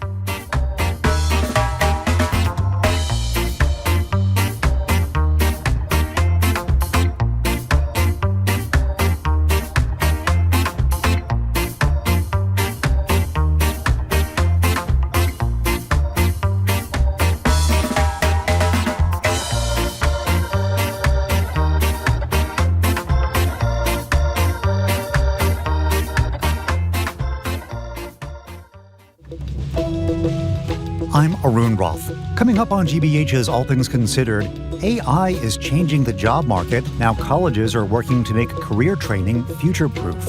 As Republicans accuse blue states of gerrymandering in response to red state gerrymandering, we look into what it all means here in Massachusetts. And this week on what's happening in Worcester. Election day is coming up, but turnout for local races has been dismal for years. Those stories and all the day's news starting at 4 on GBH 89.7. Funding for our programs comes from you. And Music Worcester, presenting legendary violinist Kyung-Wha Chung celebrating 60 years in music, with a recital accompanied by pianist Kevin Kenner at Mechanics Hall on Sunday, November 2nd. More at musicworcester.org. And the DeMoore McKim School of Business at Northeastern University, where MBA and master's degree students can build vital business skills through experience. Learn more at northeastern.edu/business. And Revolutionary Valley. On April 19th, 1775 in Lexington and Concord, the first shots of the Revolution rang out. This is the heart of Revolutionary Valley. revolutionaryvalley.org. Funded in part by the Massachusetts Office of Travel and Tourism. I'm Callie Crossley. All too often, a lot of very important news flies under the radar. Learn about the small stories before they become big headlines on my podcast, Under the Radar with Callie Crossley, available wherever you get your podcasts.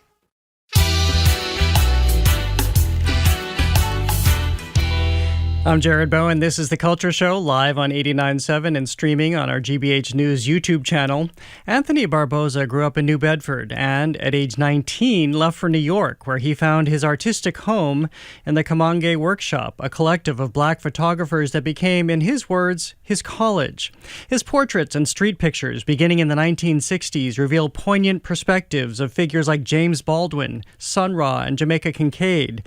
They blend elegance, intimacy, and a deep record of black life and culture. His work is now the subject of a landmark retrospective at the New Bedford Art Museum titled I Return with a Feeling of Us, the first full survey of his career. It's organized with the New Bedford Historical Society and is on view through November 23rd. Joining me for an overview are Anthony Barboza and Suzanne DeVague, the museum's executive director.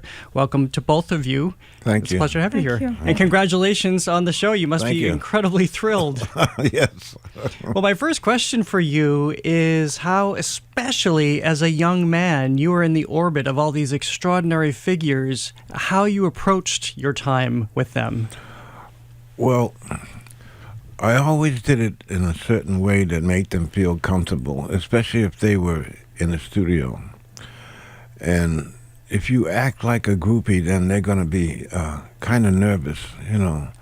So I just went about it like I was doing my job, and very politely, and had them, as soon as you walk into meet a person, they feel you as quickly as you feel them. So they could feel that I was just there to do the job, that's all. And were you, when you went in to photograph, were you looking for something in particular, or did the moment appear? No, I never planned. If I went to their home, I never planned beforehand. I look around and look at the objects in the room, and I try to visualize if they were in this position near this or that, then it would be where I would photograph them.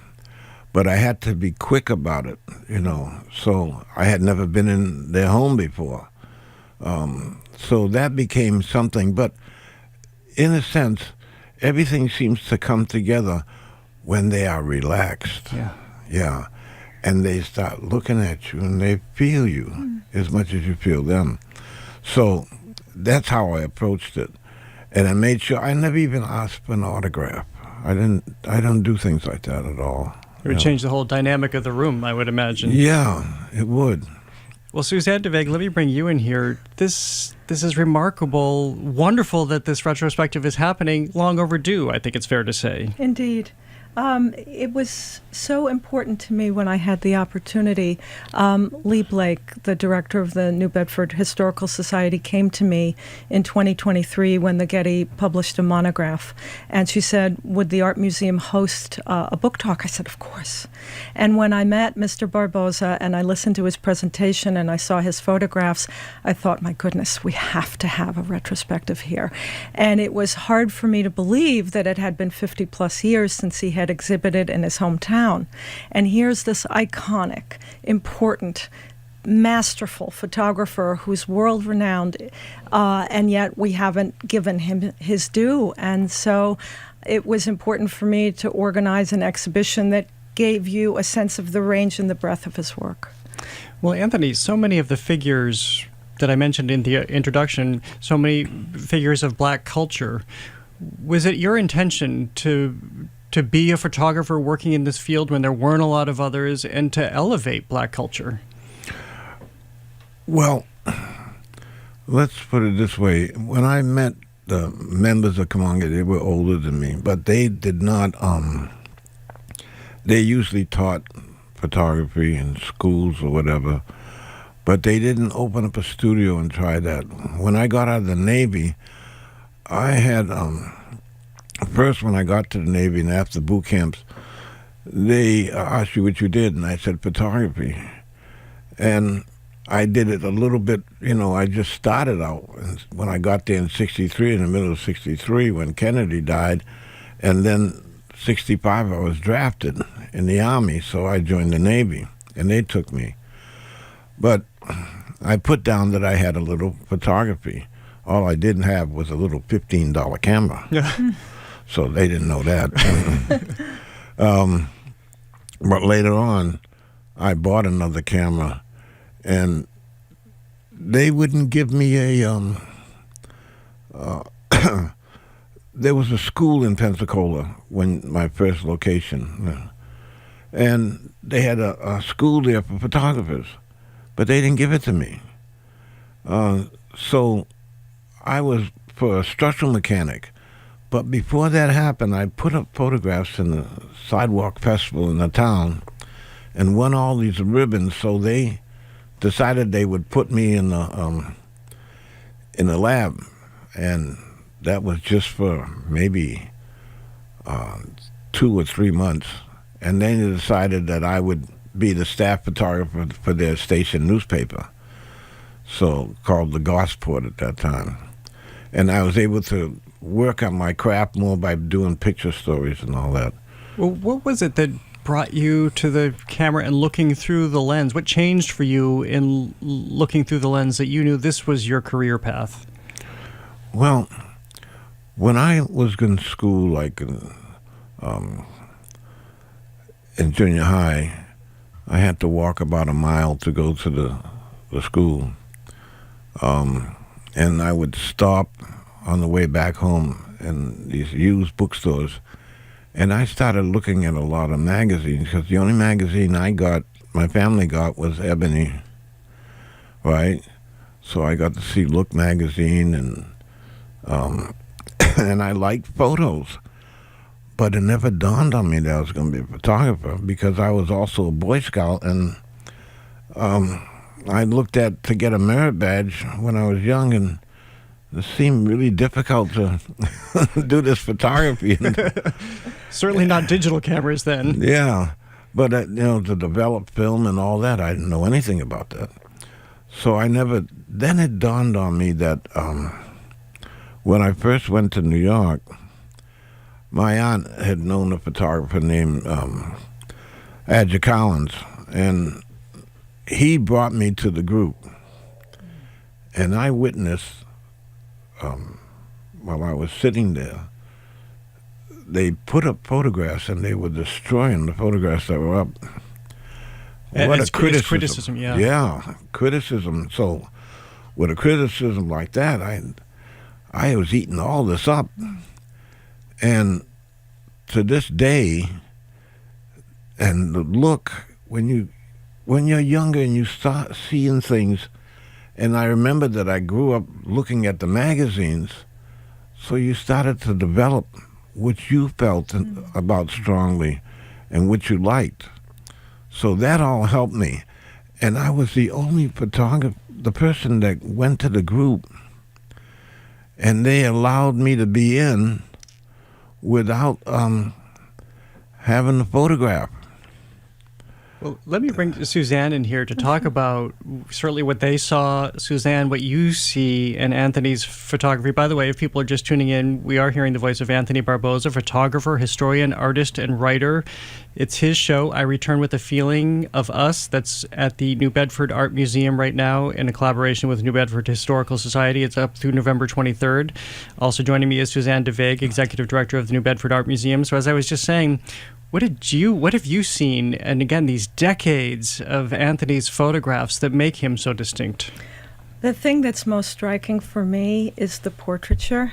Not to say that I'm not interested in all of it, but it's one thing when we talk about good portraiture and we think about the ingredients. We think about someone who can make the subject feel, as you said, relaxed, at ease. But it's more than that with Anthony Barboza.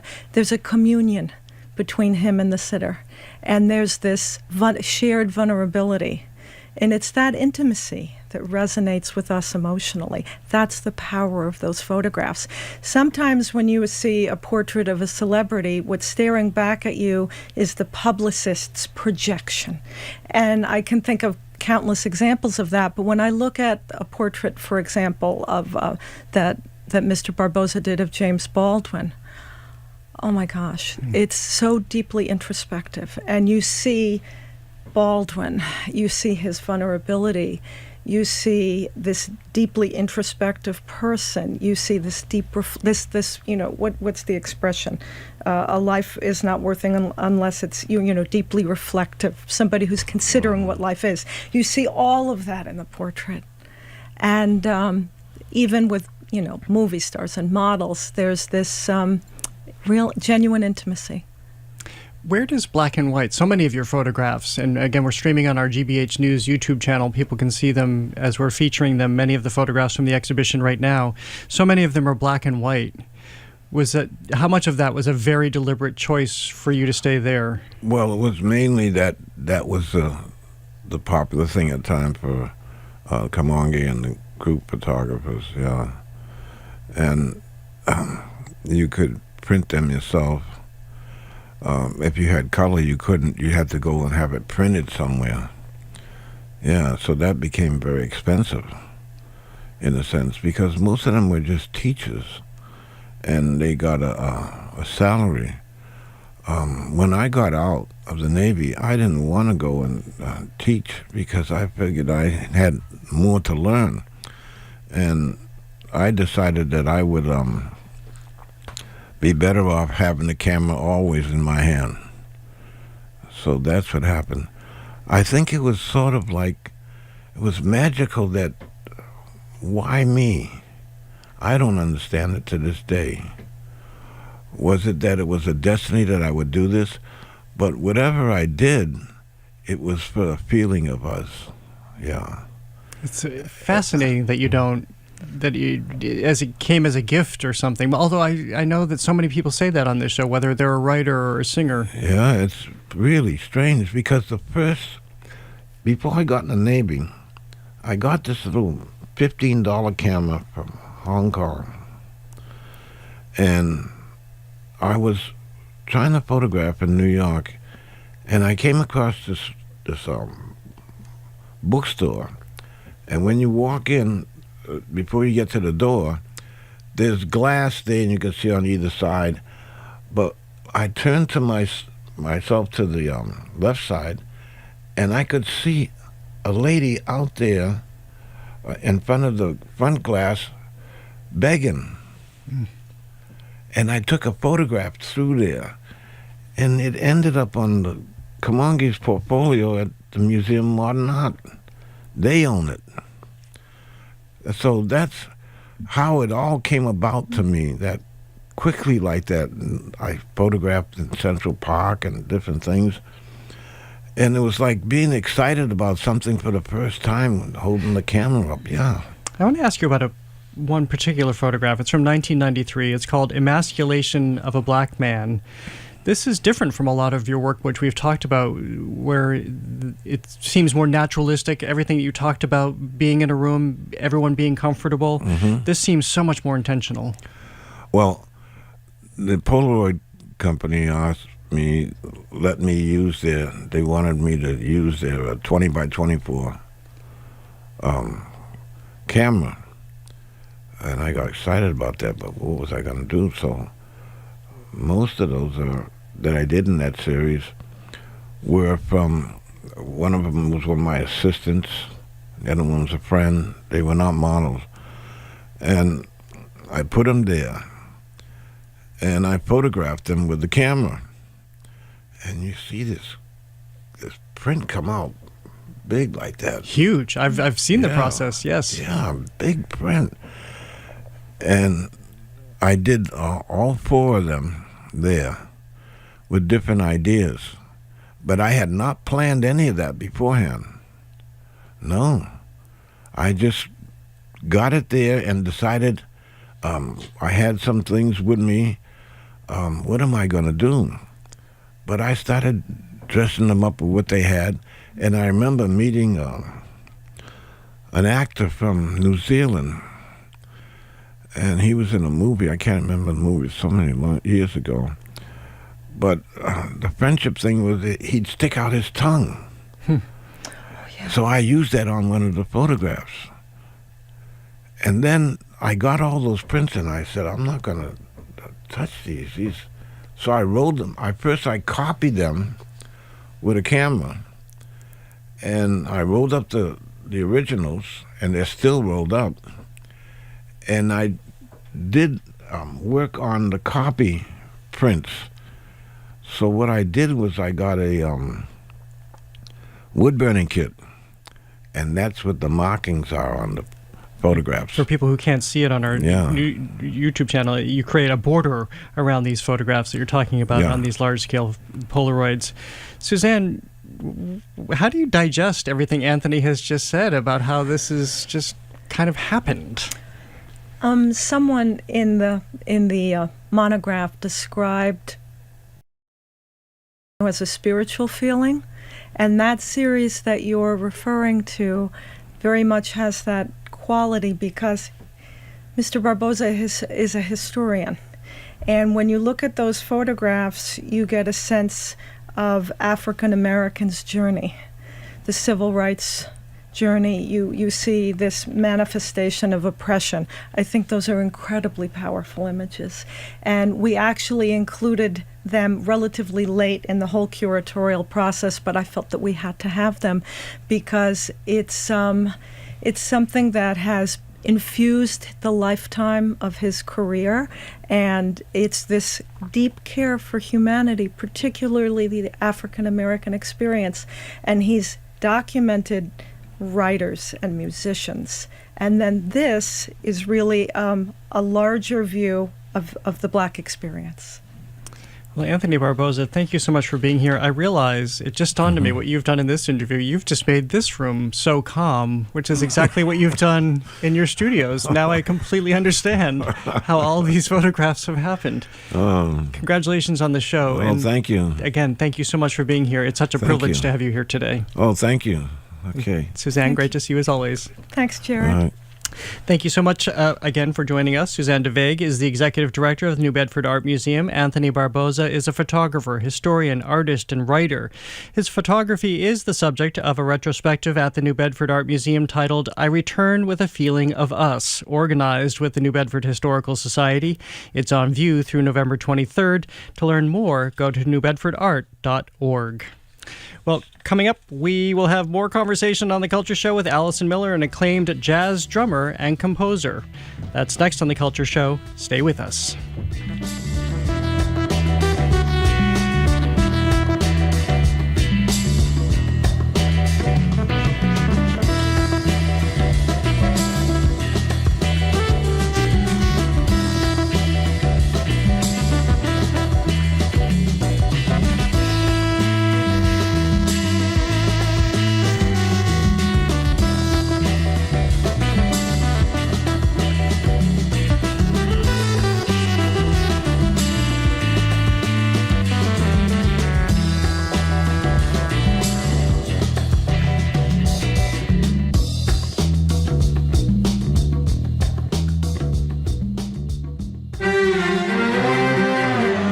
I'm Marco Werman. Each day on The World, we step outside our borders to hear what's going on around the planet and to hear how events in the United States are seen across Africa, Europe, Asia, and the Americas.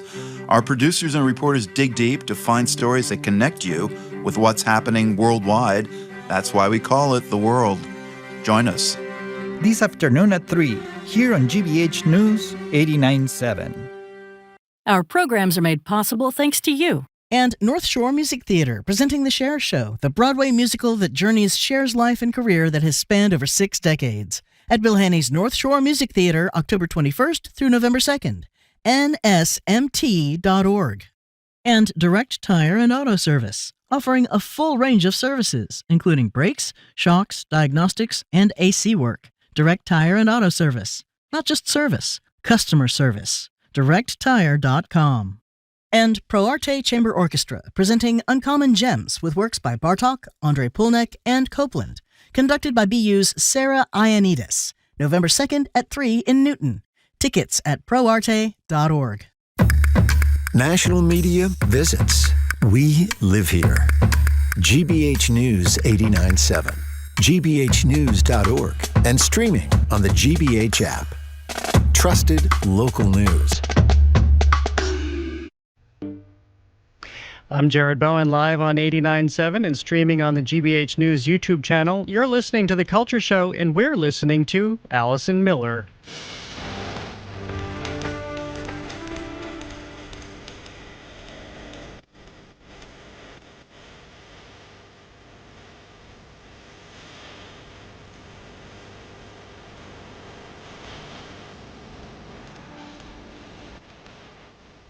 This is congratulations and condolences off the new album Big and Lovely by Allison Miller with the 1 O'Clock Lab Band. Allison Miller, a renowned jazz drummer and composer, has been described as a modern jazz icon in the making for her boundary-breaking work across genres.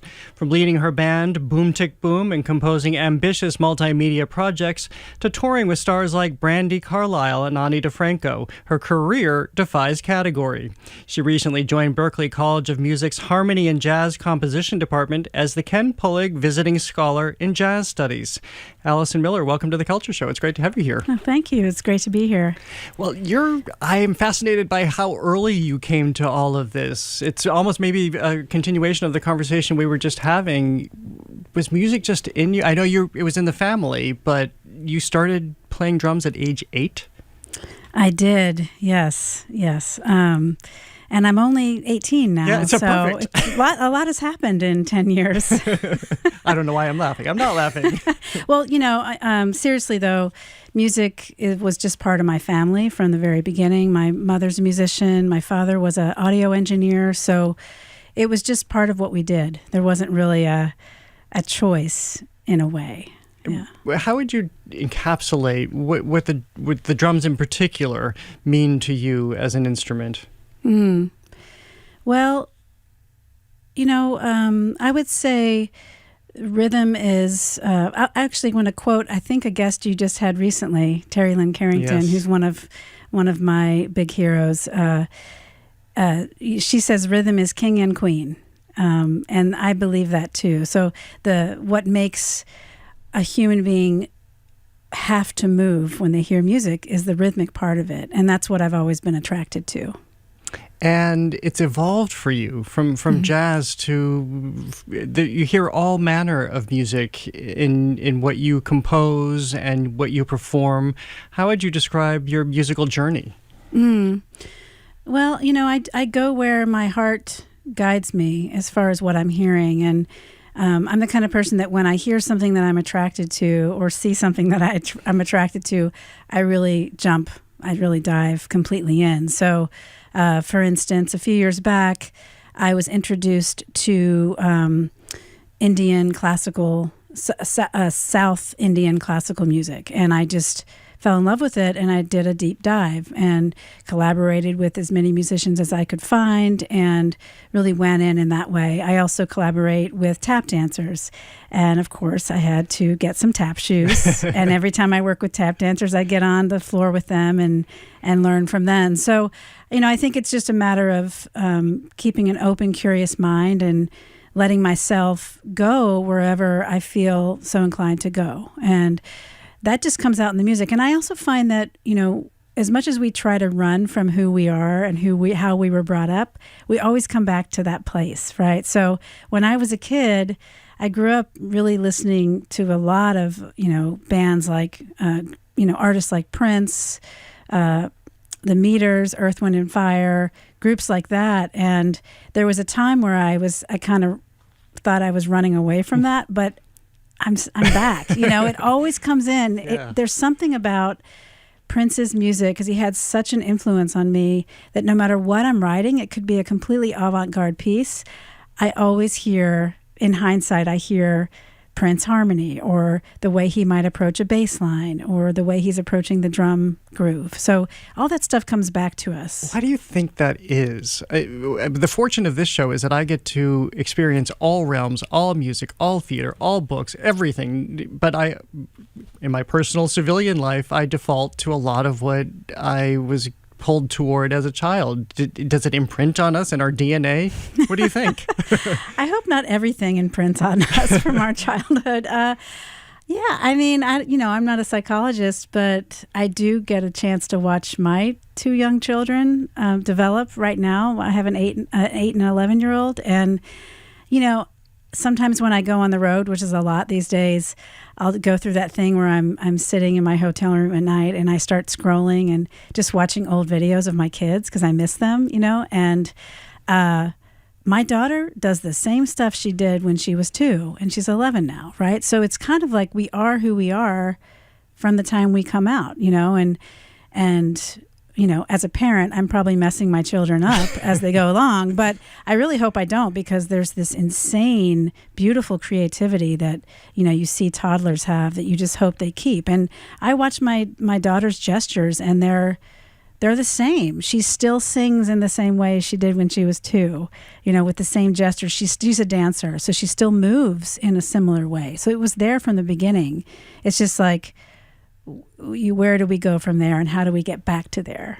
Well, something else, probably in a different realm, a little bit different from Prince, is water that you've addressed throughout your work, too. I want to play a piece. This is Hudson. We'll talk about it on the other side. But again, this is Alison Miller's Hudson. It's part of Rivers in Our Veins, an immersive multimedia song cycle exploring the cultural histories and environmental changes of 5 major East Coast rivers.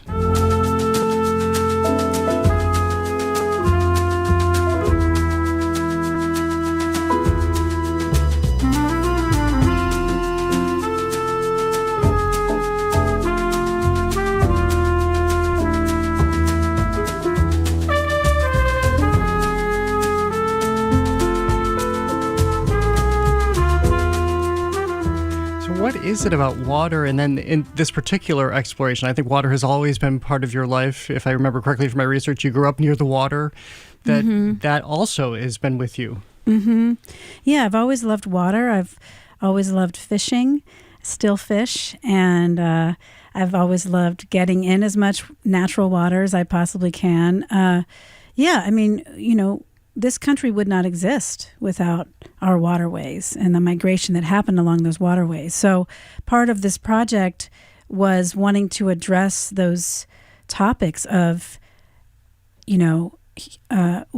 water's reliance on humanity for survival and humanity's reliance on water for survival, which I think we lose in our day-to-day lives. And every day, probably almost every human being in this country at some point travels over some type of waterway. And I think oftentimes we don't even realize we're doing it, and I wanted to raise awareness around that. I'm drawn to water. I'm drawn to water in how I approach my drum set playing. I want to sound more like water. And I think that comes from actually one of my biggest influences, who just passed away 2 days ago, Jack DeJohnette, when I was 8. He was one of the first jazz drummers I ever heard. And to me, his drumming sounded like waves with fish jumping out here and there. That's how I heard it. I often visualize a drummer or a musician and relate it to something that has nothing to do with music. So for me, I could never figure out. Jack was like a mystery to me, Still, even talking to him and trying to get him to talk about how he approached music was a mystery. And to kind of dedicate my musicianship to trying to sound more like water, whether it's in my compositional style or the way I play drums, is really a lifelong goal of mine. And I haven't reached it yet. I hope maybe when I'm 90. Yeah. If I live till then, maybe I'll get close.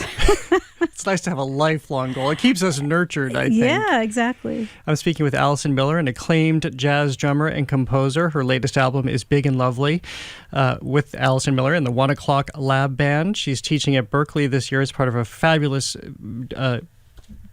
what is it, actually? It's a visiting professorship. That's what it is. It's a resident scholar. Resident scholar. I am a scholar. Those are the words I was looking for, which is interesting because you were just talking about attempting to demystify, and I assume this is part of what you're doing for students.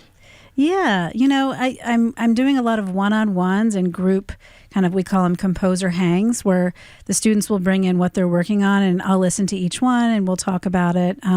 And I'm finding it really just wonderful and fascinating, and as much of a learning experience for me as much as it is a teaching experience. And for me, that's what teaching is all about. It's about that give and take that comes from both sides. And it's really fun for me, you know, and sometimes it's just a matter of me saying to a student, hey, all that's great, but, you know, what does this mean to you? You know, or what can we take away? You know, I find that in today's young generation, there's a lot of, I don't know if it's a need or a want or the pressure to add more and more and more.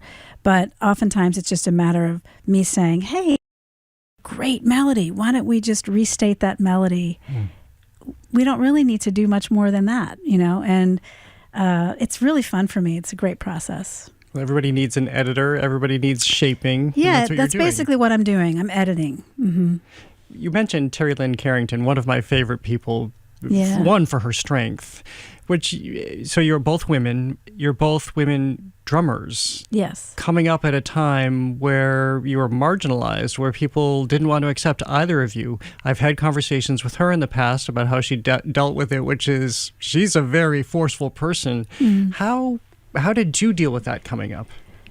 You know, I kept my passion for the music in the forefront, and I have to really shout out my parents, because they never once said to me, are you sure you want to be a drummer as a girl? Never once. I don't even think I really understood my gender in the first place when I was young. We didn't have as much language around gender at that time. So I was like, well, I guess I'm a girl. I don't know what that means so much, but I'm a girl. And I maybe would have, if I was a little younger and from a different generation, I might feel different about my gender, actually, or my gender identity. And, you know, as a kid, I loved the drums so much, you know, like I could not get enough of it. I still kind of can't get enough of it. And I just wanted to play. That's all I wanted to do. So in a sense, I think my mom says I had blinders on, you know, I kept my focus.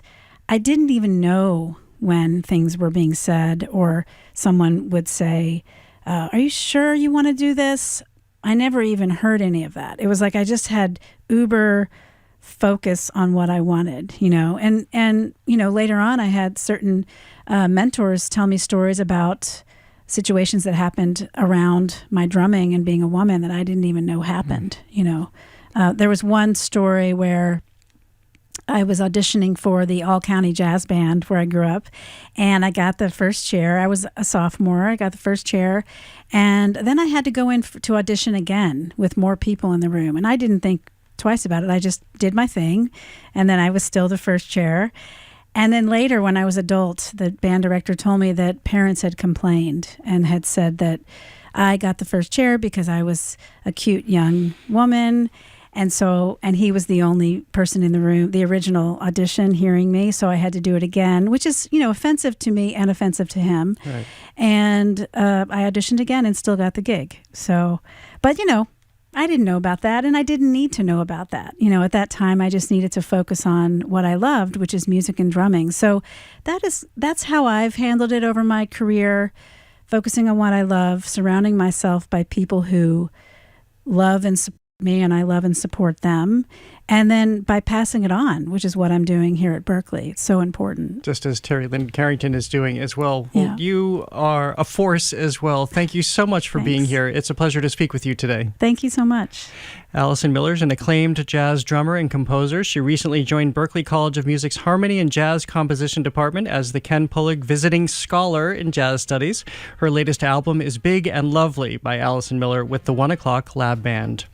Thank you for listening to another edition of The Culture Show. Tune in tomorrow as we discuss the latest developments in the Louvre Museum's Crown Jewels heist with Elaine Cholino. She's the former Paris bureau chief for the New York Times and author of The Adventures in the Louvre, How to Fall in Love with the World's Greatest Museum. I'm Jared Bowen. Have a great day. The Culture Show is made possible in part by a generous contribution from the Fiducia Fund. proud to support this station's arts and culture programming. GBH's All Things Considered is coming up this afternoon at 4, with Marketplace at 6:30. But first, get a global view of the news with The World. Up next, here on GBH 89.7.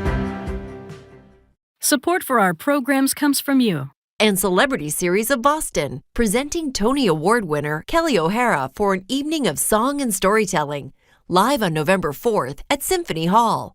Tickets and more at celebrityseries.org.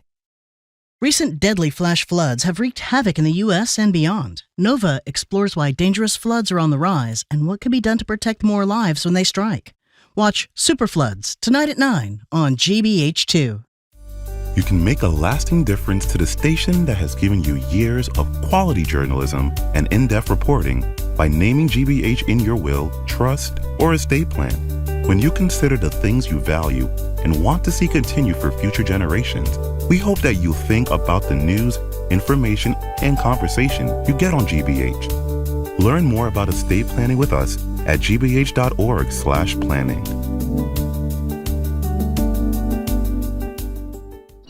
You're listening to 89.7 WGBH HD1 Boston. Online at gbhnews.org.